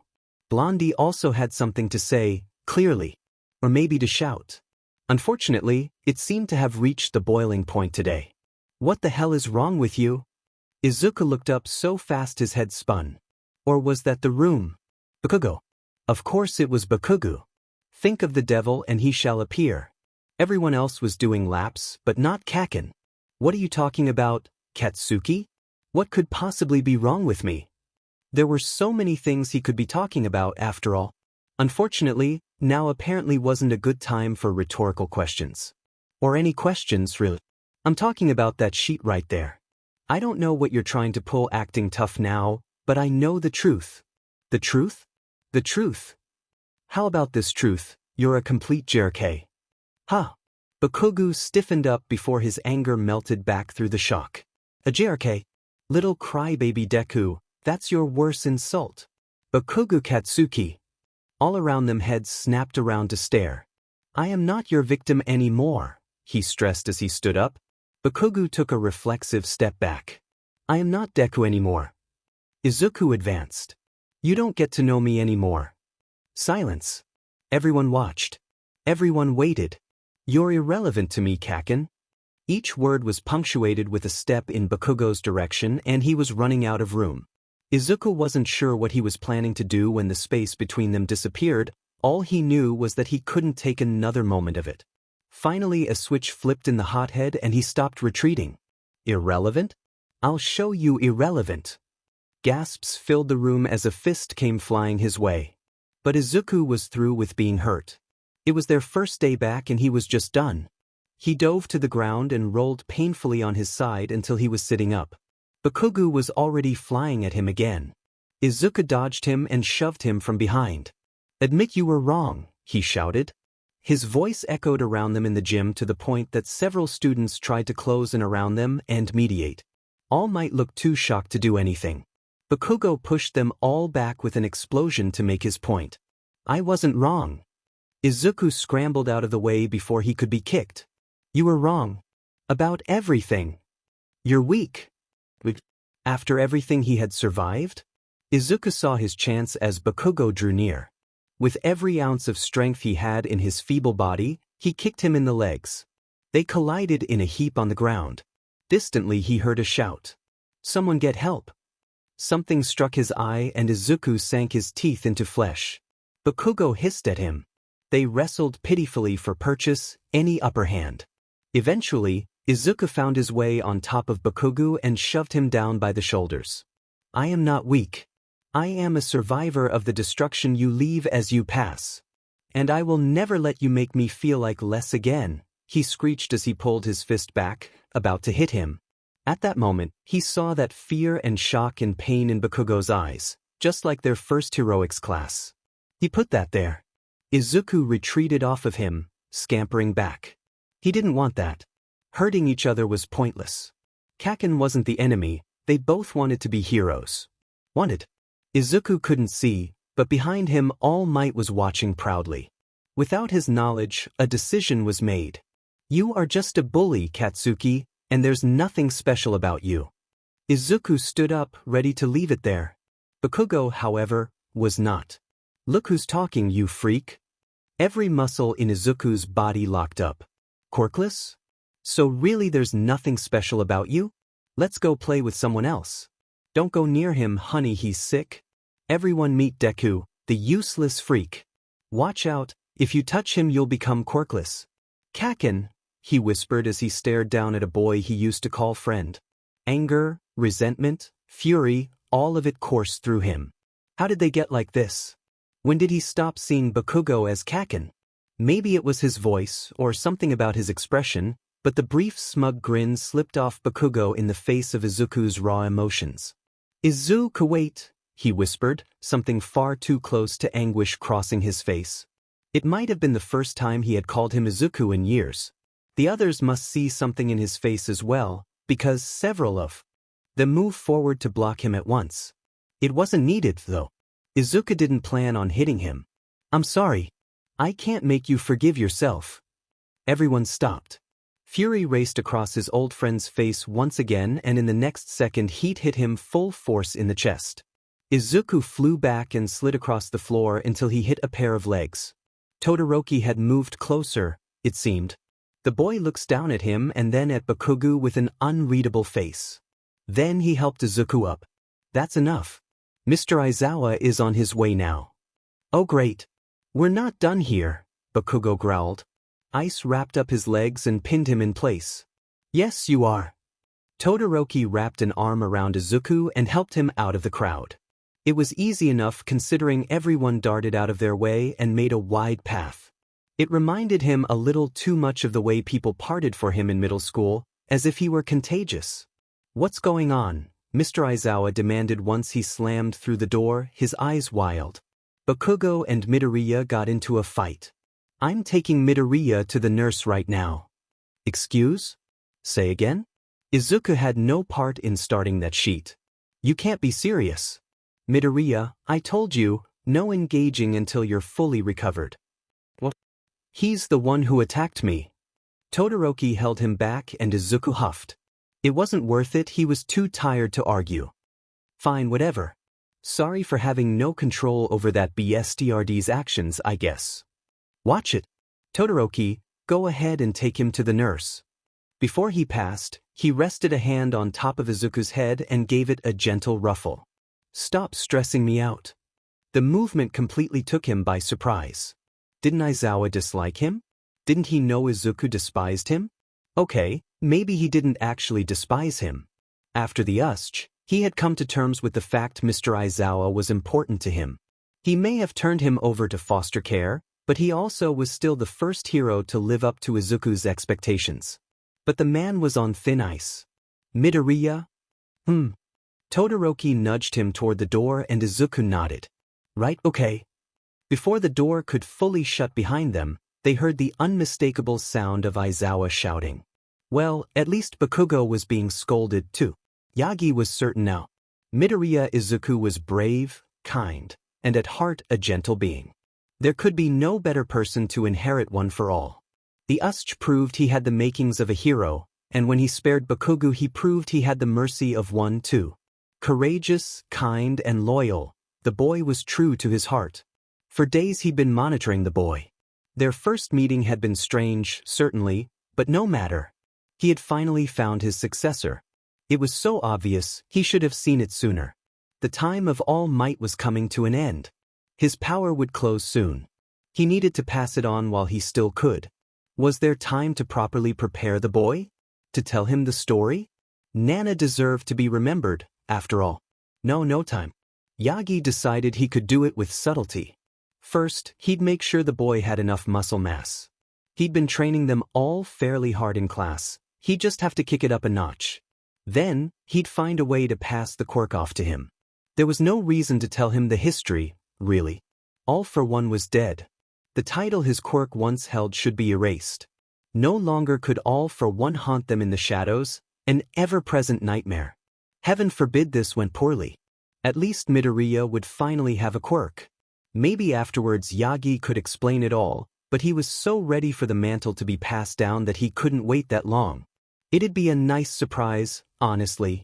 A late quirk development. No need to tie it all back to him just yet. This was a good thing, All Might told himself. He was helping. He was ensuring that the kid would become a hero. Hope for the future, in a new generation.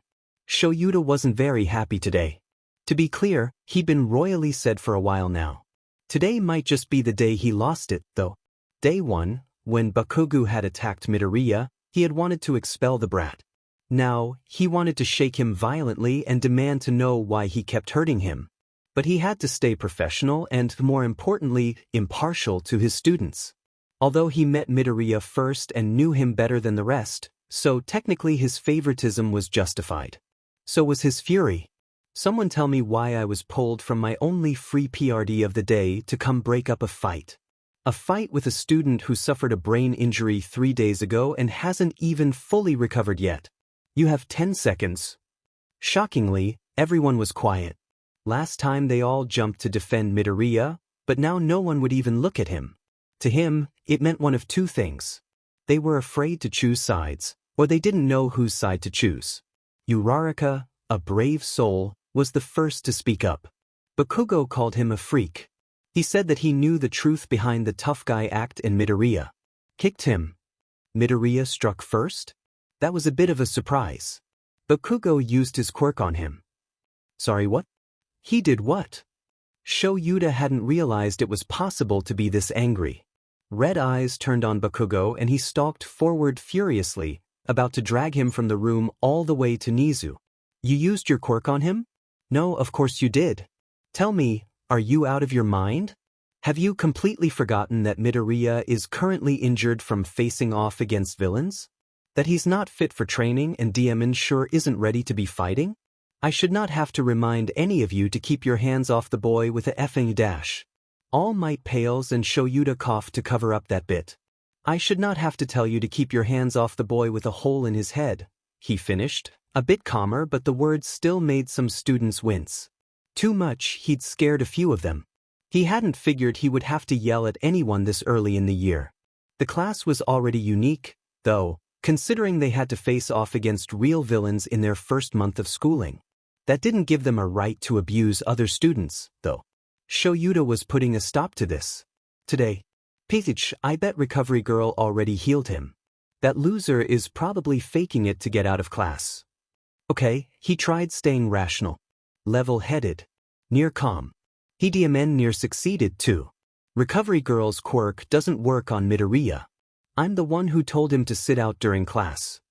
Bakugo snapped his mouth shut, smile falling. I should expel you for attacking a classmate, let alone one who was already injured. But, since I'm feeling nice today, talk. Give me one good reason why you should stay in the hero course after today, he demanded. There was silence. Midoriya and Todoroki were on their way to the nurse's office and should be far enough not to hear him, but his voice carried. A lot. He wondered if they could hear him. Ectoplasm must have heard, as he poked his head in and looked around before slipping away. I'm sure that's not necessary. All Might assured quickly, but Bakugo didn't rush to agree. In fact, the blonde stayed quiet. There was this look in his eyes. Distant and contemplative. Was it something Shoyuta said? Had he finally gotten into that thick skull? 5 seconds? He snapped. Kirishima looked between them several times, more desperate with each second. Don't expel him. All eyes turned on the redhead. Please. Bakugo has his reasons, I'm sure. And Midoriya is the one who hit him first and yelled at him. A few students seemed to disagree. Others nodded along. That's a FING lie, Uraraka shouted at him, causing some of the kids to grow wide-eyed and turn away in discomfort.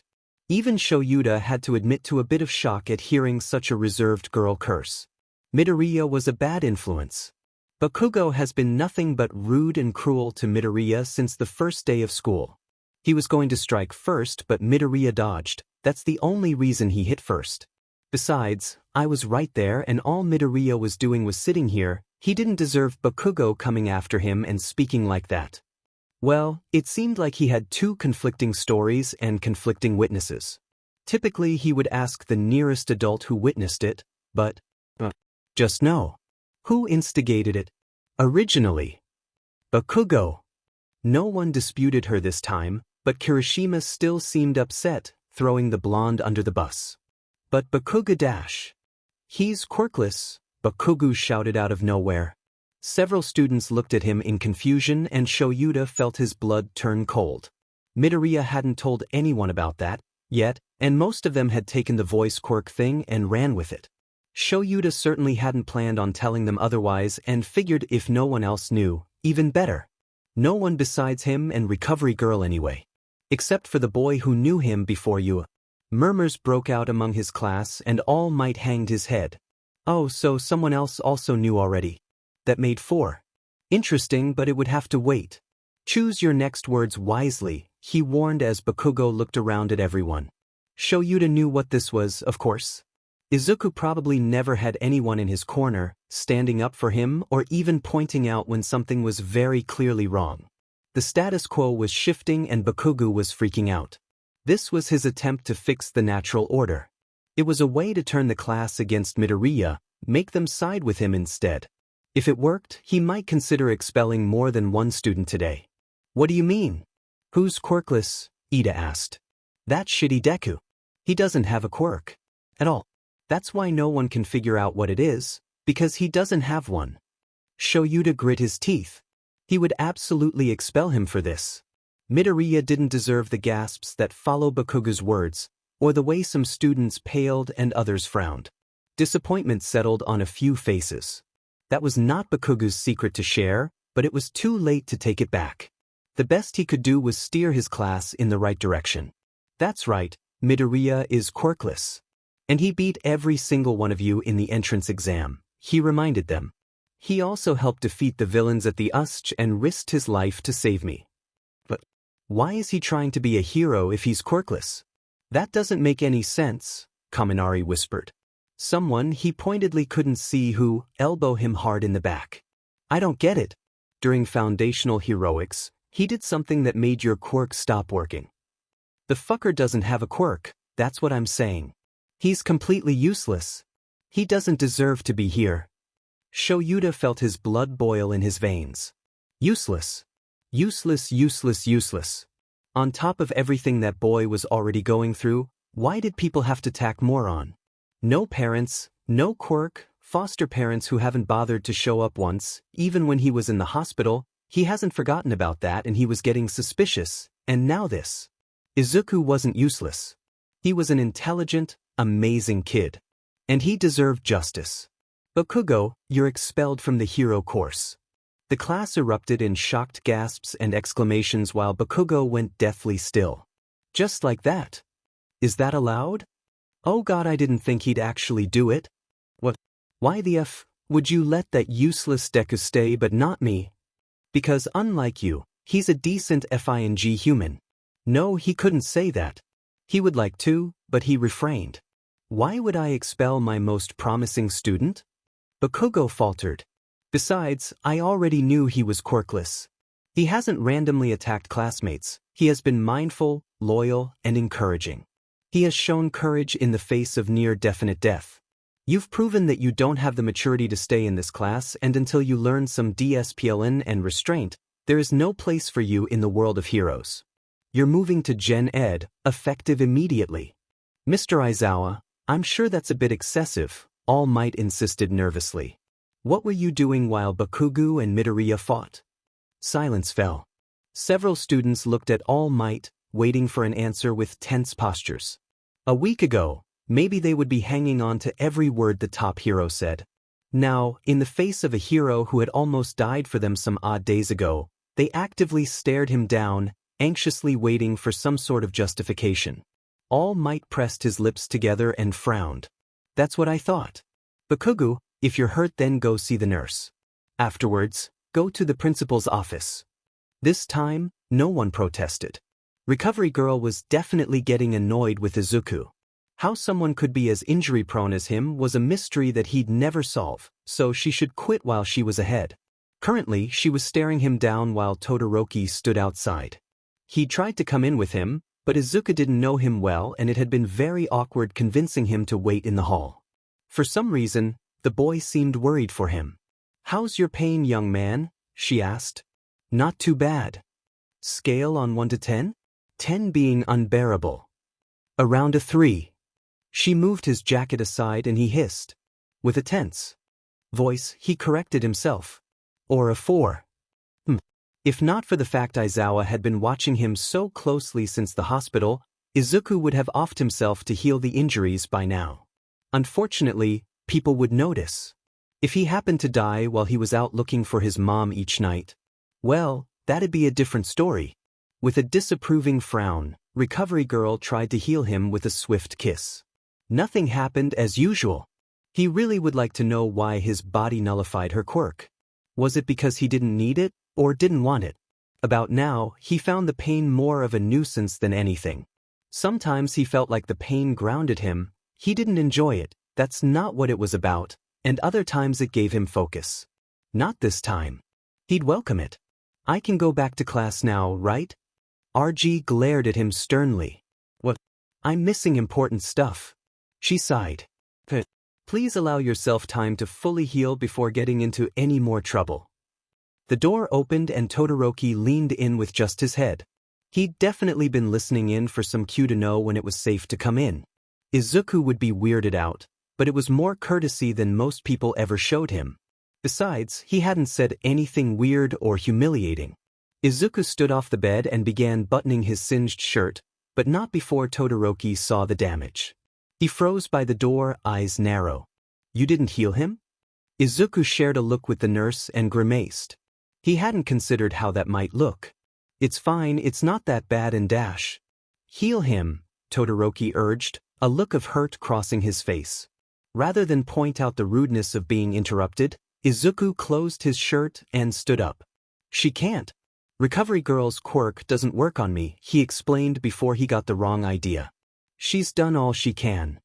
What do you mean her quirk doesn't work on you? He demanded. Don't worry about it. Let's just get back to class. Todoroki was a difficult person to understand. He nodded and followed Izuku out with an air of intent, as though on a mission, but didn't otherwise speak. Izuku pretended it didn't make him feel better. It was just funny to see him taking Aizawa's words so seriously to escort him to the nurse. As though he'd smite anyone who got too close. Thanks for back there. It wasn't necessary, but I appreciate it. Todoroki appraised him carefully and nodded. Do you have a healing quirk or something? What? No, why? I just thought, since Recovery Girl couldn't heal you, that it's strange how quickly your hand healed. Plus your face. How did he notice that? Why had he been paying attention to that? Let's just get back to class. All Might's class was almost over when they got back, unfortunately. Mr. Aizawa was still there, but Bakugu had disappeared and All Might looked pale.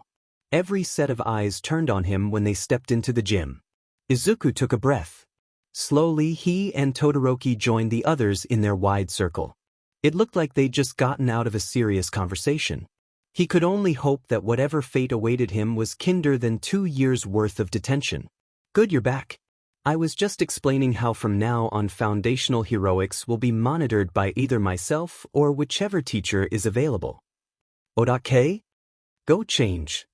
Izuku turned to walk right back out but stopped when he felt a hand on his shoulder. Thankfully, it was only Aizawa. Unfortunately, it was Aizawa. You good? How's the head? Write more of this. If he didn't calm down with all the concern, Izuku would seriously go hide in a wall. It was starting to freak him out. It's fine. Just some burns and stuff. His head was the first thing RG checked. Well, you won't have to worry about that again. Go change and be careful. Tell me if anyone bothers you, he said, giving him a worried look. Was he making it his job today to drive Izuku into a paranoid frenzy? Worry about what? Should he be worried about something?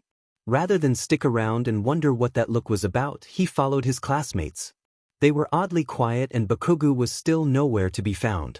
Should he ask? Maybe he just got sent to get that bite looked at, but they hadn't seen him on the way back from Recovery Girl. Or maybe he'd stormed off. He had been really set off.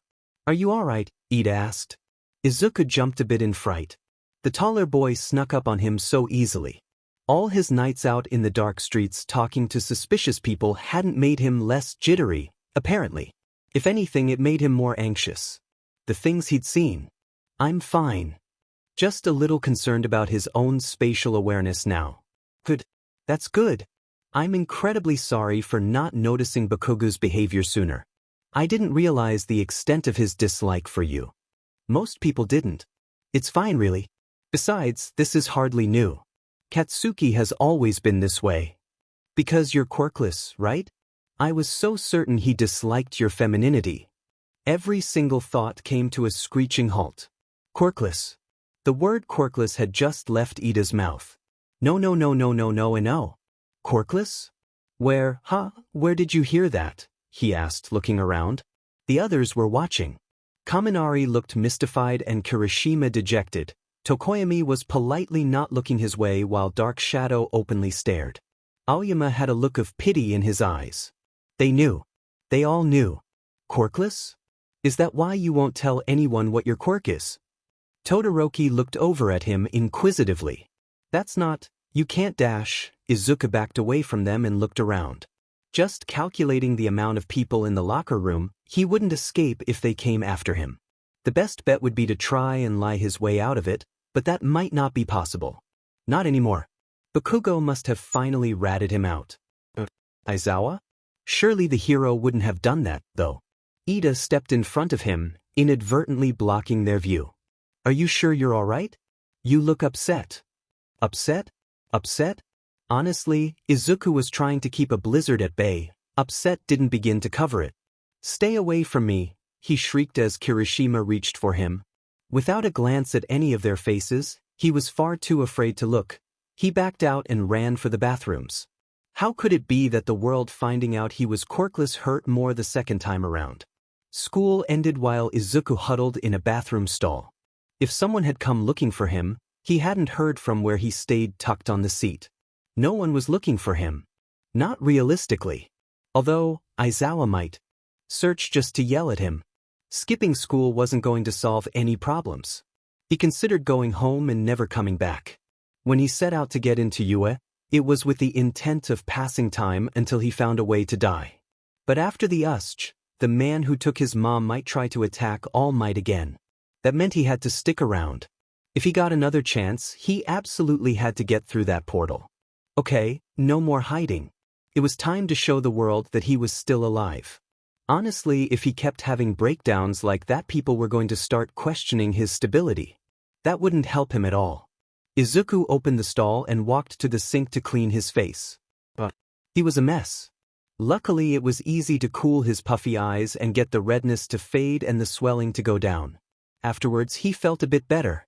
Izuku opened the door and stepped out without really paying attention. All Might was standing there. Izuku screamed at the top of his lungs in fright.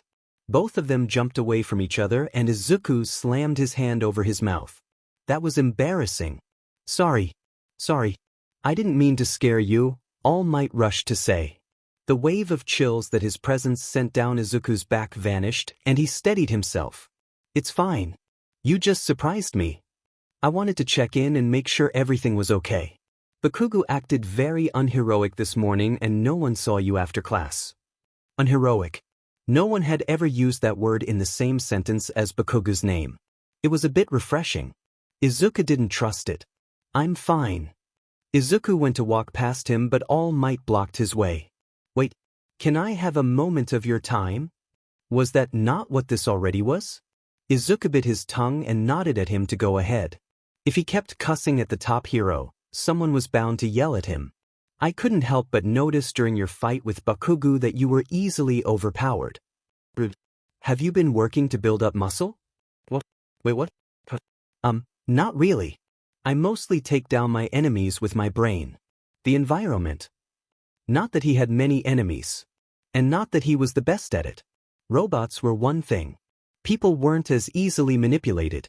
I thought so. Here, take this. All Might handed him a keycard. What is it for? He asked nervously. A pass for the gym. Feel free to use it in your free time.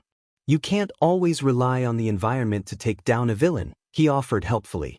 Izuku raised his eyebrows in pleasant surprise and pocketed the card. Maybe a little bit of exercise would do him some good, actually. Thanks, I'll use it when I can, he said truthfully. Could his first impression of All Might have been wrong? Or maybe now that he'd proved he could be a hero by getting into What? Like it's hard? The blonde was impressed and had changed his mind? Izuku couldn't be sure, but he allowed himself to hope. Years of hero worship really did leave him vulnerable, didn't they? Good. And don't worry about Bakugo, I'm sure with a little hard work the two of you will overcome this. Well, no. But he was trying. Thank you, sir. Goodbye. Izuku bowed and hurried away before he could say anything else and ruin this shaky branch the hero had extended. Izuku walked home that afternoon with hunched shoulders. Little did he know, the weight of the world rested in his pocket in the form of a promise he never made. The world was about to get much more difficult. How hard can it be to catch one weak little woman? Find her. Into held her breath as the pale villain walked past her hiding spot. Her lungs burned with how she abused them in her attempt to escape this horrible place, and stressing them further wasn't helping. Purple seeped past her legs and she almost let out a sob. Just barely she kept it in. Not again, please not again. If she runs, everything will be ruined. No one can know about this place yet. Oh, and boy did she know. Inko needed to get out of here and get back to her son, but after that she had to help the poor souls locked away in those beasts. It was so horrifying what was being done here. And what they would do if they caught her. Would they take her quirk and throw away her body? Or maybe they'd use her as the host to shove all those little powers into until she was numb in the mind. She'd heard that mad freak talking about it. Not everybody can hold more than one quirk. Some people have a special gene that allowed it, though. Inko was terrified of finding out which she was. Either way, she was absolutely terrified. Check outside, too, make sure she's not running to the nearest police station. Inko slowly crawled into the vents to the next room and paused. A blank room with nothing but a TV screen. Its static fuzz illuminated a portion of the room but didn't quite reach the grate. For some reason, staring at it made her feel nostalgic, but uncomfortable. Weird. No time to stare. Inko needed to get out of there. She had to find Izuku and warn him. These BSers were going after his new school and no one was off limits. Heroes, teachers, even students. Inko would find a way back to her son, no matter what. No villain could keep them apart. I found you. She screamed as a hand locked around her ankle and dragged her into the open. But she hadn't come this far to give up now. So that's it, I'm kicked out of the whole shitty school? Bakugo was familiar enough with disappointment, but this took the cake. Expulsion. For something as meaningless as hitting Deku. Nizu, the principal thing of UA, seemed to think that was enough to warrant it. Not quite. UA is strict in its rules, which you've certainly broken, but your case is a unique one. Midoriya has asked that you be given a chance to return to the hero course, and so we've elected to give you one more chance as a favor to him. Bakugo set his jaw tightly and looked to Mr. Aizawa to be sure this wasn't some joke. The stoic man didn't seem happy, so he assumed it was the truth. Because there was no way he'd be unhappy if it was a joke. The man really disliked Bakugo for some weird reason. And really liked Midoriya for some even weirder reason. Because it was Midoriya speaking up for you and we felt his word can be trusted, Principal Nizu has elected to listen to him, Aizawa said coldly. Even if this is completely unprecedented and a violation of the rules.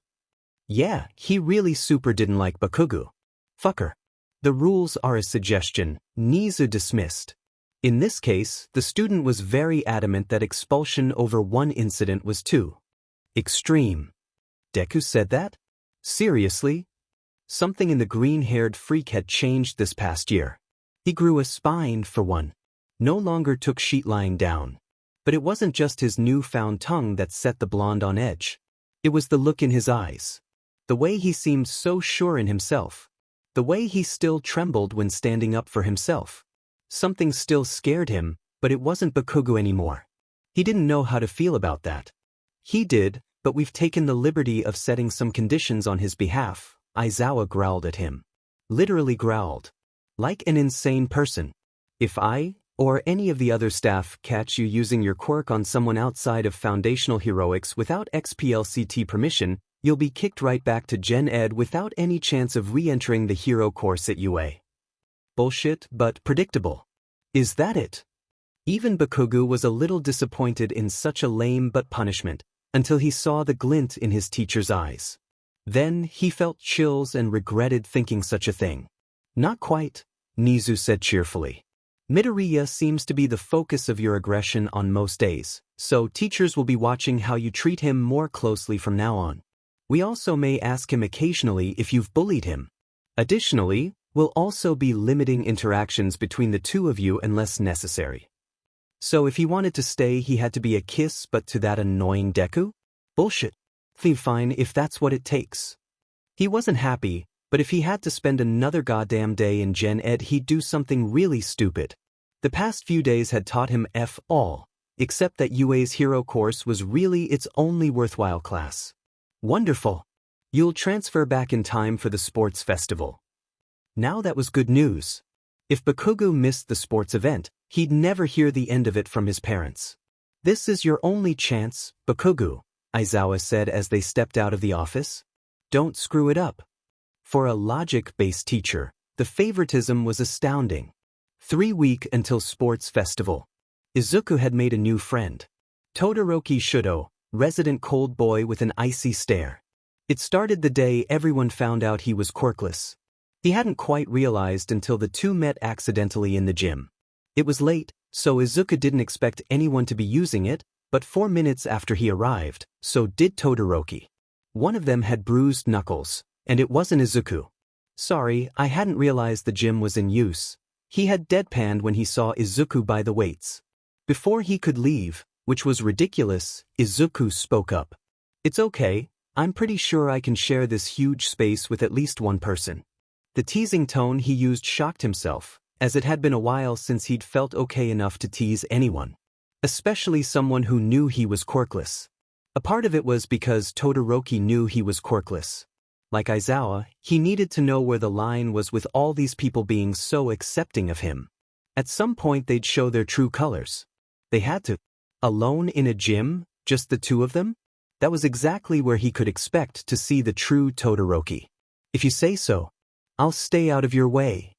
Todoroki, in typical Todoroki fashion, stayed true to his word and didn't come within 5 feet of any equipment Izuku might be using. After 10 minutes he got tired of it. Was that the play? Acting like Izuku was contagious? Would you like to work out together? The boy stopped and looked at him. You want to train? He had asked. Something in his voice hinted at discomfort, but he was too guarded for Izuku to know for certain. No.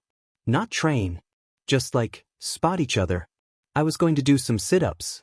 You can hold my legs down for me. It was a long shot, but after a few seconds Todoroki nodded.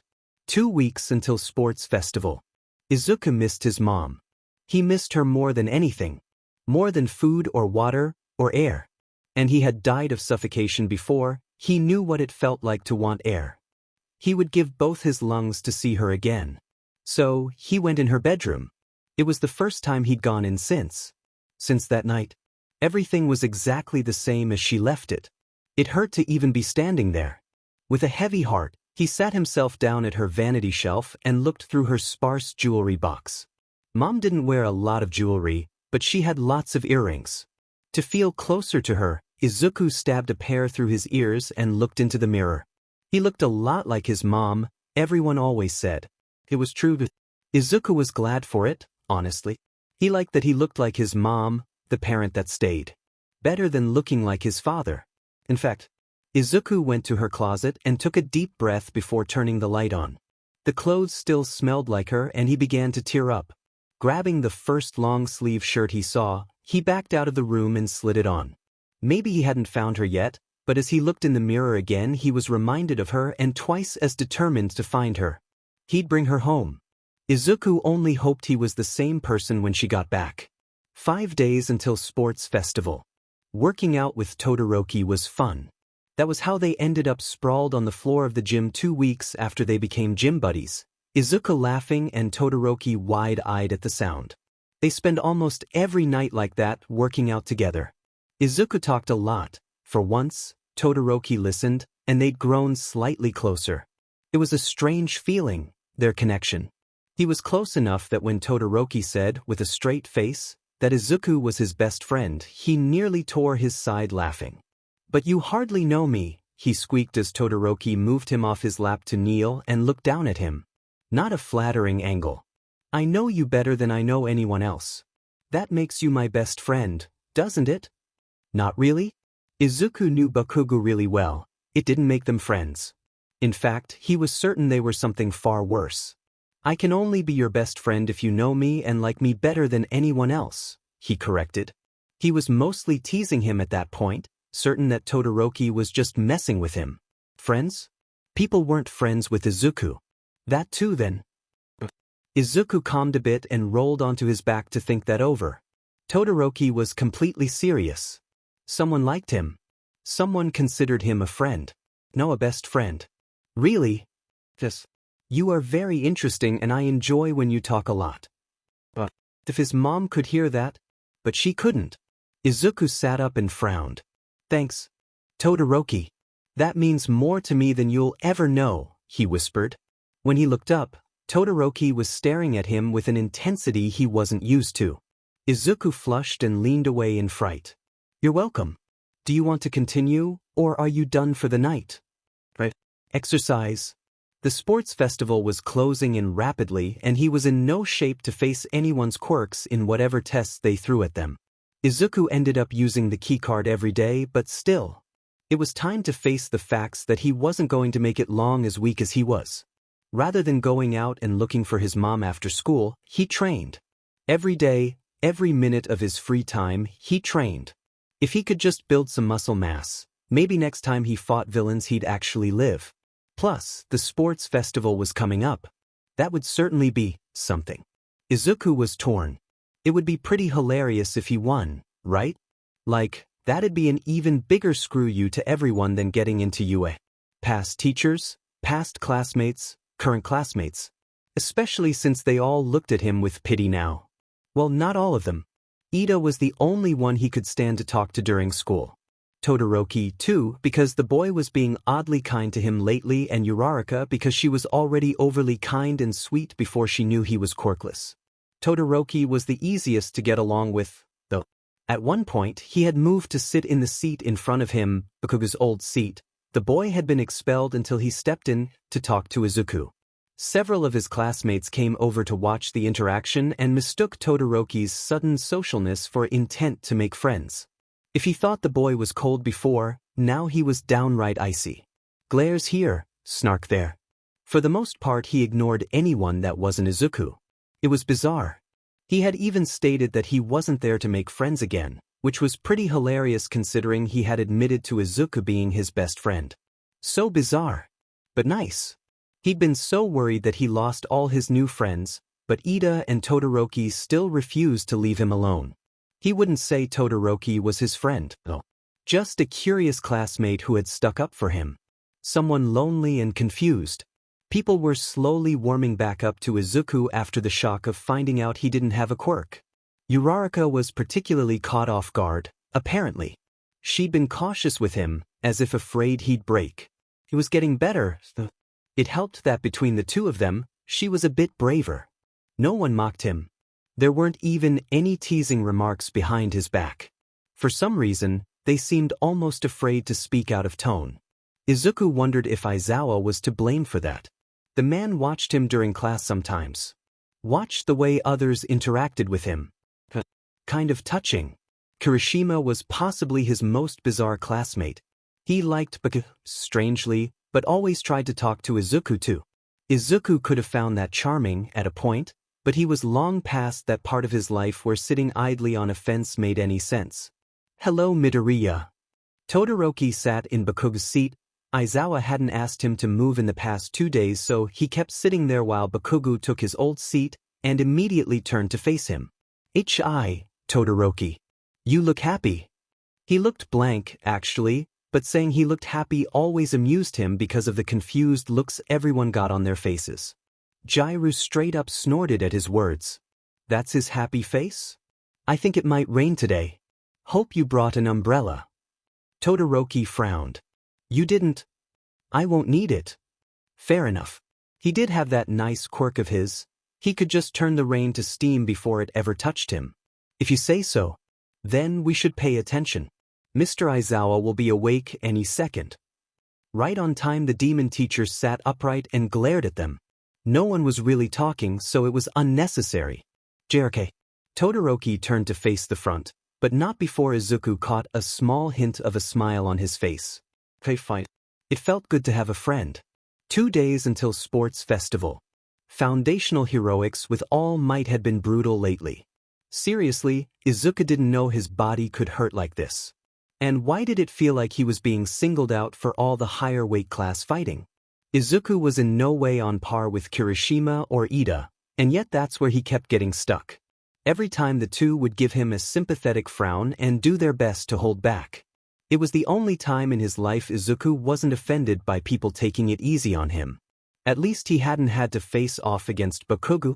There were 2 days left until the sports festival when Izuku realized he would absolutely not be strong enough in time. Coincidentally, he was in All Might's class when he realized. Aizawa was watching the class with an unamused air around him, and Izuku looked around at his classmates and just broke. They were stronger than him. During the entrance exam, he had used his head and gotten lucky with the unintelligent, blundering robots. Competing in any capacity with his classmates would be very different and much harder. They knew him now, to a degree. Luckily, no one noticed his freak out and he made it through class without his dread showing too much. Almost. Hold on, Midoriya. I'd like to speak with you. Izuku frowned and glanced at his friend. There was an odd tension in Todoroki's shoulders and the boy turned away wordlessly to leave. It hurt, because Todoroki was really shaping up to be a nice guy. His best friend, an amused corner of his brain whispered.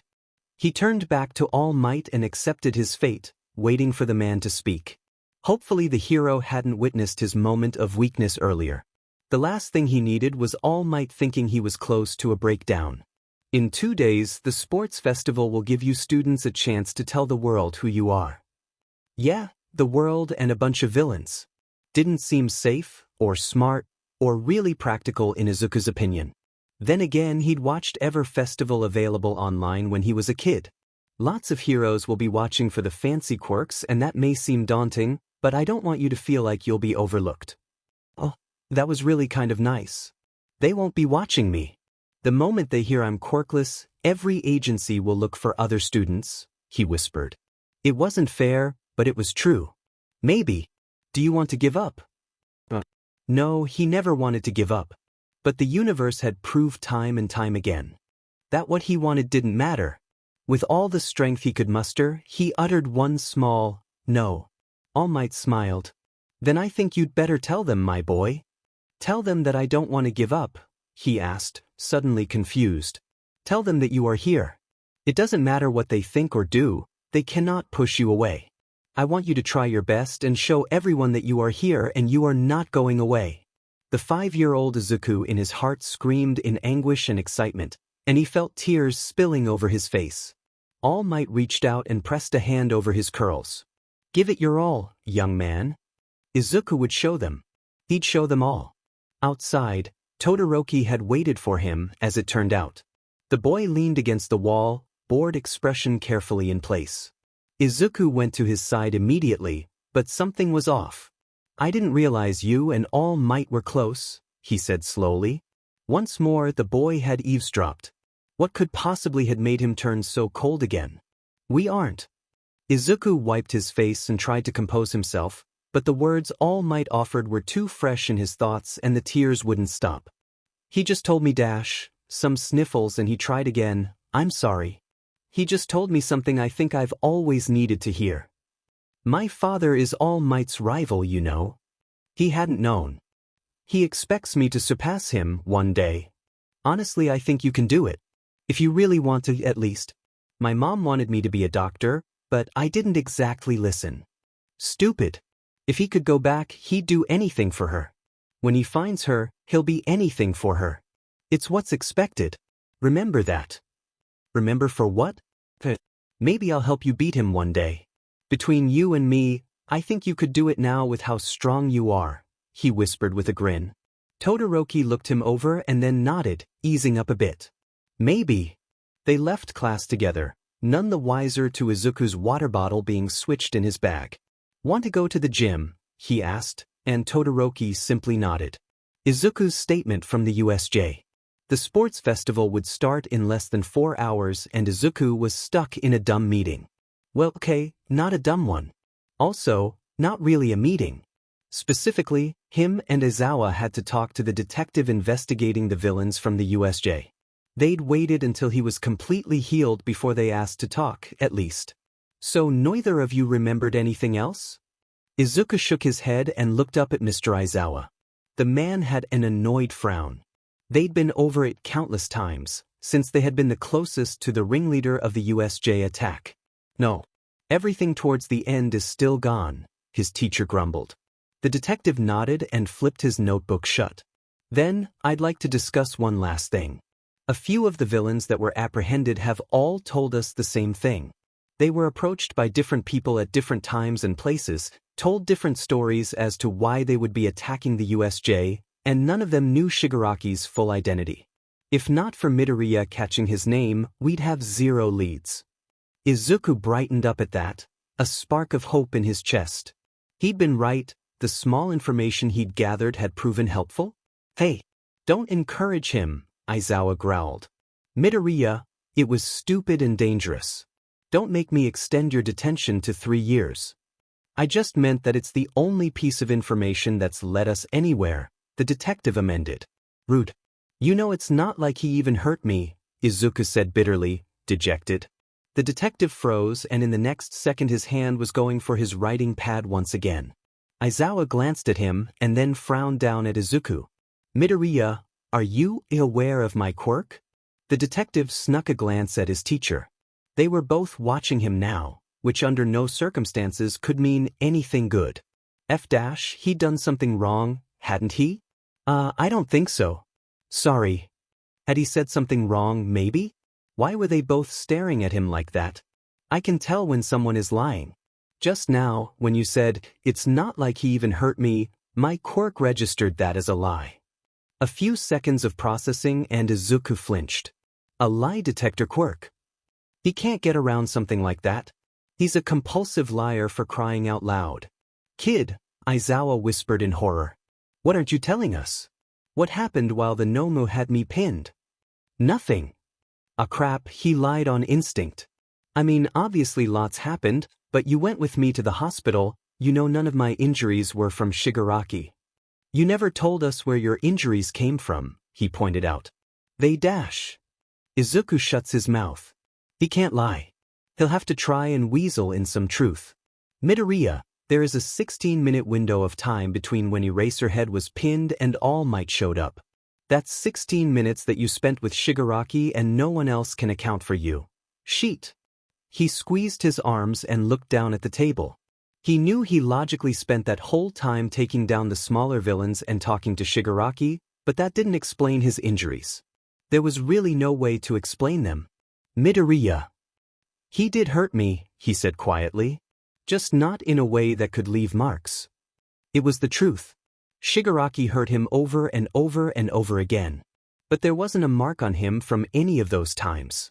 At Aizawa's small gasp he curled in on himself. This was exactly why he lied in the first place. There just wasn't any way to explain it that didn't sound insane. Did Shigaraki dash? Kid, did he touch you? Izuku's head snapped up, eyes huge. How in the world did they jump to that conclusion? I mean he did, but I never said that, he thought to himself worriedly. No. He didn't touch me, he stated harshly. A second later he winced. Obviously that was a lie. Midoriya, we just want to know what happened. He needs to pay for what he did. Everything that he did. Well, how else was he supposed to say it? I want him to pay just as much as you do, but not for something he didn't do, he insisted. Please believe me. We'll believe you when you start telling us the truth. The detective reached over and tapped Aizawa on the arm, calming him down. Together they stood up and walked away from the desk to talk quietly. Izuku never had to speak directly to this guy at the hospital. He'd given his statement directly to Aizawa who relayed it for him. If he'd known his quirk ahead of time, he would have prepared better. Now he not only had to explain that Shigaraki did not molest him, but that he did touch him in some way but that he didn't hurt him in a way that left a mark. How was he supposed to do that? Honestly, he really set himself up to fail here. After brainstorming and thinking so hard his eyes hurt, he finally came to a bleak conclusion. He couldn't get out of this. He'd have to lie by omission. Just like he always did. They already believed their own weird little conspiracy, he'd just let them continue to believe it. It wasn't like they were that far off from the truth. Shigaraki had been a creep, but Izuku antagonized him into it in a way. After the two were done with their little sensitivity training conversation, they came back and sat down. Aizawa remained quiet and tense. "Midoriya, how exactly did Shigaraki hurt you?" his teacher asked. Izuku took a deep breath and ignored his chest ached for it. "Shigaraki liked me," he told the two of them slowly. "He said I was interesting and pretty. He didn't want to kill me, I don't think." What did he want to do instead? It came out as a plea, as though Aizawa already knew the answer was going to be something terrible but still wanted to hear otherwise. "I couldn't let him hurt you anymore," he insisted. "I'm sorry, sir, I'm so sorry." Tears, real, welled up in his eyes. He gasped and tried to breathe around the guilt of lying to possibly the only adult left who hadn't completely abandoned him. Arms came down around him and he tried not to pull away on instinct. It was just Mr. Aizawa. Just Eraserhead. The second hero to let him down and the first hero to believe in him. "He touched me," he admitted through the shaking. "I thought he was going to turn me into dust and you were passing out and I was completely alone. I can still feel his hands dash." Turns out lying by telling the truth is super effective. Also, it turns out being halfway honest hurts. Eventually Aizawa let go of him and the detective leaned across the table. Before he could touch his hand, Izuku pulled it back. Thankfully, neither of them seemed offended.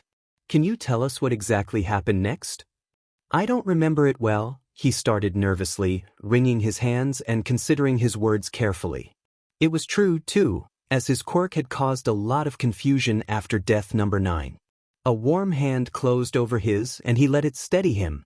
"I got the head wound from the fog man, the one who could use portals. I rushed him and he dropped me from really high up." "Was this after Shigaraki touched you or before?" The words caused a slight wince. "Before.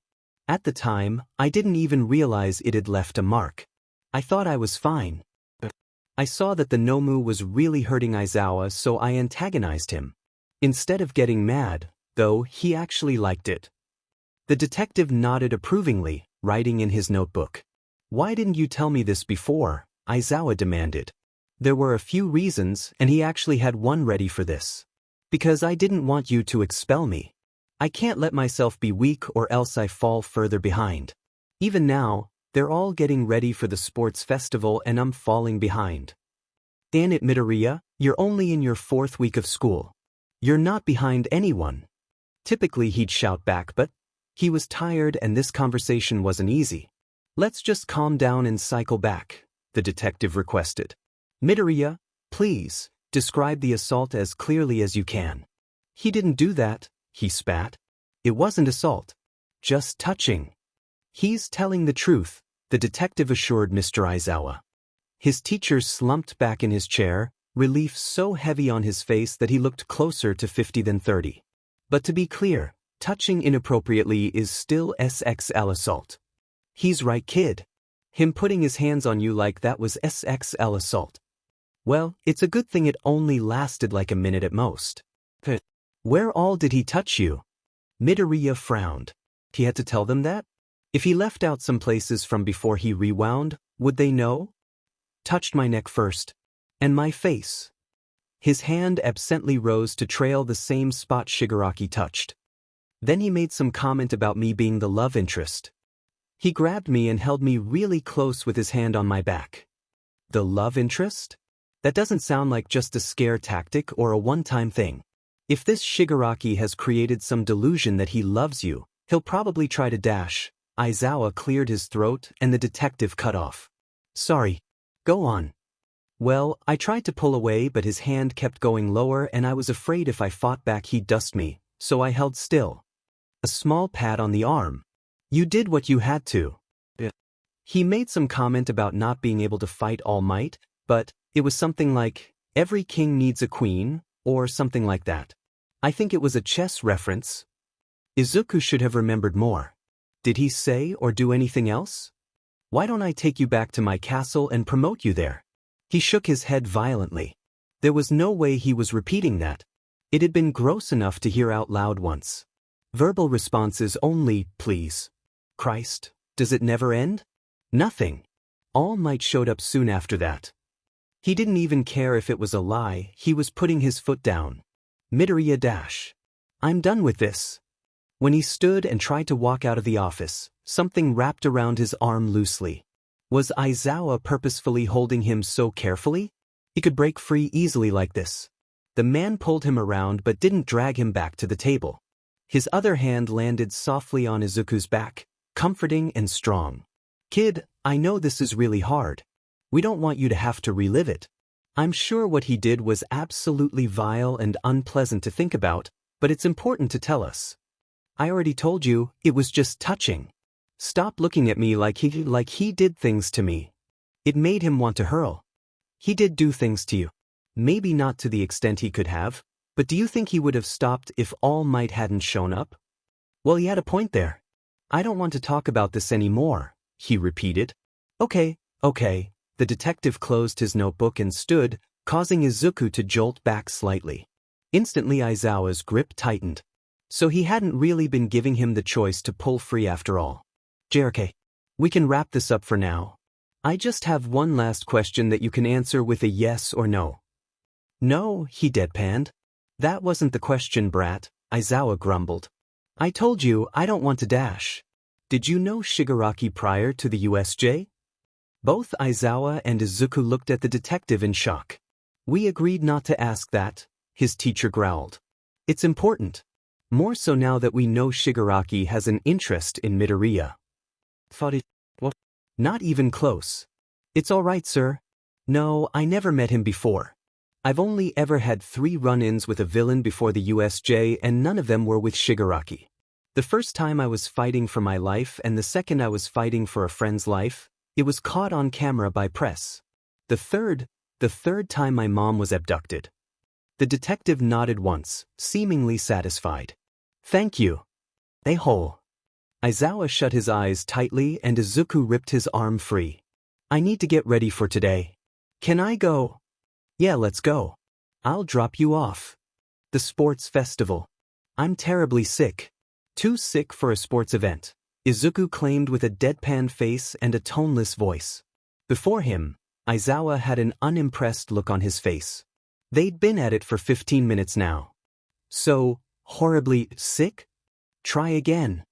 Obviously I won't benefit from this and I'll die if I have to humiliate myself out there before a live audience. It would be kinder to just let me sit out.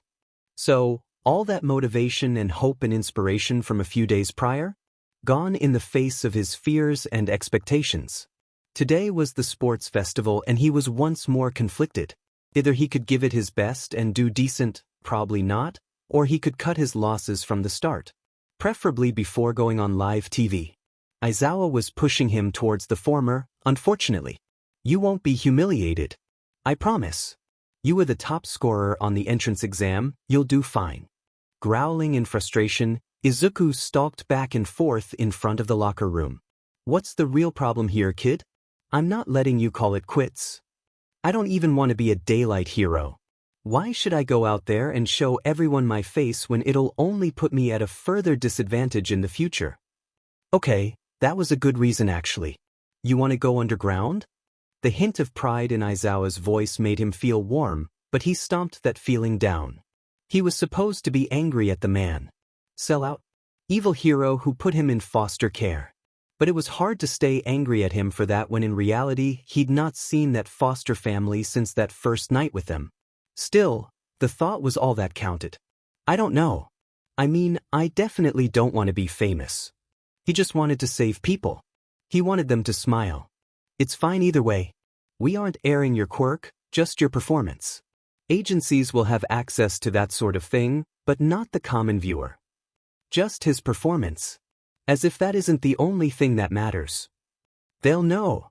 They'll figure it out and I might as well quit because without the element of surprise I'm dash. He cut himself off. Useless. He almost said useless. Izuku was done with that word. even if it still rang true sometimes. You're what? Aizawa asked seriously. Nothing. It doesn't matter. Either his shift to a dead tone or the words themselves made Aizawa frown and reach out to catch him mid-pace by the elbow. Midoriya. You don't need a quirk to be like them. You've proved that every day you've been here. No, he hadn't. It was all his curse. Stupid trial and error, always sending him back before he could taste peace. A thought struck him and he froze. Trial and error. His cursed quirk.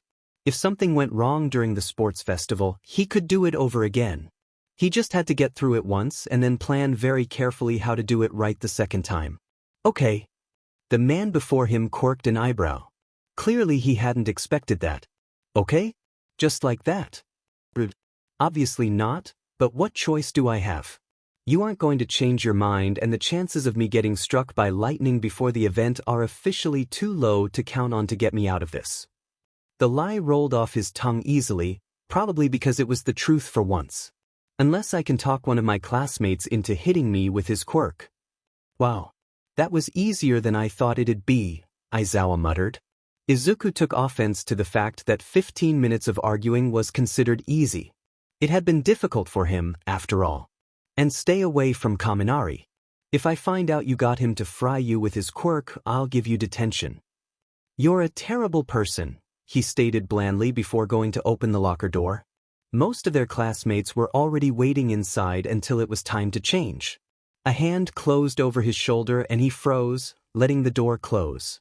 Aizawa gently turned him around. There was no anger there, though, so he forced himself to relax. Now that that's out of the way, I do have something to say. If at any point you start to feel sick or in pain, call it quits and find me. Seriously? You literally just told me I couldn't quit. Those were your words. Izuku wanted to hit him really hard in the face, but he refrained. Barely. Big difference between giving up and saving yourself, kid. How does the head feel? Are you sure you're healed up? The head was fine, now that he's rested and taken time to heal. Plus he had the chance to rewind the previous night. It healed his wounds but left him dizzy. No time yet to figure out if he's dizzy from not using his quirk lately or from overusing it 2 weeks ago. Or if it was just the standard discomfort he always experienced after a failed trial run. Even after coming back, his body felt off. Probably because of how nervous he's been. It started 2 days ago, after he got home from working out with Todoroki. Like a heaviness to his limbs, too much energy, not enough energy. If he didn't know better, he'd say he exercised too long, but that night all he and Todoroki had done was talk. Kid? You doing okay in that head of yours? My head is fine. But I'm going to throw up today and it's your fault. Mr. Aizawa snorted and let him go. Actually snorted too, like he found something truly hilarious about his answer. Bizarre. So your quirk is predicting the future now? What happened to screaming? Mike was a big fan of that. What? Izuku was never going to forget that. If he wished he had a screaming quirk. My quirk is being existentially cursed, he muttered in a rare moment of vulnerability. You're not cursed. They looked at each other, Izuku with an unamused glare. Mr. Aizawa glared at him. You're not cursed. I'm absolutely cursed. And what's worse, he seems to be dragging other people down with him. First his mom, then Mr. Aizawa, then Bakugo. Who would he trap in his misfortune next? Todoroki?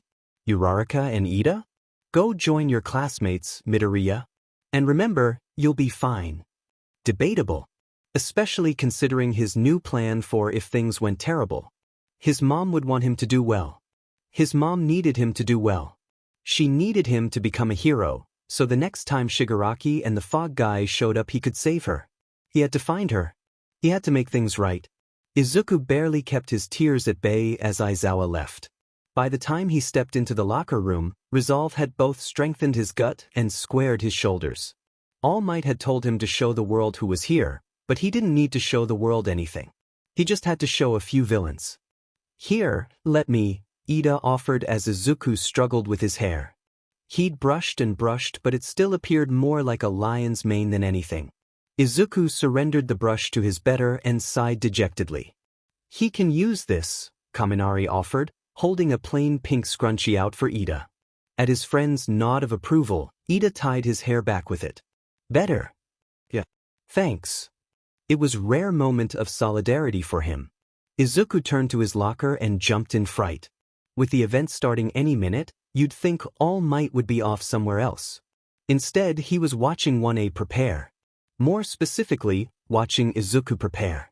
How do you feel? Izuku looked around. Sure enough, All Might was speaking to him. Great, just what he needed. Good, I guess. Nervous. My head is better now. All Might nodded and clasped his hands together happily. Then he turned and left. Just like that. Todoroki narrowed his gaze at him and he pouted. I swear I have no clue what his deal is. There was no reason for All Might to be acting so nice to him. It was strange and out of character for the hero, especially considering their first interaction. Christ, that felt like so long ago now. The start of his descent into madness, when he dared to ask his question. No matter, it doesn't mean anything anymore. Nothing. It can't. Push it down, Izuku. You have to be strong for her. I'm sorry, but you're probably going to do very badly, Todoroki told him. But I still look forward to beating you. Hey, Ida scolded. That's so rude. I've been training with him. He's not going to do well. Izuku frowned, a bit of irritation building in his chest. Sure, he didn't have Todoroki's strength just yet, but he had knowledge. Todoroki's quirk, for example. Everyone's quirk, for example.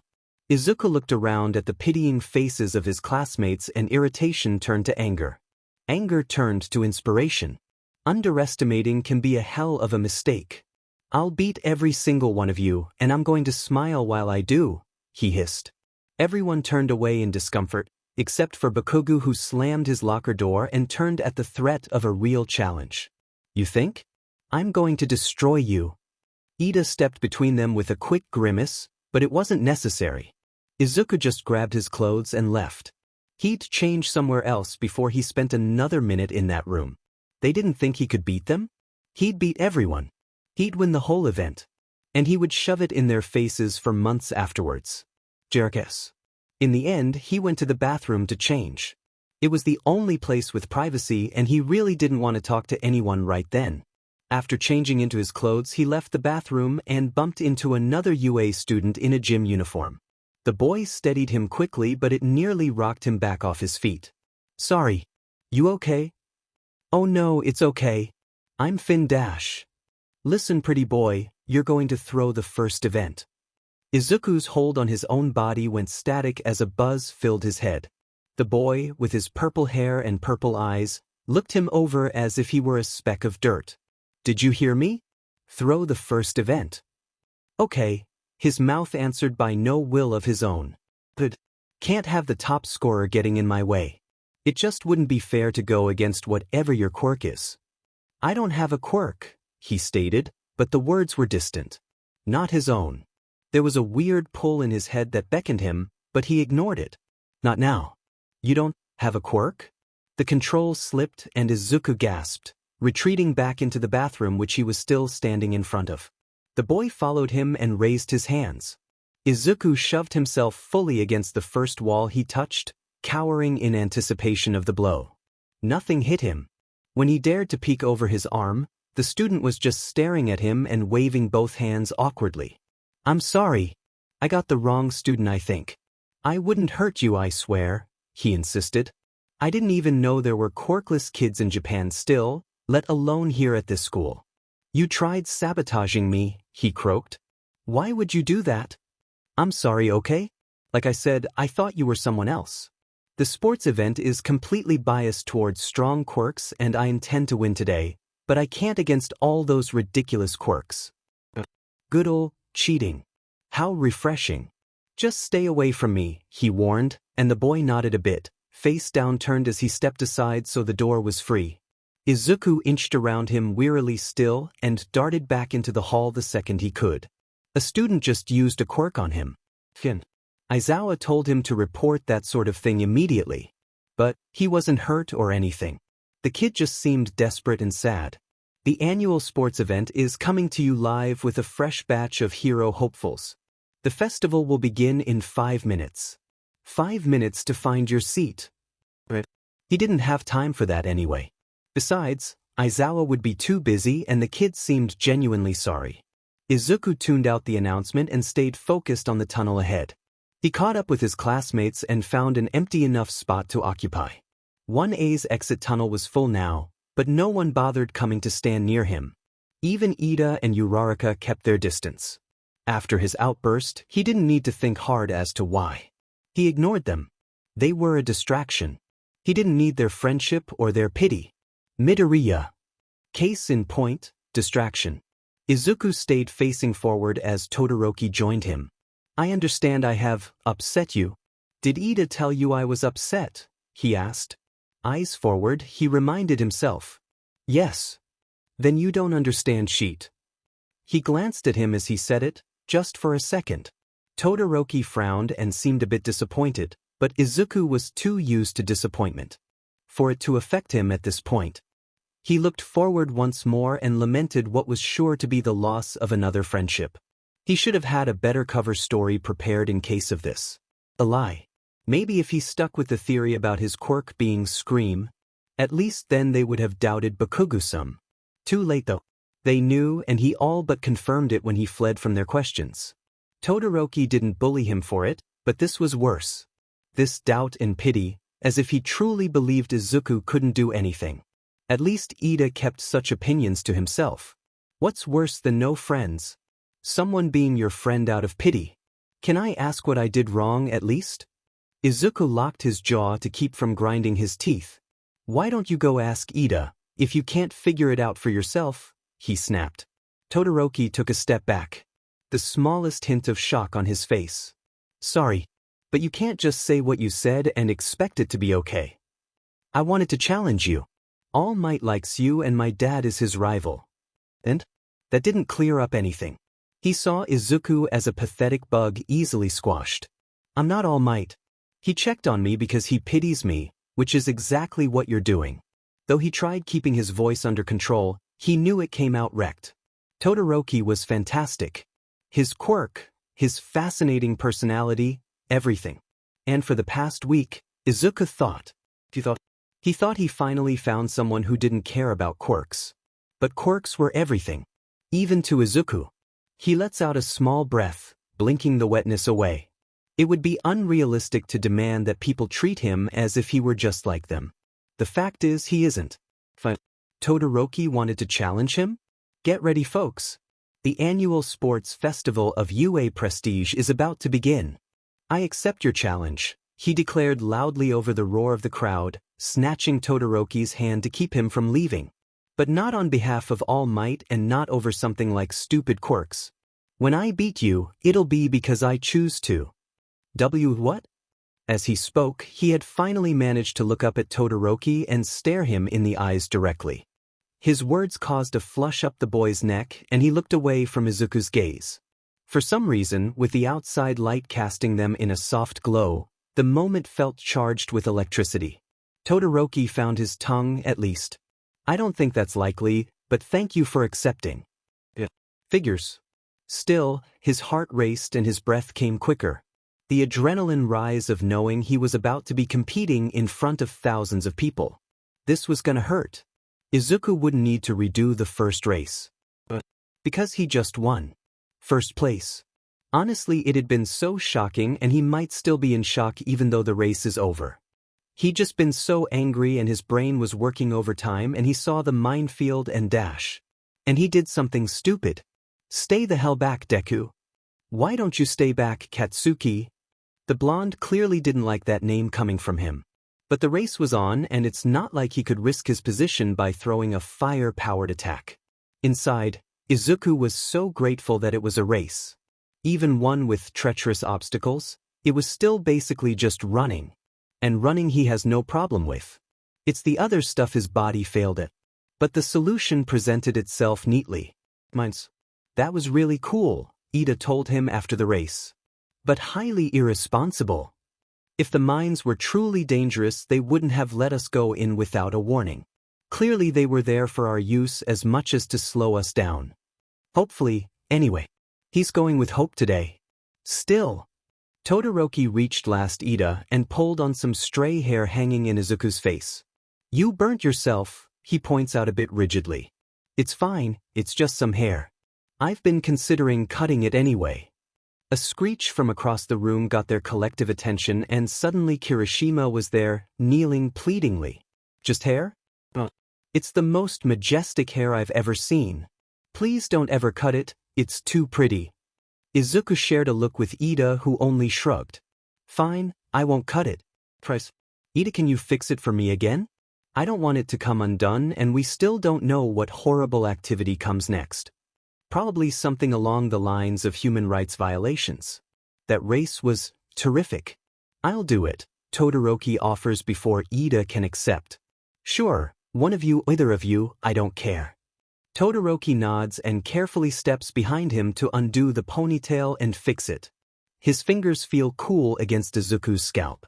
Jealous, Kirishima complains, making grabby motions towards Izuku's curls. Bakuga stalks by and grabs him by the shirt to drag him back to his own locker.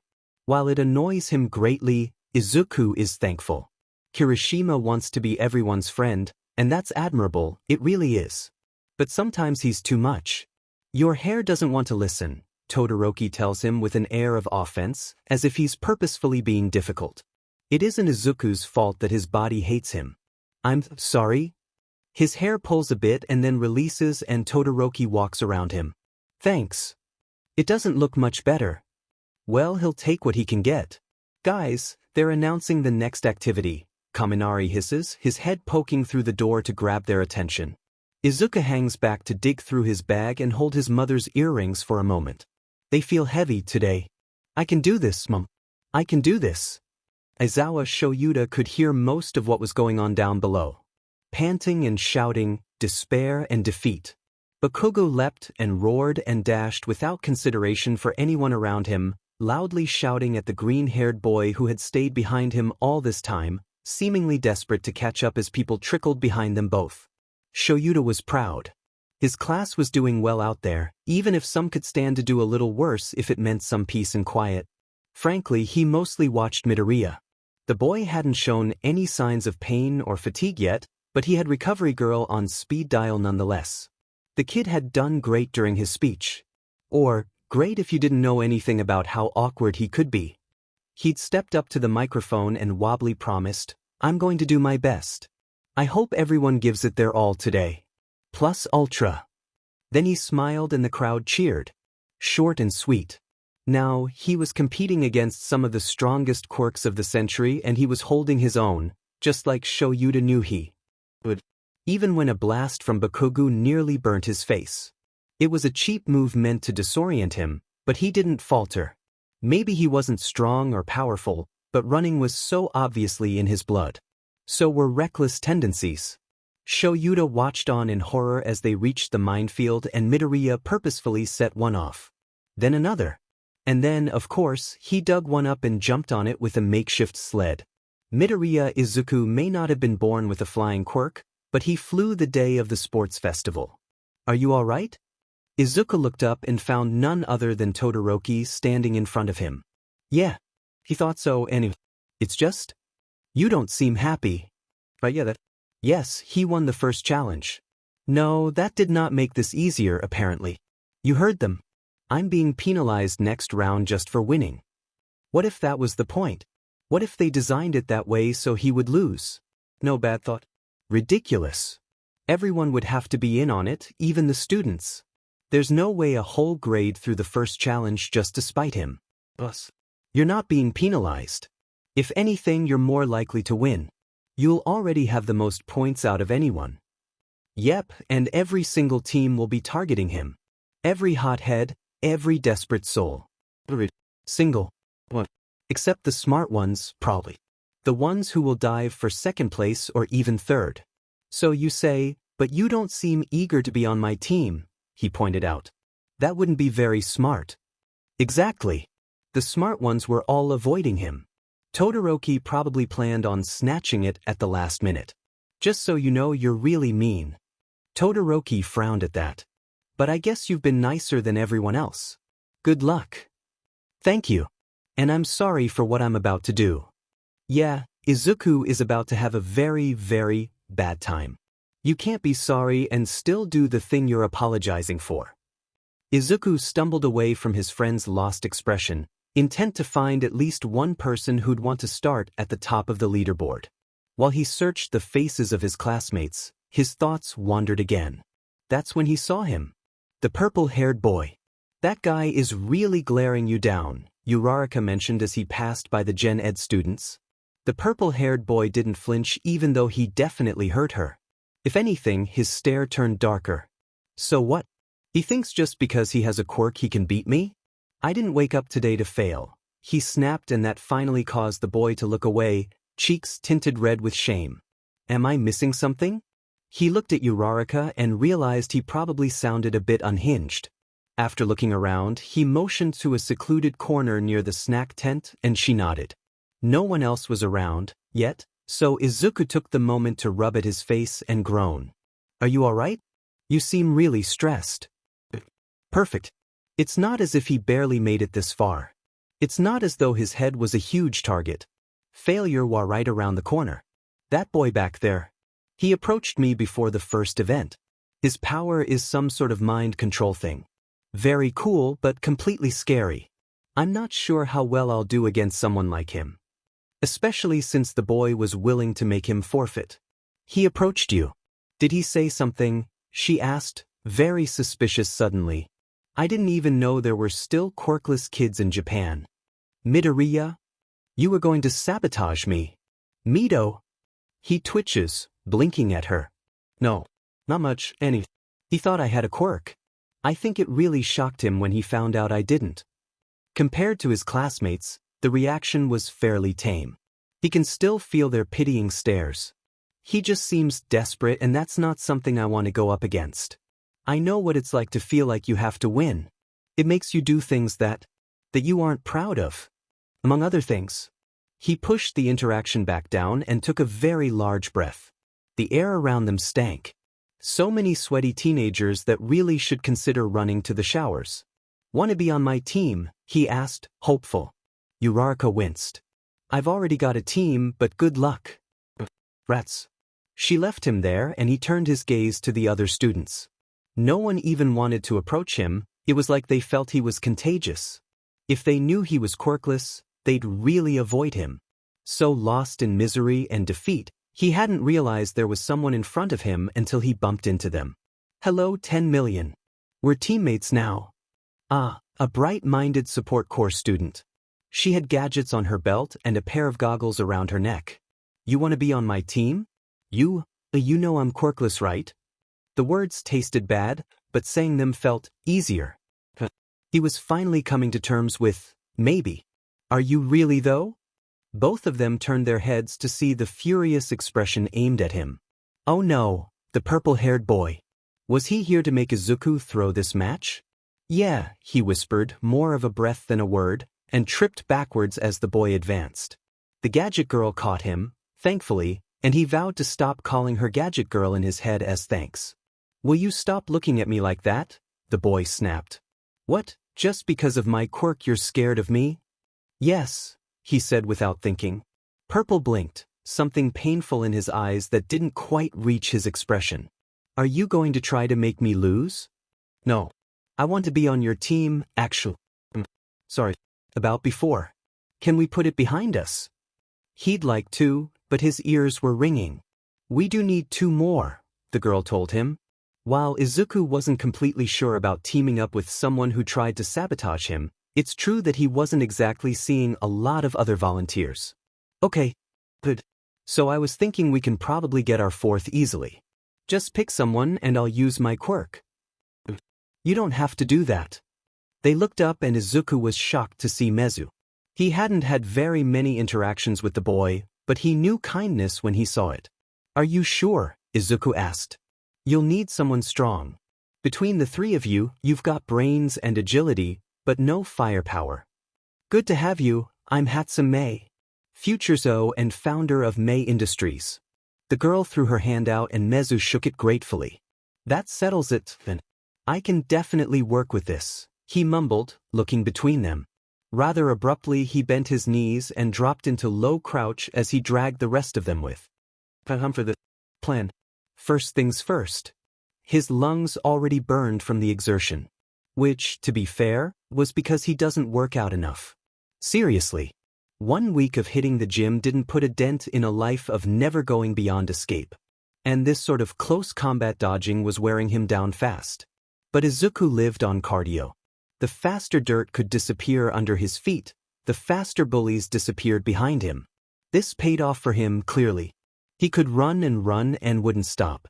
Not until a sheet of ice threw him off his course and Mezu falters. Mei tried to overcurrent, to correct their momentum, but it was too late. His legs wound up tangled in something and he had time only to scream on his way down. The points disappeared off his head. Error, meet undo. No matter how hard he tried, the points always got snatched at the last second. It wasn't enough to have Hatsume's so-called babies on their side. It wasn't enough to hide behind a wall of Shinsu's controlled classmates. In the end, even Mezu couldn't keep them safe. Izuku was on his 5th try when an idea struck. Shinso, I thought of something but it's kind of mean. Purple gave him a look that suggested mean was his game and he was very good at it. We could use your quirk to make people think Mei is me and I'm Mei. So they go after her and our points stay safe. I'm not sure I can brainwash that many people during the event so specifically, he admitted. Then, his eyes glanced to the side where the others watched them. But I could definitely do the heavy hitters before we get out there. Is that allowed? There were no rules against showing quirks to people before the battle, but it feels cheap still. You don't have to be a part of it, Shinso dismissed. To him, Izuku was just how he was going to advance. Which would feel offensive if the opposite weren't equally true. Izuku considered it. They would win easily if they go through with this, but he knows how awful it can feel to be cheated. It's not worth it, Purple. We've got time, I'll think of something else. Besides, their main problem was Todoroki and there's no way Shinso can brainwash him. He'd never acknowledge him. If you say so. Contingency plans, then. He'd been very careful not to tell them exactly what would happen. Instead he'd been using words like, in the event of, and, just in case this happens. No one's caught on. Look, I think the only way to win this is to make sure Todoroki doesn't get anywhere near us. Your powers are as good as useless on him because he doesn't talk much and never rises to the bait. He can outmaneuver us all on a bad day and Mei's tools won't stop him. Plus, he was scarily determined. Maybe they should settle for 2nd place? At this point he'd settle for 3rd. Who was in 2nd place last time? Bakugo and his team. Yeah, he's not touching that. But maybe. We rushed Team Todoroki. All 3 of them stared at him, horrified. Why would we do that? Everyone is going to be centered around us. Shinso looked ill at the thought. Because we're going to let Todoroki get the 10 million. In exchange we're taking his points and aiming for 2nd or 3rd place. If we try to keep the 10 million, we'll never win. Before Mei could interject, he told her, you'll still get your fame and attention. We're starting out with the most points after all. This is dumb. You're dumb, Shinso snapped. Do you want to win? Izuku asked plainly.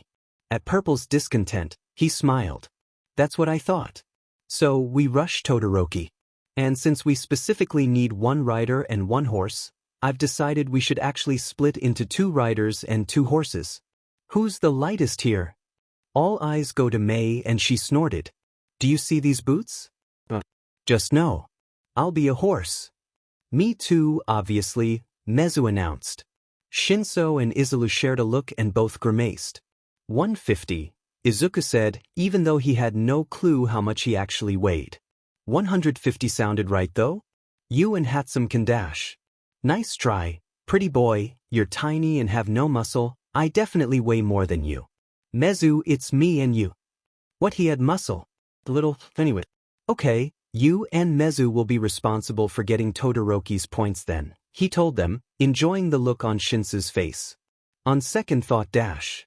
No turning back now, he announced with pure delight. Mei, are you sure you'll be able to carry me? Yes, it's all a matter of balance. I assume you and me are baiting Todoroki's team? It's very important that their attention stays on us and Shinso is able to grab his headband. I'll be trying to grab points as well, but without Todoroki's we'll be eliminated for sure. And he really didn't want to lose this time. He had the mother of all challenges to win. So long as he advanced, place didn't matter. Izuku, please no, too tired.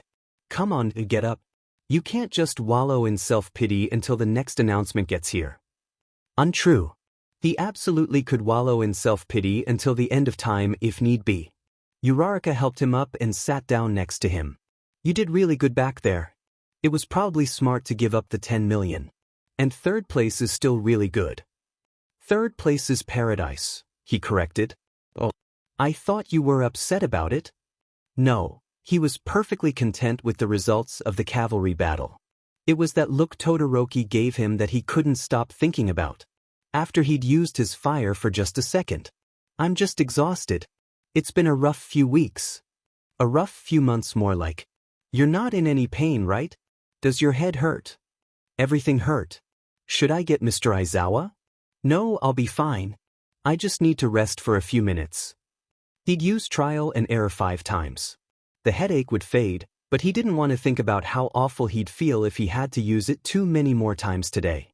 Not to mention, he couldn't shake the feeling that something was wrong. He was having a difficult time remembering what happened and when. Maybe a side effect of using his quirk so much so soon after the USJ, but he wasn't sure. It didn't matter. They were at the last event. He could do this. One-on-one, he repeated, a bit breathless. This is great. Now's our time to truly shine, Mei cheered. See you later 10 million. And thanks. Shinso had already left and Meza gave him a thumbs up before rejoining his own friends. Izuku was still hung up on 1 versus 1. The brackets weren't determined yet, but he had a basic sense of who he'd be fighting against. And his odds weren't great. Bakugo, Todoroki, Ida and Yaoyorozu were already his biggest opponents, and that was just the ones he knew of. Mei and Shinso would be terrifying opponents too. If he even made it to the finals, there was no way. Izuku! Oh God, it happened again. He looked around and found himself standing in an elevator. The door was already open and in front of him stood Todoroki. Oh, I'm glad I caught you. I wanted to tell you something. It was just difficult to refocus with all the conflicting memories, that must be it. Let's hurry. If Mr. Aizawa finds out we're not getting ready, he'll give us detention. So far Izuku had managed to stealthily avoid his year-long detention. I offended you. Before, when I claimed you'd be easy to defeat. I'm sorry. Well, that was a pleasantly surprising twist on what he had been sure would be an awkward conversation. That's not the whole reason I was upset, but thank you. Did you want to talk about that? Bit of a weird conversation starter. No, but I felt I needed to say so as soon as possible. I wanted to talk to you about quirks. Well, he did like quirks. Sometimes. Specifically mine. Have you heard of quirk marriages? No. Sounded weird. My mother and father held no love for each other. Their marriage was bought by my father, who sought to create a powerful quirk.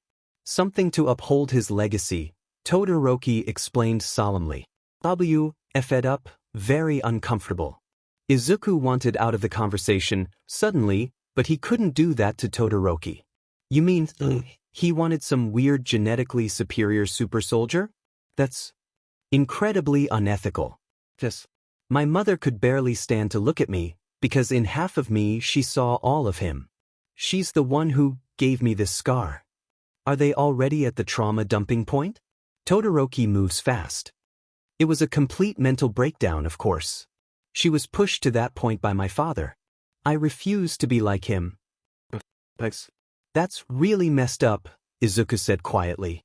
When I challenged you, it was because All Might had been paying attention to you.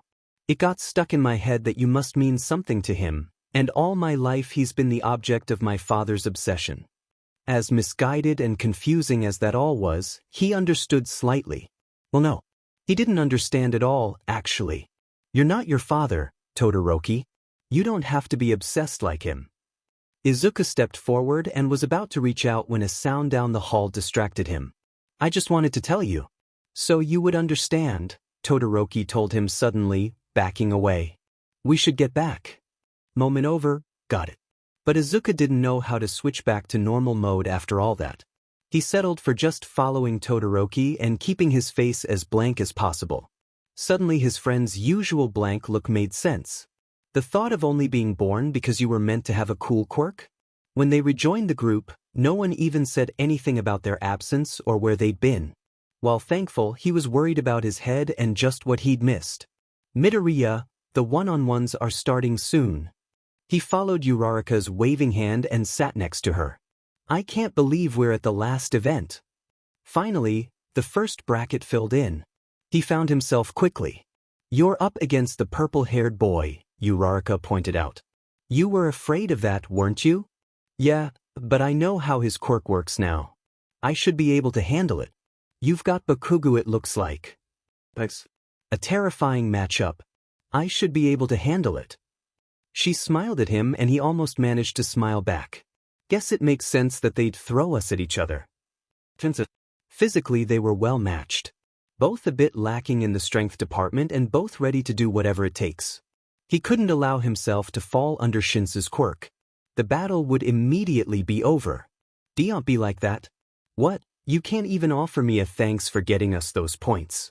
Izuku walked towards him, jaw locked firmly shut. Under no circumstances could he open his mouth. Easier said than done. Or not said in this case. He swung his leg out and forced Shinso back a step. I can't believe they let a quirkless nobody into the hero course. How'd you do it, huh? How did you fight against robots? The taunts were meaningless. Meaningless words thrown at him to get a rise. Shinso was just saying whatever he thought would hurt the most. Admit it, you cheated to get here. What did you do, pay someone off? Guilt the teachers into letting you in? Oh, I get it. You must have gotten sponsored. What? Did you SCK off some hero to get a recommendation? How dare dash? Control slipped through his fingers. Walk off the field. He turned around. He took a step. Immediately a woman appeared in front of him. She had a strange quirk that seemed to make her softly glow. Didn't she know she could get in trouble for interfering with the event? Turn around, kid. You're not gonna lose like this. He kept walking, stepping around her. She appeared in front of him again, walking next to him. Kid? Midoriya? You have got to snap out of it. I know you can. Your body doesn't like other quirks. Hell, it's fighting mine like a bad virus right now. Her quirk? The same pull he'd felt the first time Shinso used his quirk returned and throbbed in his head painfully. His feet froze a good 10 feet away from the circle edge and he curled forward, screaming in agony as the throbbing turned to a stabbing pain unlike any he'd ever felt. Fatta boy, champ. Now, go show him what you're made of. The ache faded fast, thankfully, as did the woman. Izuku smiled, meeting Shinsu's gaze from across the field. The boy took a step back as Izuku's head fell to the side curiously. In the next second he broke out into a run. Shinso clearly didn't know how to meet him because he frantically backed up and shot a look around for some form of weapon or escape. Too late. Izuku tackled him to the ground and together they rolled towards the line of defeat. A hand yanked at his hair but he made the mistake of letting his arm near Izuku's face. Or more precisely, his mouth. The scream as he sank his teeth into flesh had most of the crowd dying into a quiet murmur. Let go. Let go of me. Panic. Izuku unlocked his jaw and crawled after Shinso on the ground as the boy scrambled away frantically. Izuku dove forward and grabbed his legs, flipping his body around to roll Shinso onto his front. It worked, but the boy was squirmy and escaped his hold fast. They rolled around to face each other. Furious green met desperate purple. And then the buzzer went off. Somewhere behind his body, Shinso had put his hand down to steady himself. They both froze. Behind him, Shinsu's hand had crossed the line. Only the fingers. Just barely. But that was all he needed. Izuku had won. That didn't necessarily erase his rage, but considering Shinso was looking at him like he was a rabid dog, he should probably let it go. He stood up, spitting blood from his mouth in the process. If you ever suggest that I cheated to get where I am today again, to me or anyone else, I won't stop after the buzzer. Then he left him there. Every other duo had offered the handshake of no hard feelings, a peace offering to show that it was all in the name of the sport. But he didn't really feel very peaceful just then. If Shinso was broken up over the loss, he could deal with it on his own. The crowd cheered a bit in muted horror as he left the field, but he didn't care about that. Couldn't, maybe. Everyone he passed looked at him in terror, so he stopped meeting their gazes. It was a dirty fight, sure, but what did they expect? Izuku didn't stop walking until a hand wrapped around his arm and physically forced him to stop. Let's get that cleaned up, Midoriya. Just Todoroki and Ida. The two led him to the bathroom and Izuku let them. So far into his haze he barely registered the sound of the sink running. They undid his jacket and Ida took it to a separate sink to get the blood off it. When the cold splash of water finally hit him, he realized someone was washing the blood off his face. Or, trying to. Todoroki wasn't having much luck. I'm fine. I got it, he assured him as he gathered water in his palms and scrubbed it against his face a few times. Afterwards, he rinsed his mouth and grimaced at the taste of blood leaving his tongue. Like pennies spilling from his lips, the copper tang faded as the water finally spit clear. The taste didn't linger, thankfully. You looked frightening a minute ago, Ida told him. Your eyes were totally vacant and you looked like a zombie. I've never seen you so pale before. How fitting. He felt like a zombie some days. But no, the heart in his chest continued to beat without fail, steady as always. What did he say to you? Izuku looked over at Todoroki and wondered what they thought of him just then. He completely lost control of himself. Is that what Bakugo felt like all the time? It wasn't a good feeling. He said I must have cheated to get here. Among other things that didn't warrant repeating. The closest he ever came to cheating was using his quirk, but everyone else was permitted to use their quirks today, so why shouldn't he take full advantage of his worst quality? I'm sorry to hear that. But you won. You must be glad. Alright. Ida had lost already. You'll get your chance, buddy. Believe me, they do this thing every year. I've seen every event for the past 10 years. Lots of days spent in front of the TV with his mom. Of course. I should go. Are you sure you're okay? Izuku nodded and Ida left them there in the bathroom. Todoroki didn't speak to fill the silence, so Izuku didn't either. Instead, they finished washing the blood from his face and uniform and silently left the bathroom. A tall figure blocked their way. A flaming figure. Father. Shoto. You're wasting precious time when you should be preparing for your matchup. Get out there. Ah, had he made Todoroki late? Oh, it's your turn to go up? Sorry. Knock him out of the park, Todoroki. I'll be cheering for you. He sidestepped Endeavor and briskly walked away from the two, keenly aware of their emotionless eyes on his back. As he not so diacritely fled, he couldn't help but think that for a man on fire, Endeavor sure seemed cold. He thought he heard them talking as he turned the corner, but he couldn't be sure. As far as the rest of the brackets went, Izuku lucked out. He only had to battle Yaoyorozu 3 times before discovering she liked to go big right off the bat and then tired out fast. He spent a lot of time dodging. The only reason he won, by some miracle, is that she tripped. They'd been zipping all over the place and she'd gotten too close to the line. He didn't know how it happened, but he'd led her right to it and she just accepted it. Izuku was a semi-finalist. He was going to fight Todoroki, which, admittedly, would not go well for him. He was toast sincerely. No amount of do-overs would save him. If it were Bakugo, well, he's just glad it's not Bakugo. I meant what I said, Todoroki told him. I'm sorry about this. This crap again. Izuku was so fed up with everyone just assuming he'd lose before he even tried. You're about to be, he warned, circling Todoroki and looking for a possible weakness. His battle with Bakugo had left him weak and tired, too cold. Unfortunately, endurance wasn't going to get Izuku anywhere because his battle with Yaoyorozu had drained him of any energy too. It'd take wit and a plan, and he didn't have either right then.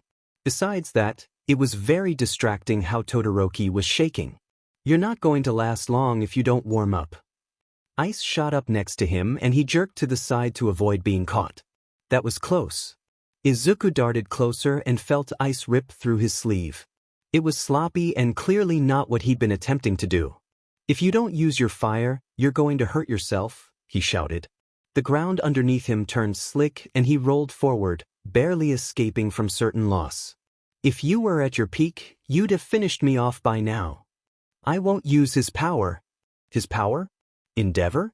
Izuku nearly tripped as he dashed over the frozen ground, making his way closer to his friend. "Don't give him so much credit. It's your power." And then Izuku was tackling him. Vaguely, he was aware of the air bursting into flames as they fell and the heat melted through the ice quickly.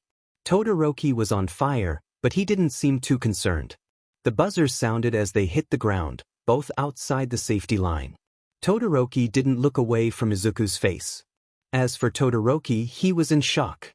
The brightest light he'd ever seen was shining at him, moving towards him at high speed. All he could think, in that short time, was that it wasn't his father's fire anymore. It was Midoriya's. Winning by a technicality never felt so good. Since Todoroki hit the ground first outside the line and it was Izuku who got him there, he felt pretty proud of himself. First place, Midoriya Izuku. Second place, Todoroki Shudo. Third place, Bakugo Katsuki. Like those numbers. Bragging rights for the rest of his life. Todoroki seems happy with the results, oddly. Bakugo never seems happy, but he's not exploding the podium, so that's nice at least. Midoriya. Fantastic work, All Might cheered. He placed a medal around Izuku's neck and patted his shoulder. As he moved onto Todoroki, the loudspeaker kicked on. Principal Nizu of All spoke up. "Our winners of this year's annual sports festival. In third place, Bakugo Katsuki. In second place, Todoroki Shudo. And in first place, Midoriya Izuku, the first quirkless student to ever place first in the sports festival." Izuku froze. Every muscle in his body tensed like a boa constrictor. The audience went quiet. The principal had just. On live TV. Millions were watching him right now. Maybe even the villains. His mother. How could he? Why? Izuku's body moved on its own off the podium and he ignored All Might calling after him. Distinctly a voice shouting his name sounded different than the rest, but he didn't stop. When his foot hit the entrance of the hallway, he broke out into a sprint. Shoyuda only stared in horror for a few seconds after Nizu's announcement before he took off. If he knew the kid at all and he was starting to, then this was gonna hit him hard. He had only just built up some trust between them after the USJ. Things had been going well. This will set them back to the very start. Back to that day when Midoriya looked at him as though he were a monster. Without hesitation, Midoriya had left the podium, not even waiting for the award, so there was no telling where the boy had gone. Shoyuda checked both the locker room and the bathroom, and then walked through the halls looking behind doors. The kid was too good at disappearing in times like these. "Sir?" He turned slightly and found Uraraka there. She seemed upset. "Are you looking for Midoriya?" "Yes." No point in lying about it. Besides, he wanted to find him fast just in case he was freaking out. "He's locked himself in the closet by the tunnel. We've tried everything but he won't open the door." At least he didn't completely flee the facility. Shoyuda relaxed a little at that small mercy. The kid doesn't exactly make things easy when things don't go his way. Like walking out of a hospital and trying to talk a hero into letting him stay all alone with no guardian. "Take me to him," he said tiredly. Uraraka nodded and walked with an insistent push in her steps, as though she were afraid of running but couldn't manage to appear totally calm. Uraraka wasn't the only one concerned either. Todoroki, Bakugo and All Might also stood nearby when they reached the closet. Well, Bakugo seemed mostly annoyed, not worried. Todoroki seemed concerned. Very concerned. Actually, this was the first time Shoyuda was seeing him with an emotion on his face. "Just let me blast the FNG door down. He's probably just moping like a beach," the hothead spat. "All Might, take the students and go," Shoyuda ordered. He didn't have time to deal with them and he also just didn't want to. Besides, Midoriya wouldn't want an audience. As All Might herded them away, he knocked on the door softly. "Midoriya? They're gone now." No answer. For some reason, he expected sending the others away to help things. Foolish hope on his part, should have known better. Alright, he would have to try and act like a human being for this. Shoyuta bent down and sat next to the door, a little to the side so it could still open if the kid decided to come out. I'm sorry about what happened, but don't be discouraged. What you did today was phenomenal, and I know that a lot of people are going to look up to you. They matter more than the ones who will try to hold you back, because you're something truly amazing. Like a shining beacon. Living proof that quirkless didn't equal useless, though it never did, and people shouldn't need proof. But Shoyuta didn't make the rules. Go away. It was so quiet, if he weren't leaning on the wall next to the handle, he wouldn't have heard anything. UA can mitigate the fallout from this. We can try to put out a notice that it was a mistake, if you want. It probably wouldn't work, but still an option. He waited for some reply but heard only silence. Was he out of his depth? Kid. Just barely, the sound of a sniffle. Then, metal on metal, as if he were moving something. Had Midoriya blockaded the door? What's going on in that head right now, he wondered quietly, suddenly desperate for some kind of response. For no known reason, his heart was racing. Danger? The hall was empty. Did you know? A breath of silence. A gasp. No. Midoriya, I swear to you, I didn't know this would happen. I never would have released that information. So it was true. Midoriya had lost that fraction of faith Shoyuta had earned from him. Nizu, what was the plan for this? Could you have stopped him? If you knew what he was planning, would you have stopped him? The words were full of so much pain, for some reason. Real, physical pain. Of course I would have. There was just no time and I didn't realize. But it's too late now. Nizu had simply barged into the little room and taken the mic from Hisashi. There was no way he could have known what the principal had planned. The door shook slightly as if something fell against it. Are you okay? No, not really. Shoyuta sat straight and listened, suddenly aware of a second noise. Crying. Can you go away? Just for a few minutes. He could, but something told him that'd be a bad idea. Why don't you open the door first and we'll see about it? The feeling of wrongness suddenly straightened out like a red yarn that he followed to one vibrant thought. This felt similar to talking someone off a ledge. Sure, the scene was different and Midoriya probably didn't have a weapon in there, but the general vibe was unmistakable. Should I call your foster family? He didn't have their number yet, though, as Midoriya kept refusing to put it on file. Midoriya Inko's name was the only he wanted in his contact list, even though Shoyuta had explained he needed a contact they could actually reach. Surely he could find the number, if need be. Sure, why not? Let's make this day even worse. You can call Shigaraki too while you're at it, just to make it perfect. The name sent a chill over his skin and his elbow throbbed painfully beneath the bandages. Shigaraki. The villain who nearly killed this kid just over a week ago, and almost killed him. Midoriya, open the door. Now. Using. Aggression was probably a bad mood, but something was deeply wrong. Like his vision was buzzing out, the same way it did before a migraine hit. He wasn't getting any answer now, so he resorted to fighting with the handle. Midoriya. Midoriya. Everything shifted. In the blink of an eye, something changed. Shoyuta thought maybe his chair had given out under him for a second. It felt deeply wrong. You're really proud of him, aren't you? Shoyuta allowed himself to smile, brushing off that strange sensation that something terrible had happened. He needed to stop drinking so much coffee. I told you he could do it. Hisashi smiled back with fondness in every corner of his face. It was something he liked about the man, the calm and gentle nature he let off. He was a good friend. Just then his phone started ringing and he frowned. Let me check this, he muttered, keeping his eye on the field below so that he didn't accidentally miss Midoriya accepting his award. They hadn't gone out yet, thankfully. I'll look at that. Midnight was the one calling him. Maybe there was a problem with the podium. Hello. Your brat is causing a fuss, says he won't step foot outside. Bakugu. That kid was too much trouble. Why had he let Nizu put him back in his class? Tell Bakugu that dash. Not that brat, the other one. Midoriya. Oh, Midoriya? He's crying and saying that if he goes out there everyone will know he's quirkless. Seems pretty scared to me. "Geez, these kids. Let me speak with him," he ordered. The second he heard sniffling, he stood up and walked away from Hisashi for privacy. "Sir Dash. Go accept your medal, kid. You earned it." "I can't.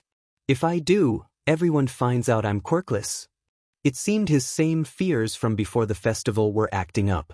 "Please, whatever you do, don't let them say it. Don't let anyone announce that I'm quirkless." "Alright, calm down. I wasn't planning on it in the first place. Now get out there, you're holding up the ceremony." Was he always this touchy? He could still hear the sobbing even as Midnight took her phone back. He's still refusing to go out there. "It's alright, we've got an idea." Probably a bad one, if she came up with it. "Nemuri, don't even think Dash. Gotta go." The line clicked off and he sighed in defeat. At least she probably wouldn't hurt the kid physically. He sounded really upset, Hisashi pointed out. Of course his acute hearing would have picked up on that. Shoyuta returned to his seat and frowned deeply as the podium began to lift. Sure enough, the winners were all present. One with his hands clasped behind his back. She handcuffed him. She seriously handcuffed him. "Oh dear, I hope I'm not late." They both turned to see Nizu coming in. "I would like to do the honors this year, if you don't mind." Go ahead," Hisashi said, sliding the microphone over for him. "Thank you." He flipped the switch and cleared his throat before leaning in. "That concludes this year's annual sports festival. Thank you all for coming out. We will now begin the award ceremony." All Might appeared loudly and the crowd roared with cheers for the hero. He bowed deeply and approached the stands happily, grin obvious even from way up in the loud box. In third place from the hero course, we have Bakugo Katsuki. Applause built up. In second, also from the hero course, Todoroki Shudo. In the very first place, placing from the hero course, the very first ever to do so, we have the quirkless Midoriya Izuku. Nizu turned the microphone off and sat back. Dead silence. No applause. No cheer. Hisashi slowly turned to look at Shoyuta and winced. Didn't you just promise him we wouldn't do that? How did he know?" That was the promise he'd made. Down on the podium, handcuffed with nowhere to go, Midoriya had started sobbing and fighting to get free. All Might was waving his hands at him and glancing around fearfully, but the boy couldn't be soothed. Not after that. Shoyuta stood on wobbly legs and made his way out of the loud box and down the stairs. The murmur of the crowd had started back up by now, but he didn't pay any attention to them. He stopped at the end of the tunnel and caught Midnight's attention to wave her over. "Head down with them, and as soon as they're underground, let him go," he whispered after she jogged over. "Don't make it obvious that you had him handcuffed, bring the podium down, and just smile and act natural. He's really freaking out right now. I know, just give the signal to bring them down. I'll be waiting." With that, Shoyuta ducked back inside and took the stairs. Cementos was there anxiously pacing as All Might gave a speech above them. He could hear Midoriya crying and Todoroki saying something to him. "Bring them down," he ordered. Nemuri was on the podium in a casual pose until the second they were hidden. She unlocked the HNDCFFS and stepped away just as the boy yanked himself free. Midoriya collapsed into his side, hands twisted tightly in his jumpsuit. "You promised. You promised." Shoyuta shut his eyes and held back his own tears. Just like laughter, pain was contagious. "Come on, this way." He ushered him away from the others and nodded to Cementos gratefully. Midoriya didn't fight him as he was led to the staff's break room. Even when he sat him down and pried his hands off, he didn't fight. The sobbing didn't show any signs of stopping. There aren't any words that will express how sorry I am. You have every right to be upset." He reached out and put his hand over Midoriya's shoulder to try and pull him from his ball of hurt. Midoriya pulled away, crying so hard he started gasping for breath and retching. "Alright, I won't touch you. But I need you to calm down before you hurt yourself. Can you take a few deep breaths for me?" A sharp nod, and the hiccuping tears continued. Eventually they slowly tapered off to just shaking. "Alright, that's good. Good job." Shoyuta was out of his depth here. Way out in the FING Ocean, actually. Midoriya's vocal cords failed him sadly and the sound pulled at his heart. Can the bathroom dash? You don't have to ask permission, he told him gently. Can you stand? Another nod and Midoriya shot up but wobbled immediately. Take it easy, just slow down. Shoyuta did his best to help him while only holding him for support when he seemed close to falling again. Eventually they made it to the bathroom and Midoriya shut the door in his face. Fair, these were the private bathrooms without stalls, after all. Almost immediately the sound of the sink kicked on. Probably washing his face after all that. He didn't particularly want to listen in, so he leaned against the opposite wall and tried not to think too hard about the continued sobbing. I'm sorry I broke my promise. If I'd known what was going to happen, Shoyuta stilled. Midoriya, how did you know that you were going to be outed? No, surely he hadn't actually known. The boy simply had an unrealistic fear, one of many, and it happened to come true this time. Shoyuta shouldn't reinforce his fears or Midoriya might start creating delusions and it could lead to worse reactions down the line. Either way, he got no answer. Moving closer to the door, he listened in. The water was still running, but the sobs had stopped now. He knocked. Midoriya, are you okay in there? No answer. Shoyuta felt a migraine coming on as he knocked a little louder. The water was still running. No answer. No sound. I'm coming in, all right? When he still received no answer, he took a steadying breath and reached for the handle. It was locked. Not necessarily unusual, but wrong. Shoyuta reared back and kicked, splintering the lock and cracking the wooden door. Just as he stepped through, a horrible feeling overcame him. What's up? Mike asked and Shoyuta wasn't sure how to answer. Just a strange feeling. Nothing. So, where are the winners? Down on the field, the kids hadn't come out yet. He was a bit looking forward to seeing Midoriya happy for once. Except, Midoriya never came out. They waited and waited, but something seemed to be holding them up. Where are they? He asked, thinking maybe he just fell behind. In his pocket, his phone rang. As he checked it and squinted his good eye, he recognized Midoriya's number. Instantly he answered it, because the only time he'd called ever was during an emergency. Kid? Where the hell are you? I can't do it. I can't go out there in front of them. Had he been crying? Everything is going to go wrong and I'll never get stronger and my chances at finding my mom will be ruined. Calm down and explain it to me, he insisted, standing up but faltering because he didn't know where to go. The door opened and Nizu came in, but he just moved aside and didn't pay any mind to the principal. How many people are watching the event right now? The little TV screen in the room had a view count at the bottom. A lot, right? 8 million, but you can't back out of the award ceremony over some stage fright. You earned this, it's all right to have a few weeks of fame. Typically he'd preach the opposite, but he was proud. Yes, proud, that's what this feeling was. If I ask you to do something, can you trust me and not ask any questions? A little worried now, he thought it over quickly and seriously. I'll do my best. Something bad is going to happen, I know it. Please just promise me you won't let anything bad happen? Don't make me go out there. Shoyuta had suspected for a bit that the boy was more paranoid than he truly let on in his fits of odd ramblings, but this really showed a level he never anticipated. Nothing bad is going to happen, I promise. Now go get your medal, he told him with a small smile that the boy couldn't even see through the phone.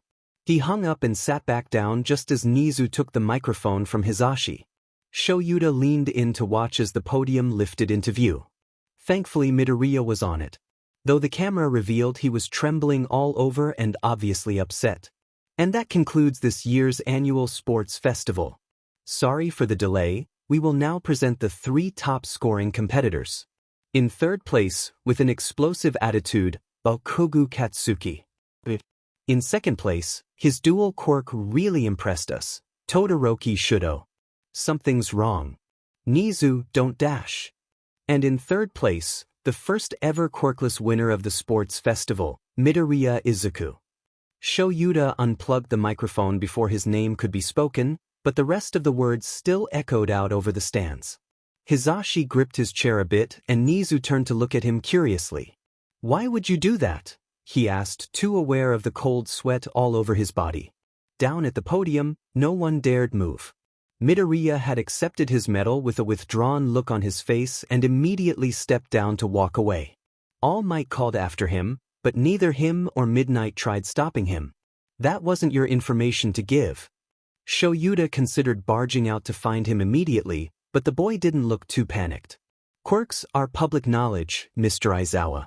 Anyone could have looked him up and seen his quirkless status. I just ensured that we at UA weren't later accused of hiding it.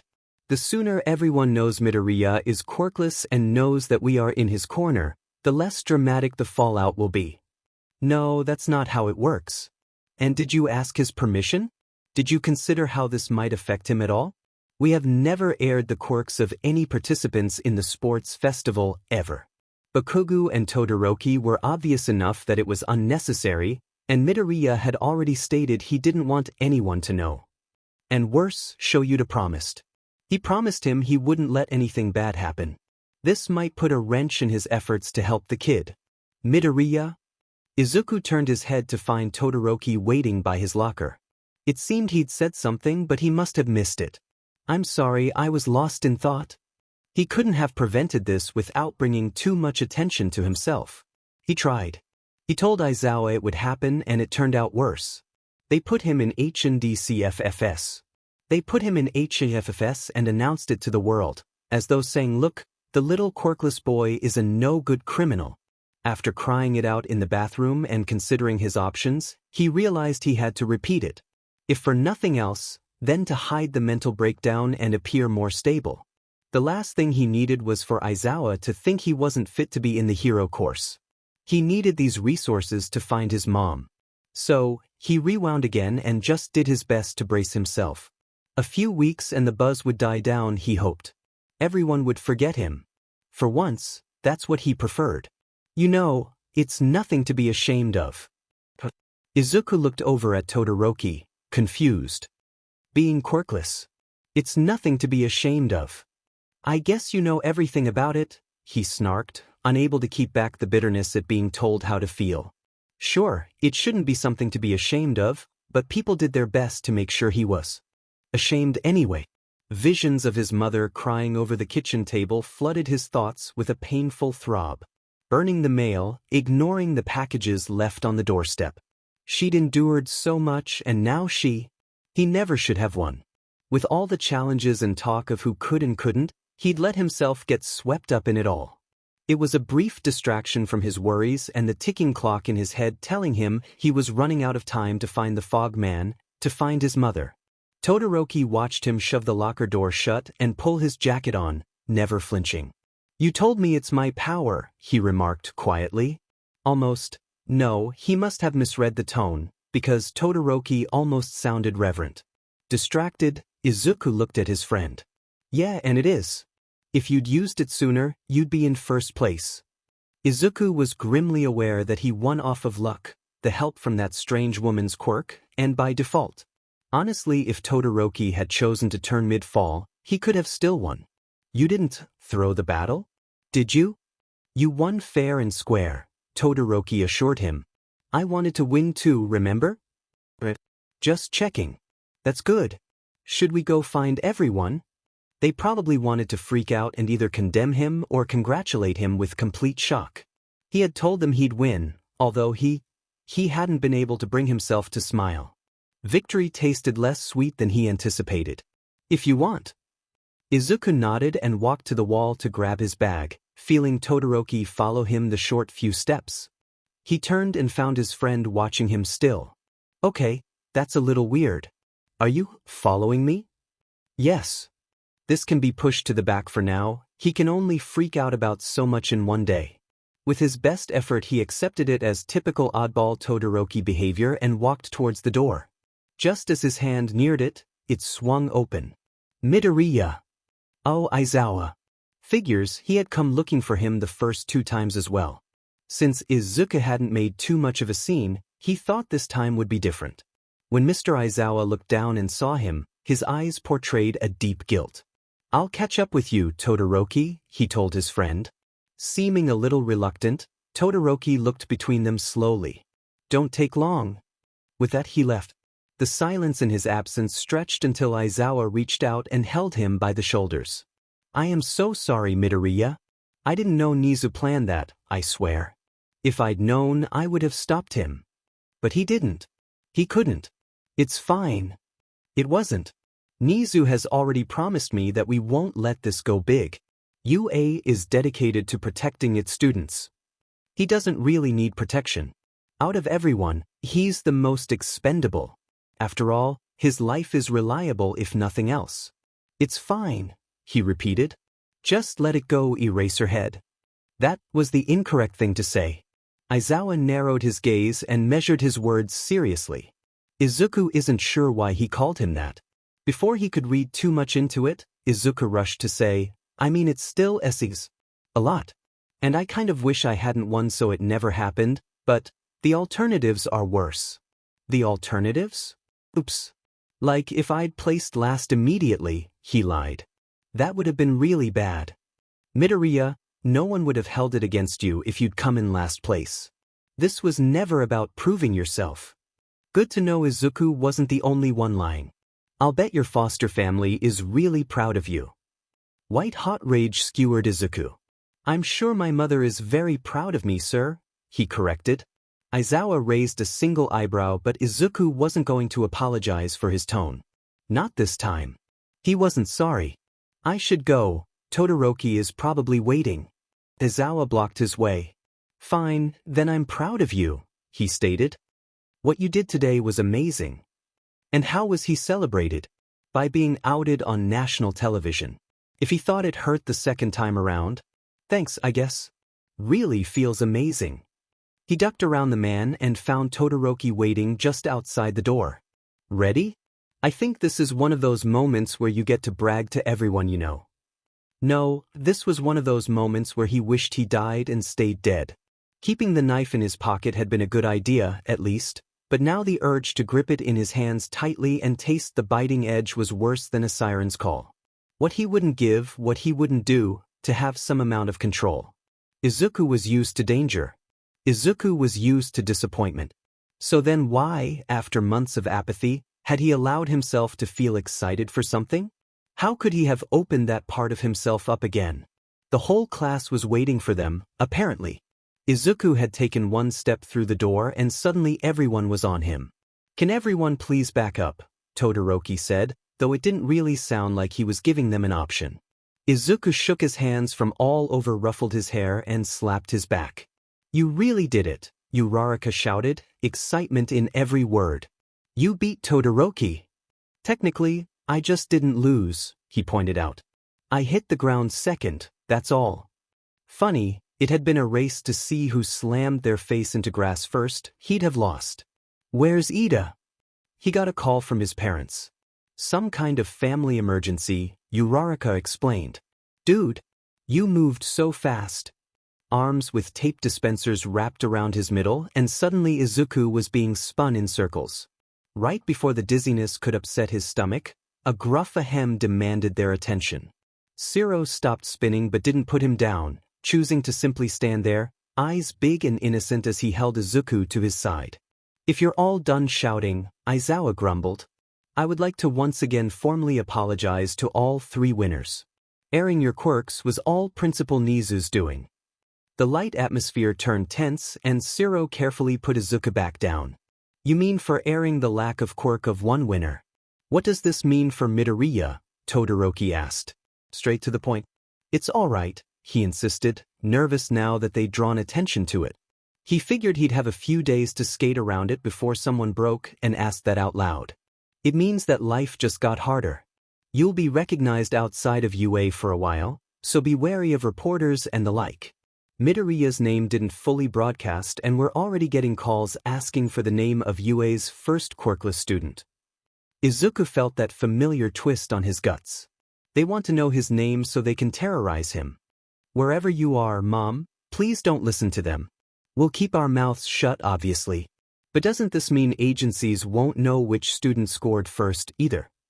Zero shot a look at Midoriya and frowned. He doesn't even get Tobe acknowledged as the winner. I'll survive, Izuku deadpanned. As it is, the information will be leaked eventually, either by another class or a well-meaning teacher or someone. We can't stop it from happening.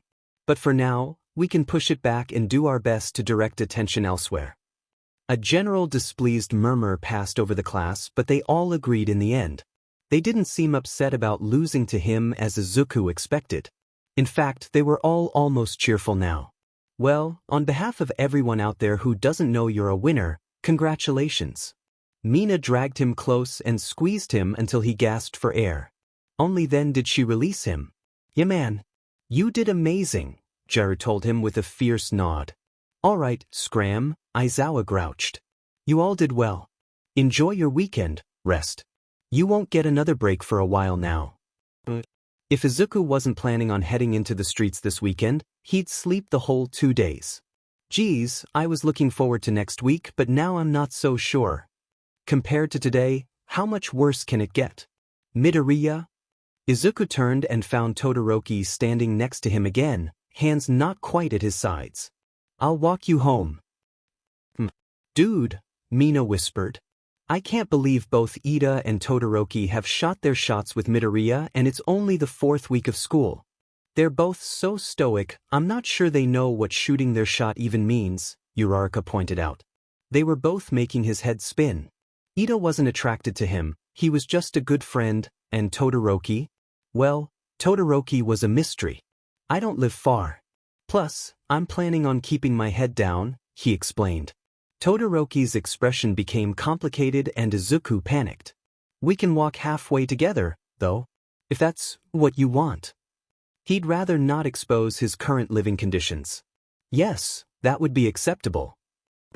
Izuku pretended not to notice his classmates rioting.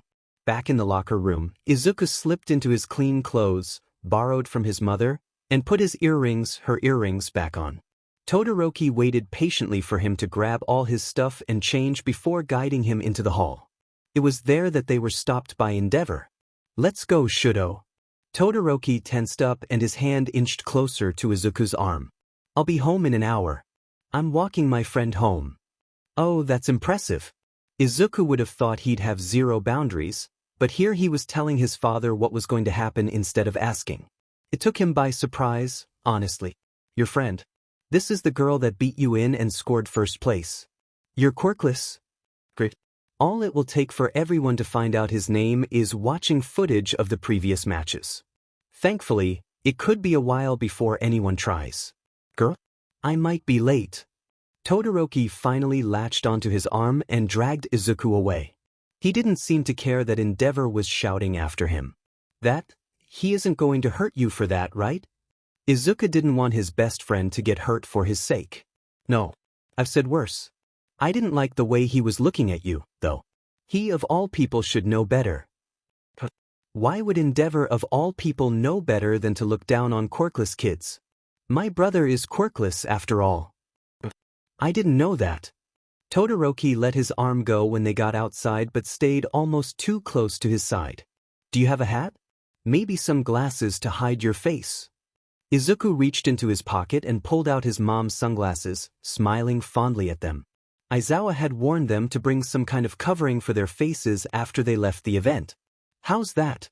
Todoroki looked him over and stared for a moment too long. Izuku wondered how he must look, wearing his mother's clothes. You're very bright. Bright? The sun was low in the sky already, though his glasses shouldn't be reflecting any light. Sorry, I guess. Todoroki shook his head but didn't say anything, content to continue along the path next to him. It was when they neared his street that he stopped and turned to Todoroki with a nod. I live just up ahead. Thanks for this. Whatever this was. I didn't want anyone to bother you, in case you were recognized.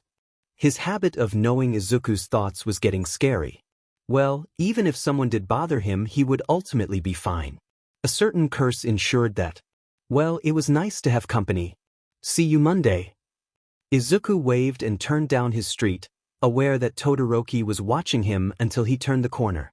Other than the absolute rotten resolution to the award ceremony, today was ending on a high note? Izuku felt warm. Probably from standing so close to Todoroki. Just as he turned the key and unlocked his door, he froze. There, in the corner of his vision, someone was watching him. Izuku turned slowly, heartbeat picking up, and stared at her. A woman, almost transparent. The same woman from the sports festival. Hello, number 9. The day started normally enough. Shoyuta got dressed and sat on his sofa all morning watching the news, even though 9 times out of 10 it just set him off. He brewed some coffee and returned to his sofa. Then he took a nap. Pretty standard for one of his days off. Shoyuta woke up again around 9 o'clock. It was at that point he realized his phone had died and he forgot to charge it the night before. After plugging it in for a few minutes, he turned it back on to find he had 10 missed calls and almost a dozen messages. All from the same number, and not Yamada, for once. Midoriya. He shot off the couch and ran to get his shoes on while reading the messages, heart dropping into his stomach more with each one. Being followed. Not a prank, him being stalked. No pressure, but she can totally walk through walls. Sir, please answer the phone, I don't know what to do. I'm hiding near the school. Eraser, head, please answer your phone, please. Something is wrong with me. That was the last message he'd sent. She's back. It was sent last night, shortly after Midoriya and Todoroki left. He wanted to be optimistic. Maybe he meant his mom, but he knew better. The level of panic in his typing and amount of mistakes suggested he had been terrified. Shoyuta called him back the moment he was out the door. Midoriya didn't pick. In fact, his phone went straight to voicemail. Dead battery, or in no state to turn on anymore. Sheet. Could someone have followed him after the sports festival? The whole world saw his face and they all knew he was quirkless now, even if they never heard his name. If he'd been attacked, it was Shuta's fault. He did this, he failed to protect Midoriya after the boy begged him to make sure nothing happened. Over and over, it felt like he just kept failing him. If Midoriya was gone, that blame laid at his feet.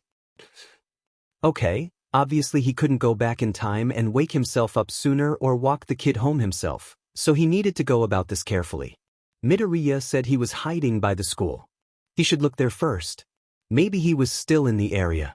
If he wasn't there, he'd find him. Shoyuta drove fast, intent on circling the area a few times in case he could spot the kid from the street. After the 3rd time around the block, he pulled over the curb and hopped out of his car. Midoriya was too smart to be visible from the street. If he was being followed, he'd go somewhere creative, somewhere smart. Near the school, he can hide. Someplace that wasn't hidden, but was safe. Shoyuta nodded to himself and tore off towards the same sports complex the festival had been held in yesterday. Only someone with a student or teacher card could get through the gate once the event was over, or else the alarms would sound. Sure enough, he spotted him immediately after stepping onto the field. In a smashed-up ring of dirt and grass.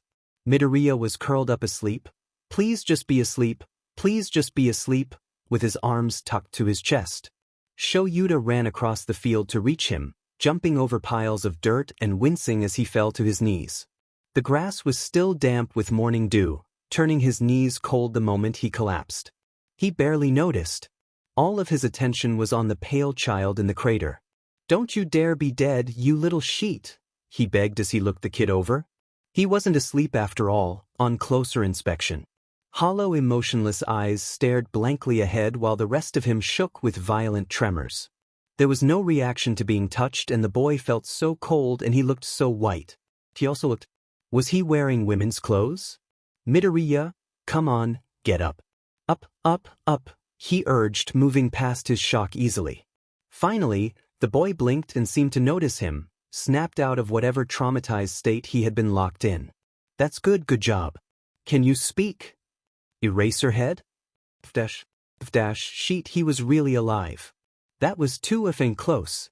Shoyuta helped him sit up and took a few ragged breaths, heart still quaking in fear as he kept him steady through the shaking. Are you hurt? He asked first and foremost. My chest, it really hurts. Feels like it's going to explode, Midoriya whined.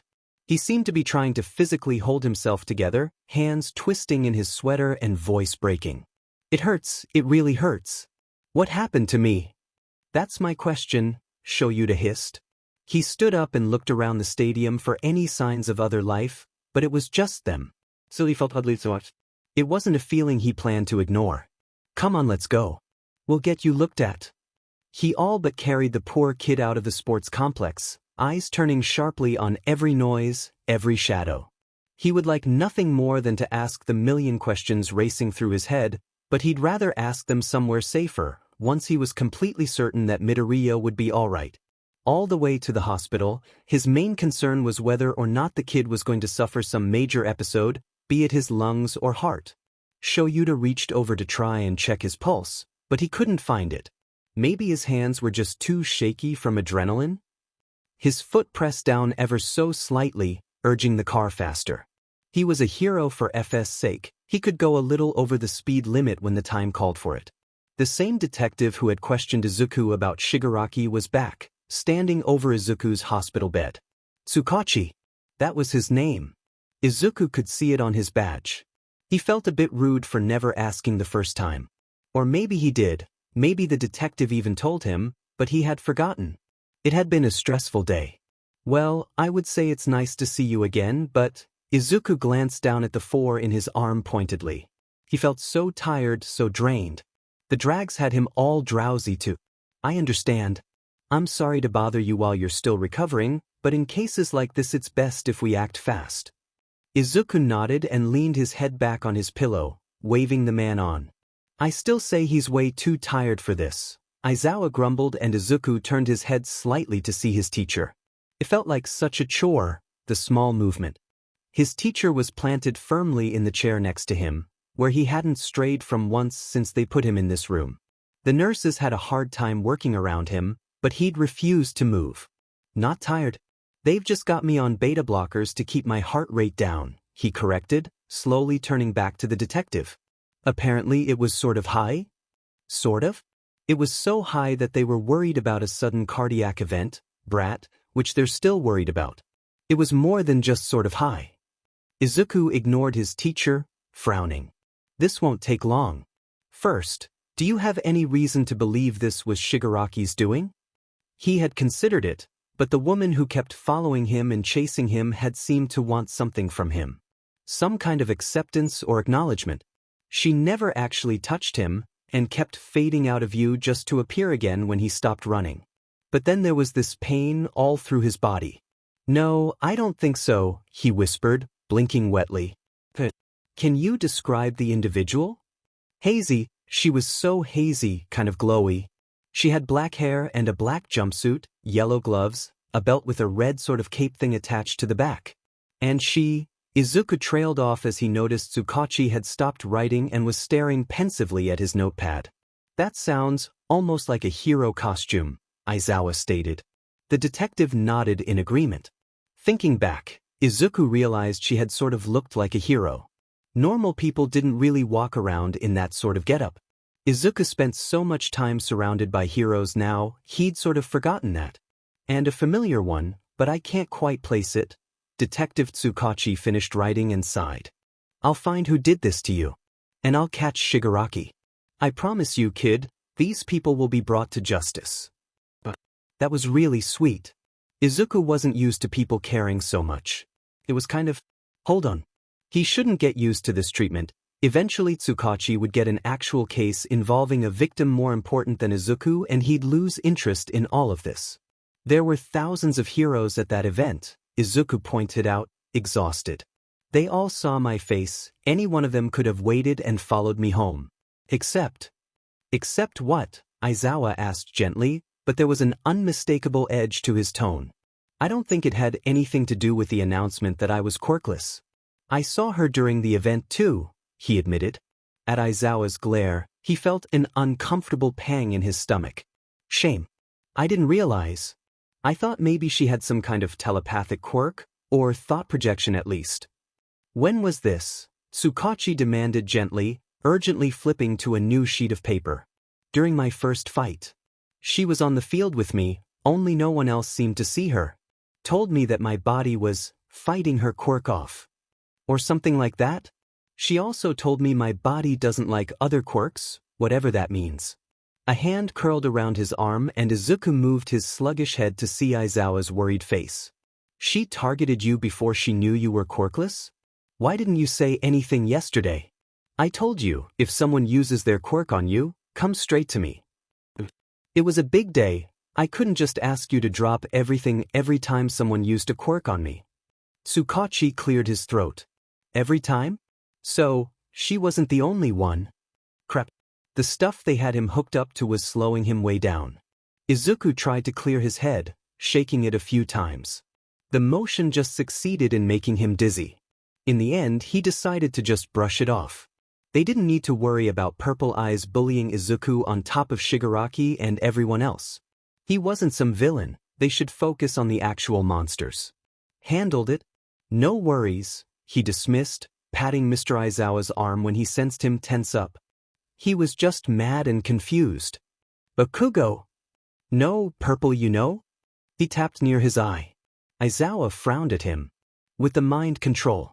Before the first event, he cornered me in the bathroom and tried to get me to throw the match. But he apologized. And I kicked his butt, so we're even now. That's not how that works. But thanks for telling me this. Is there anyone else I should know about? Did Endeavor count?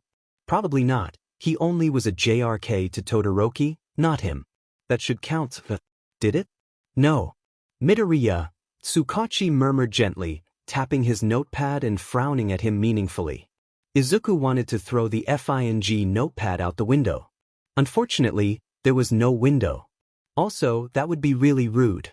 You can't do anything about it anyway, just leave it alone, he grouched. Tsukachi winced slightly and Izuku knew it was because he was telling the truth. Or, his subjective view of the truth. He didn't believe one detective, even a good one, could do anything about the number 2 pro hero. I disagree. Disagree? With a cold hard fact? Well, it doesn't have anything to do with this, and it isn't my secret to tell. Izuku winced as his heart rate jumped. Hey, let's calm down. If you say it doesn't have anything to do with this, I believe you.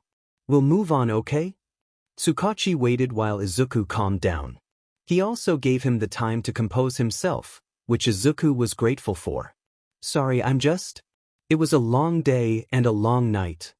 I understand. Why don't we dash? He was interrupted by a knock at the door. It opened to reveal someone Izuku hadn't expected to see at all today. Sorry to disturb you all, All Might said, much quieter in his small form. He glanced at Izuku and frowned. Am I in the wrong room? Sorry, young miss, I thought this was Midoriya's room. It is, he mumbled, blinking tiredly at the man. He didn't have the energy for All Might today. Oh, I'm so sorry, you just look very... The clothes merely confused me for a moment. My mistake. Izuku glanced down and realized he was still in his mom's sweater. They had put him in a hospital gown, but he had slipped the sweater back on over it and no one wanted to argue with him. Perks of being hit with a dangerous quirk? He could get away with stuff like that. It's fine, I don't mind. Just call me whatever. All Might faltered once more, seemingly trying to decide if he should continue or backtrack. Well, I just came by to apologize. I can't help but feel responsible for your injury. How many broken bones did you suffer? What? Izuku shifted his gaze to Aizawa for clarity, confused as well now. Did he have broken bones? He didn't remember breaking anything. Then again, he didn't remember much at all. Aizawa would know. He'd been hovering from the moment he found Izuku, asking the doctor and nurses a million questions. He didn't break anything, Yagi, Mr. Aizawa said, annoyed. And he's probably confused right now. You're a stranger. Wait outside, we'll talk later. No, he's All Might, Izuku told him strongly, before wincing and looking at the detective and All Might. No, wait, I'm delirious. Ignore me. How does he know that? Tsukachi asked at the same time. Aizawa hissed. Yagi, explain. Well, everyone in this room is aware of who I am, All Might realized, surprised. He looked Izuku over, studying him.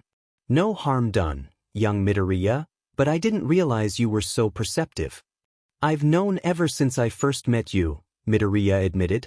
He paused and considered the certain lie detector in the room. Don't ask how, I'm too tired to explain right now. I saw you change, though, and I haven't told anyone else.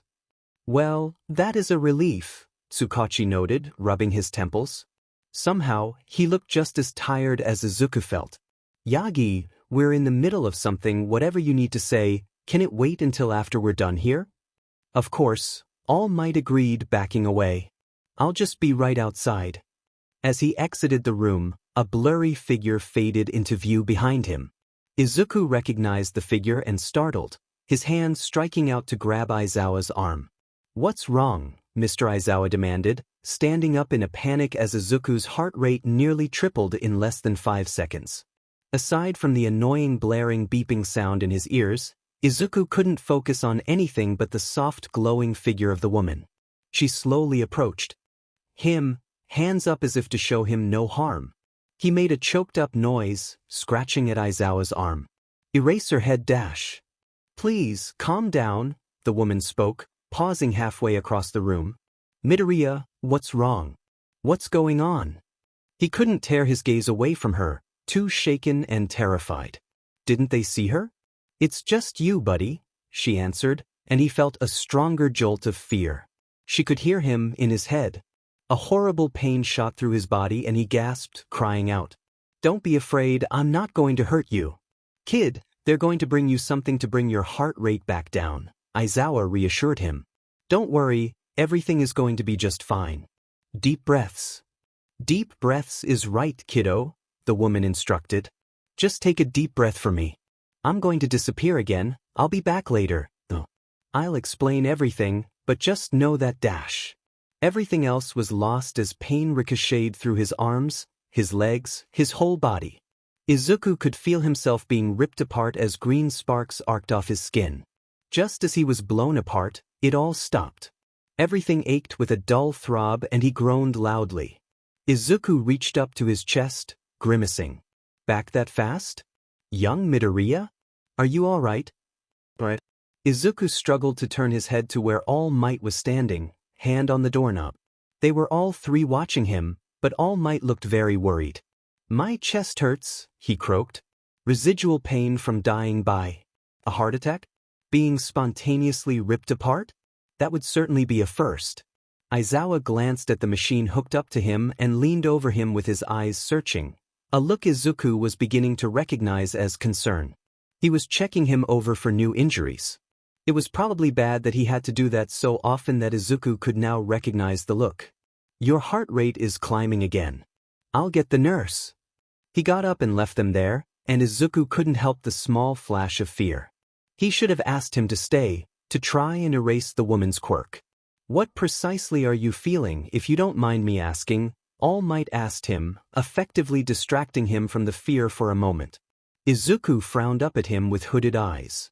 It starts as just my heart getting too fast, and then my arms and legs start to hurt, and then my whole body. It feels like I'm being ripped apart. All Might nodded, something flashing in his dark eyes. He looked troubled to hear that Izuku was in so much pain. It'd be touching if he didn't also seem almost guilty? What had he said before? I can't help but feel responsible for your injury. What exactly had All Might meant by that? I'm sorry to hear that, the hero told him sincerely. Yagi, Detective Tsukachi said, nodding towards the door pointedly. Right, sorry. I'm off. I hope you get well, young Midoriya, and I hope to see you at school Monday. Izuku must not have gone back too far. A minute or two at most, maybe less. Why did he feel so exhausted, so confused? This is how it felt during the attack at the USJ, when he used trial and error too much. The way his memory got spotty, and then again yesterday at the sports event, how he started losing time. But if he was truly quirk exhausted again, then wouldn't that mean he must have gone back at some point this morning? So he died last night. That would explain the pain when Aizawa found him, the destruction all around. He exhausted his quirk and stopped healing on rewind. You're a clever kid, you know that? Izuku froze up, body tense and eyes big. Don't worry, I'm talking in your head. You can hear me, no one else. You can call me Nana. You're a very bright kid, Midoriya. Very smart, very brave. You're going to make a great hero. What are you doing to me? He demanded, terrified. Sorry, Tsukachi asked, confused and a little concerned by Izuku's question. He looked down at him and then himself as if trying to decipher the question. Nothing, the voice echoed hauntingly. This isn't my doing, not really. I know this is confusing, but your quirk is melding with mine. You see, I passed my quirk along to someone else many years ago, and that person has now passed the quirk on to you. The only problem is you're rejecting it. What? No, that wasn't possible. Quirks were woven into the very DNA, they couldn't just be passed along to someone else. Or not like that at least. Who did this to me? Izuku turned and saw her, then, sitting by his bed in Aizawa's spot. If you're telling the truth, then who would do this to me? Midoriya, who are you talking to? Tsukachi asked him quietly, perplexed by his seemingly insane rambling. Oh right, he couldn't see or hear the woman. The woman, she's back, he explained. Instantly Tsukachi was standing upright and alert, scanning the room. I think she might have a telepathy quirk. I'm going to move you to a chair. I want you to try and stay as calm as possible. Do not engage with her, Tsukachi instructed, unfolding the wheelchair by the door and rolling it beside the bed. Won't do any good, I'll just follow you, Nana huffed out. Tsukachi carefully moved Izuku to the chair and wheeled the four around to the side of it, pushing it alongside Izuku out of the room. She appeared right in front of the door and Izuku shrieked in terror. Tsukachi instantly dove in front of the chair, his arm out to block him from harm. Ma'am, I am ordering you to back out of the room and cease harassment of this child immediately. She laughed in disbelief with a small head shake, then leaned around him to look at Izuku.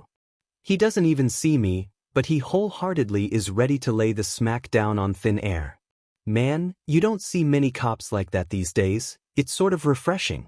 Look, kid, I'm sorry for scaring you. With the way One for All is reacting to you, I don't know how to help you. We've never seen a quirk like yours, and honestly seeing you kill yourself like 30 times has been pretty rough on all of us. Detective, Izuku rasped, covering both his ears. No one saw him kill himself. No one saw and remembered. She was just messing with his head. It's all right, Midoriya, Tsukachi assured him quickly, waving his hand through the air before pushing him through the door.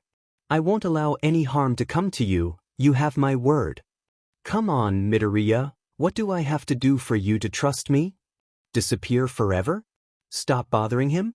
Explain why he FNG exploded just a few minutes ago. Any of those would be a good start. Alright, well your body is currently housing 2 quirks. You weren't born with one of them, it was sort of passed on to you. Like a virus? It's a strength stockpiling enhancement quirk, but you don't have the muscle to handle it. And no offense, but your body really hates other quirks. The two are trying to eat each other. Every time you use the strength quirk, it's going to rip you apart like that until you can bulk up. So you're killing me, he whispered as Aizawa came into view at the nurse station. Tsukachi made a worried sound. Aizawa, we have a problem, he called out. When the hero looked up and saw them both, he straightened off the counter. What happened? Why is he out of bed? She's here. In the hospital. She's talking to him. What? Just stop, leave me alone, Izuku hissed. Get out of my head. Please, stop it. I know, kiddo, I know. We're trying to figure it out, but we can't exactly risk passing the quirk on to anyone else either, now, all things considered. Nana fuzzed out of view as Aizawa knelt in front of him. Midoriya, what's going on? What is she saying to you? The man demanded. I'm going to die, he croaked. He wasn't being dramatic, either. He could feel it.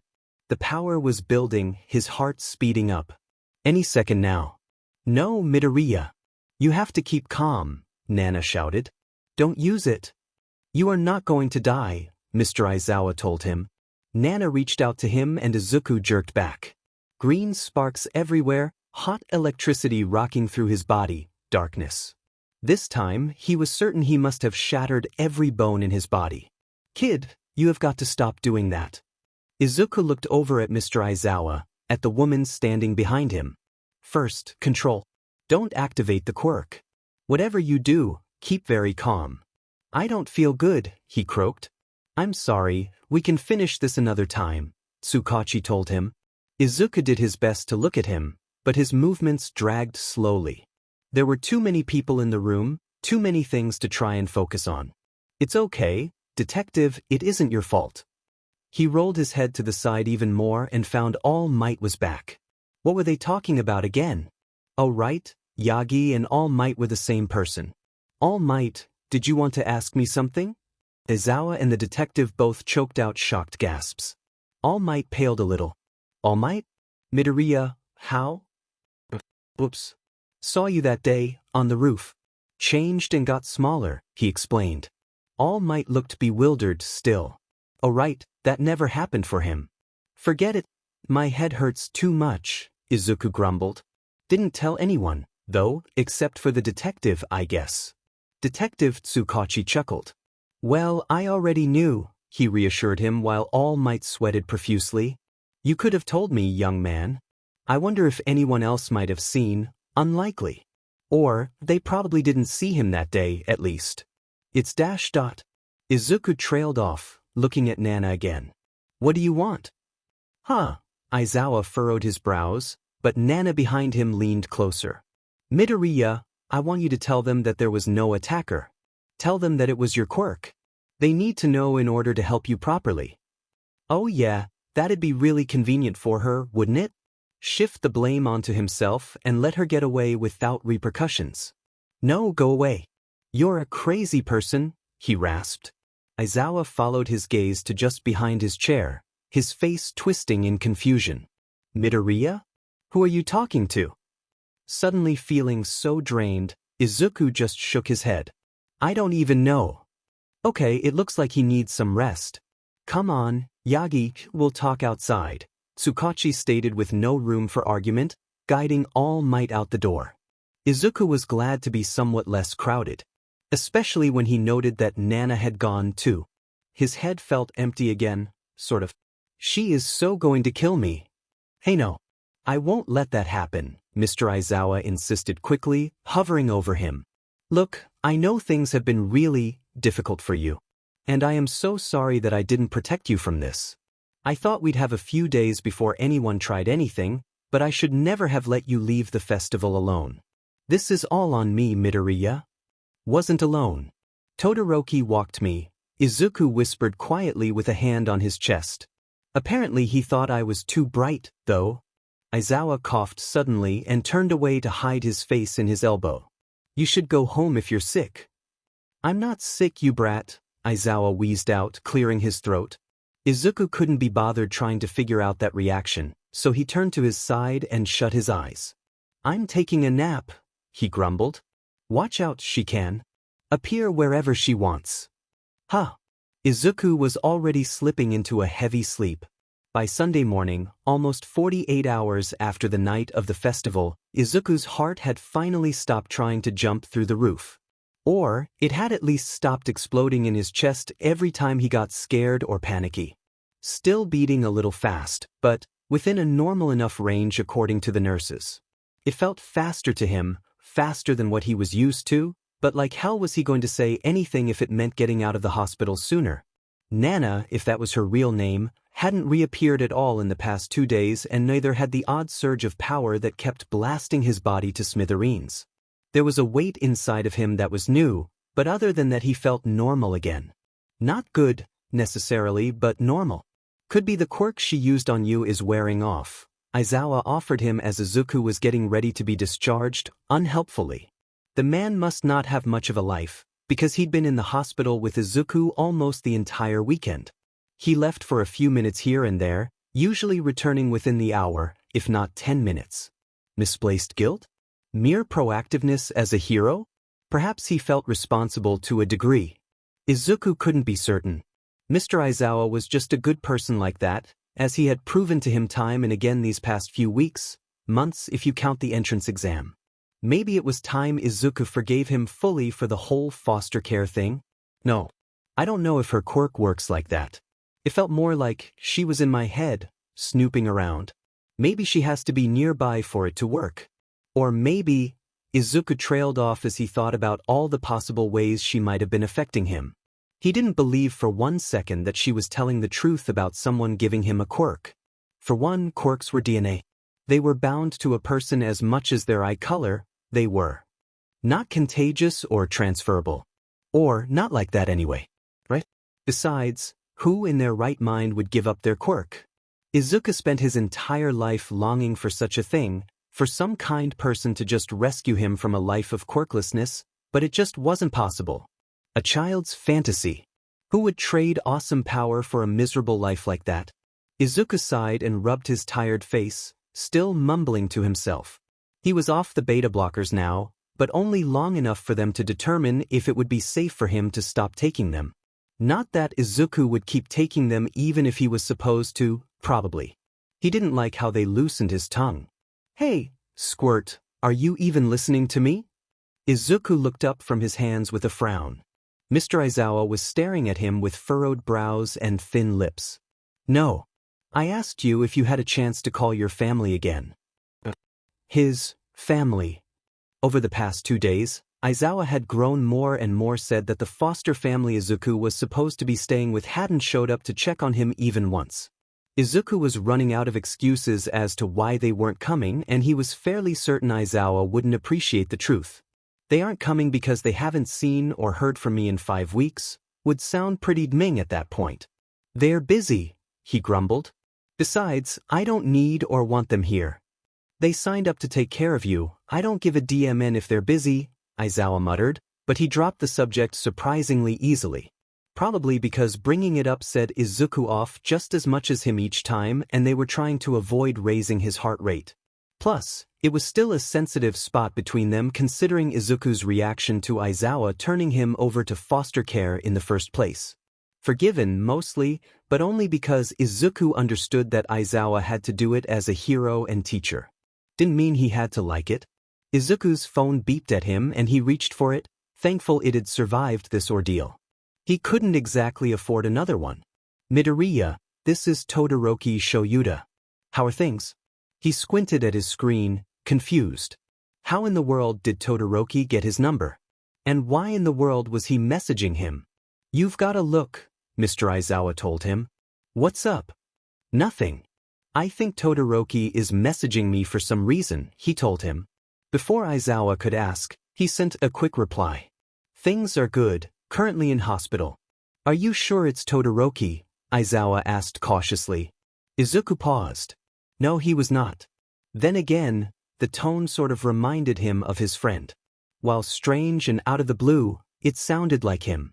I think so? I mean, who else would it be? The hospital? Is everything all right? Izuku started typing away, but Aizawa swiped his phone up before he could answer him.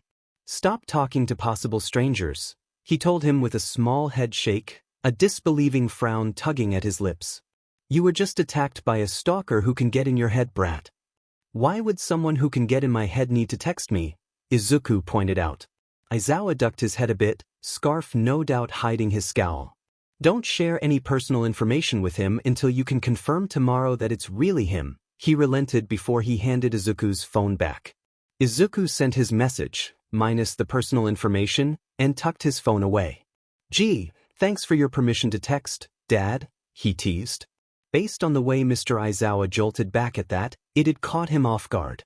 Thankfully a nurse chose then to come in and save him from Aizawa's wrath. And she came with the good news that Izuku would be free to go after he filled out his discharge paperwork. She handed the clipboard over to Aizawa with a bright smile. Your dad can fill it out while I get you unhooked from all these monitors. How does that sound?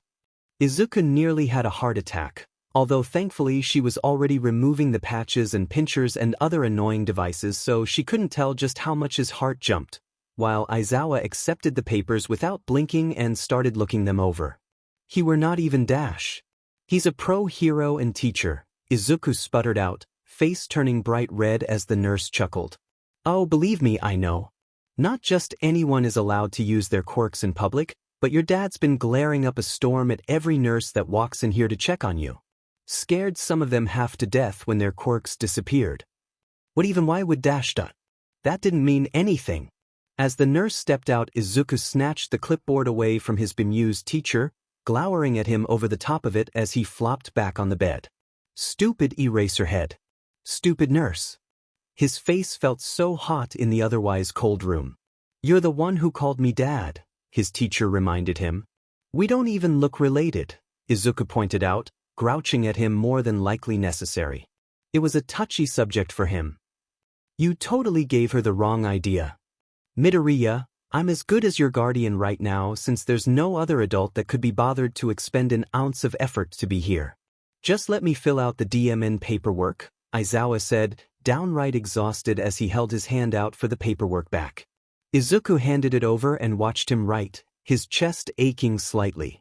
It was true, but still. If only his mom. It had been almost 5 weeks. Izuku pulled his legs closer on the bed and tried to push away the terrible thoughts threatening to take hold of him.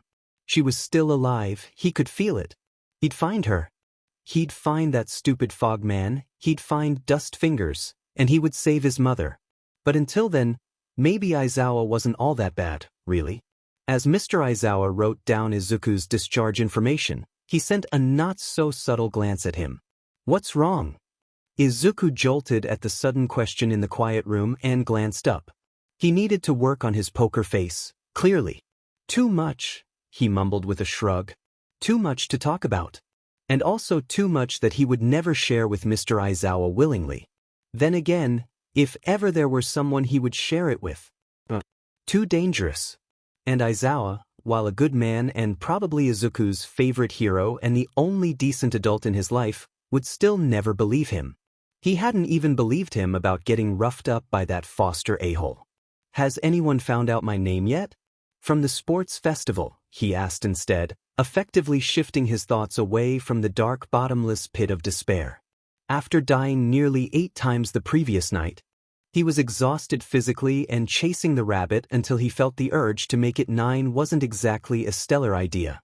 Not that that would, or ever had, stop him, probably, but still. If they have, it hasn't been aired yet.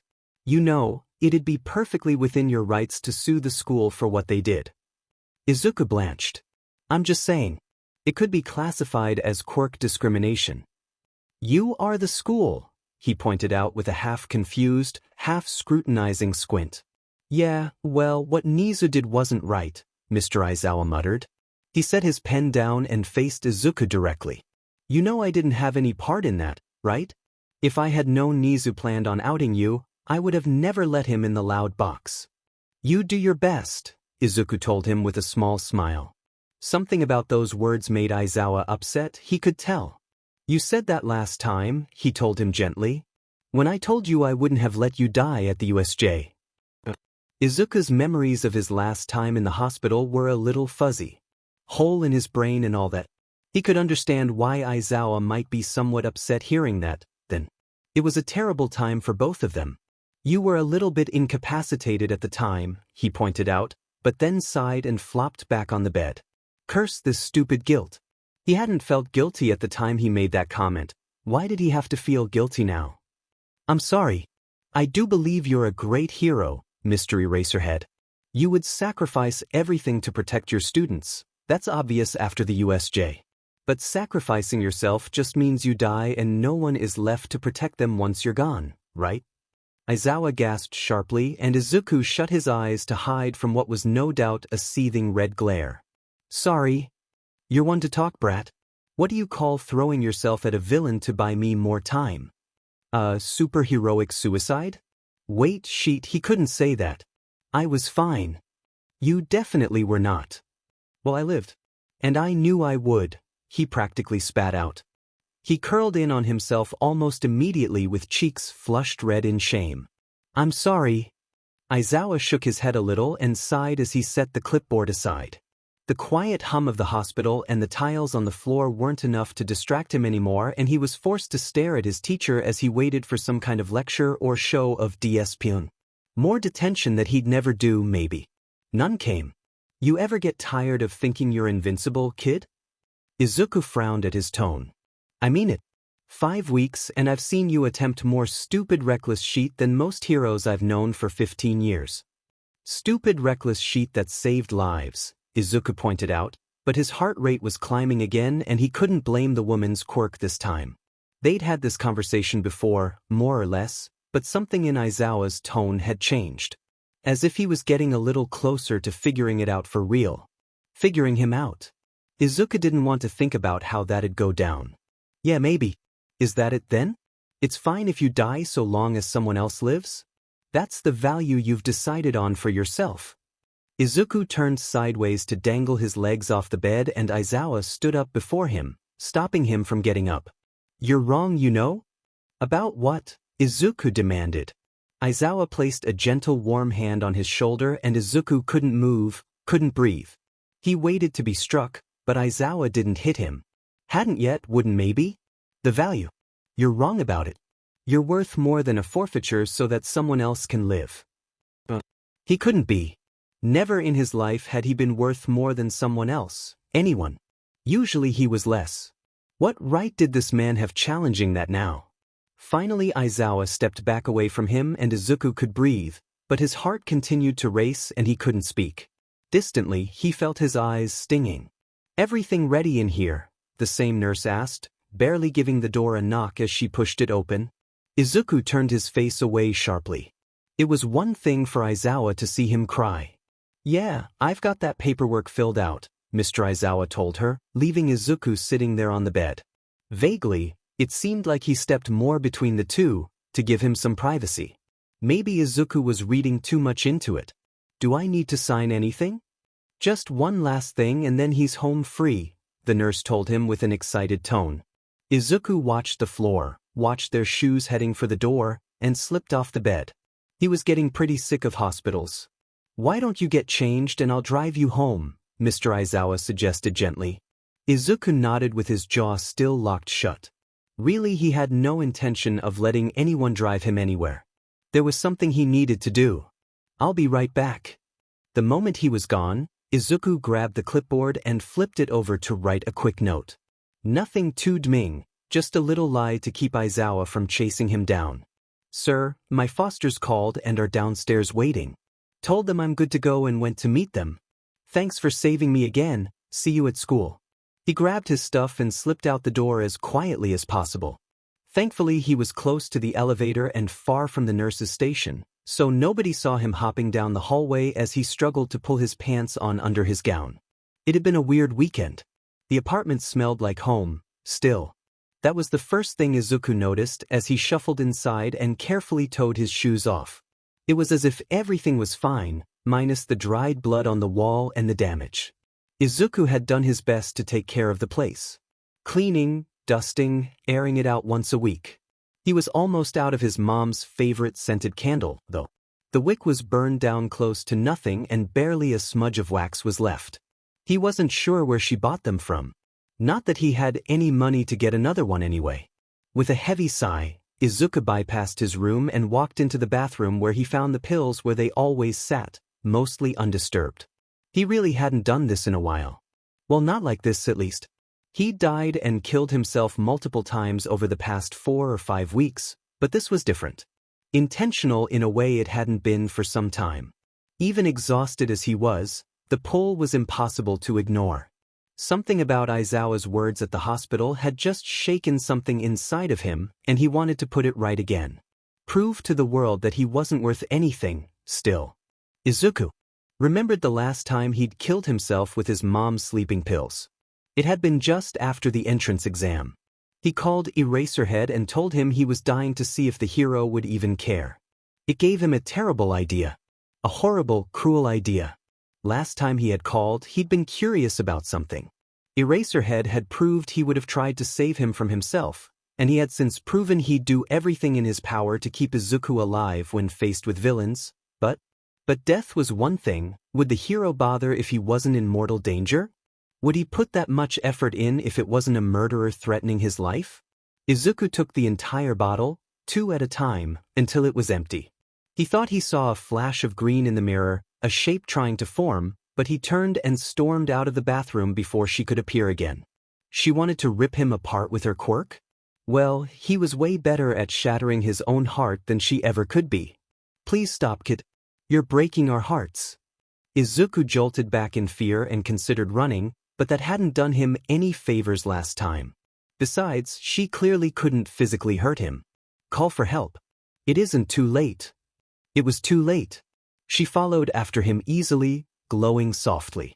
Maybe this Nana person was just his own subconscious finally breaking into pieces.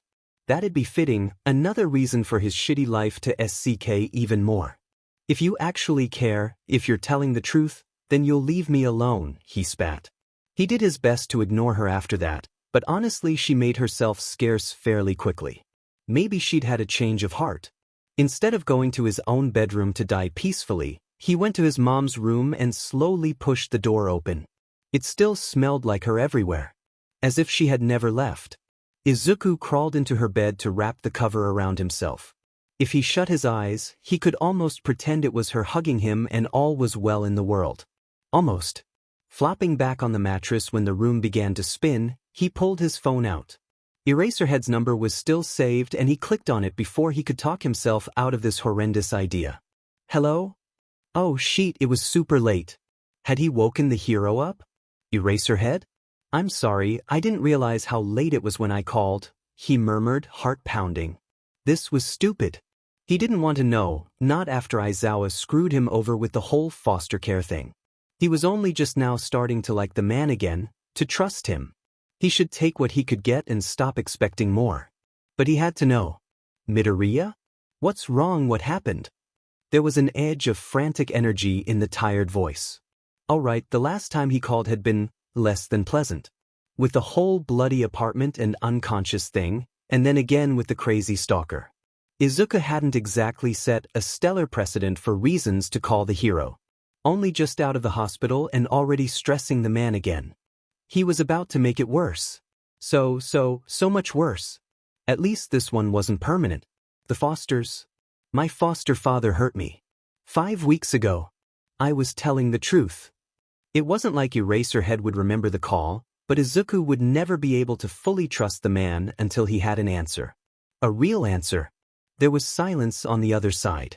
Izuku's vision swam, either from the pills or his tears, and he curled tight around his phone. This was stupid, he should have just left things out. Where are you now? Are you safe? The words cut through his daze and Izuku breathed out. I guess so? Well, I'm not. I got away from him, from the house. I've been homeless for about a month, but I'm safe right now. It was a lie, but he couldn't very well tell the truth.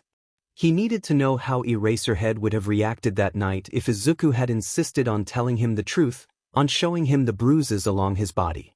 If he'd just reached out. Okay, tell me where you are, I'm going to come pick you up. Yeah, he probably could have expected that sort of response. It was a hero's job to ensure a victim was safe before anything else. Are you going to take me back to them? He asked carefully. No. I'm going to take you back to the hospital and get you checked out and then we'll figure it out from there. Figure it out. What sort of answer was that to his question? Figure it out? Send him to a new fake family? Look the other way? Tell me where you are, kid. No good family is ever going to take me in, Izuku whispered hoarsely. Come on, Eraserhead, you know it's true. I'm better off on my own. No one is better off on their own, Eraserhead insisted. People like me are, silence. A sigh. Please just tell me where you are and I'll come pick you up. You can stay with me tonight and then, tomorrow, we'll look for a different solution together. How does that sound? A different solution? Not foster care? Could Aizawa finally be coming around? Or was this just one of those things? Lie until he could assess the situation, then backstab him when he least expected it. Kid? I need you to tell me where you are. Oh, sorry, you wouldn't make it here in time even if I did, Eraserhead. I'm kind of dying. I took a lot of sleeping pills. Like, enough to kill even Endeavor probably. Izuku heard the unmistakable sound of a door slamming on the other line and frowned, closing his eyes with a yawn. Devu, Eraserhead? Tell me where you are, Eraserhead repeated with a lot more urgency, his voice crackly. It sounded like he was on the move. I'm sorry, I shouldn't have woken you up for this, sir. I just needed to know that you wouldn't send me back to them. You don't need to come get me, I'll be alright eventually. Death is. It doesn't really stick. Midoriya, I need you to tell me where you are, just tell me where you are. Frantic again.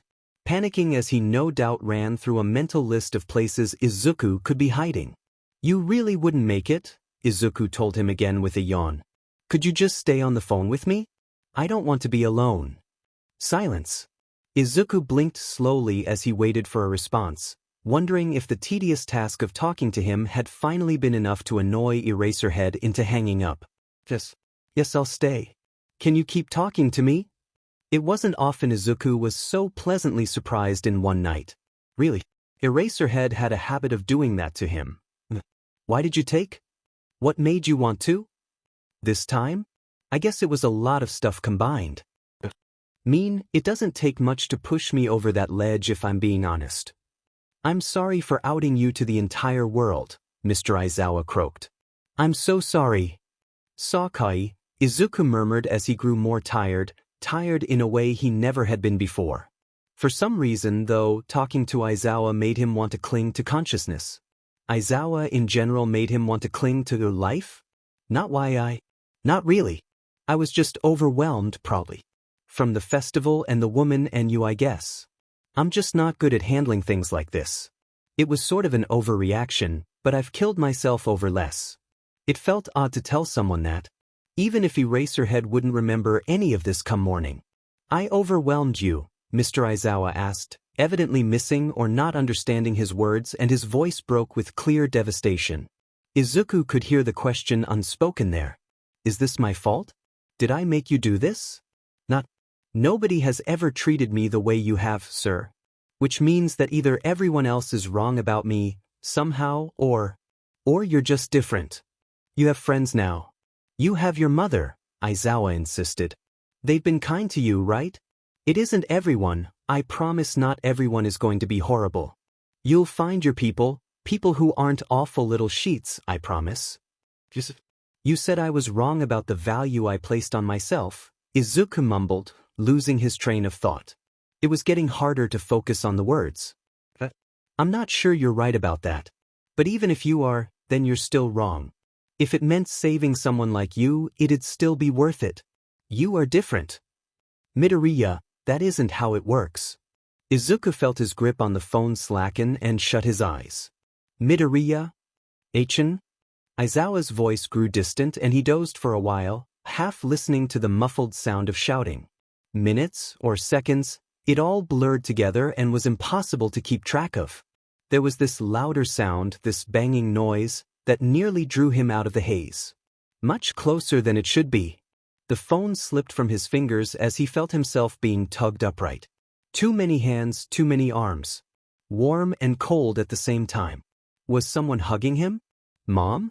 Hands on his face, pressure, tapping. It's okay. I'm here. Open your eyes, kid. Eraserhead?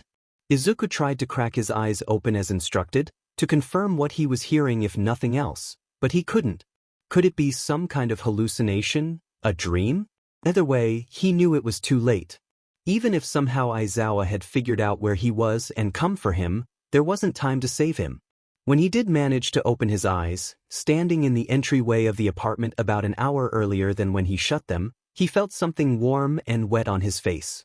In many ways, it was just too late.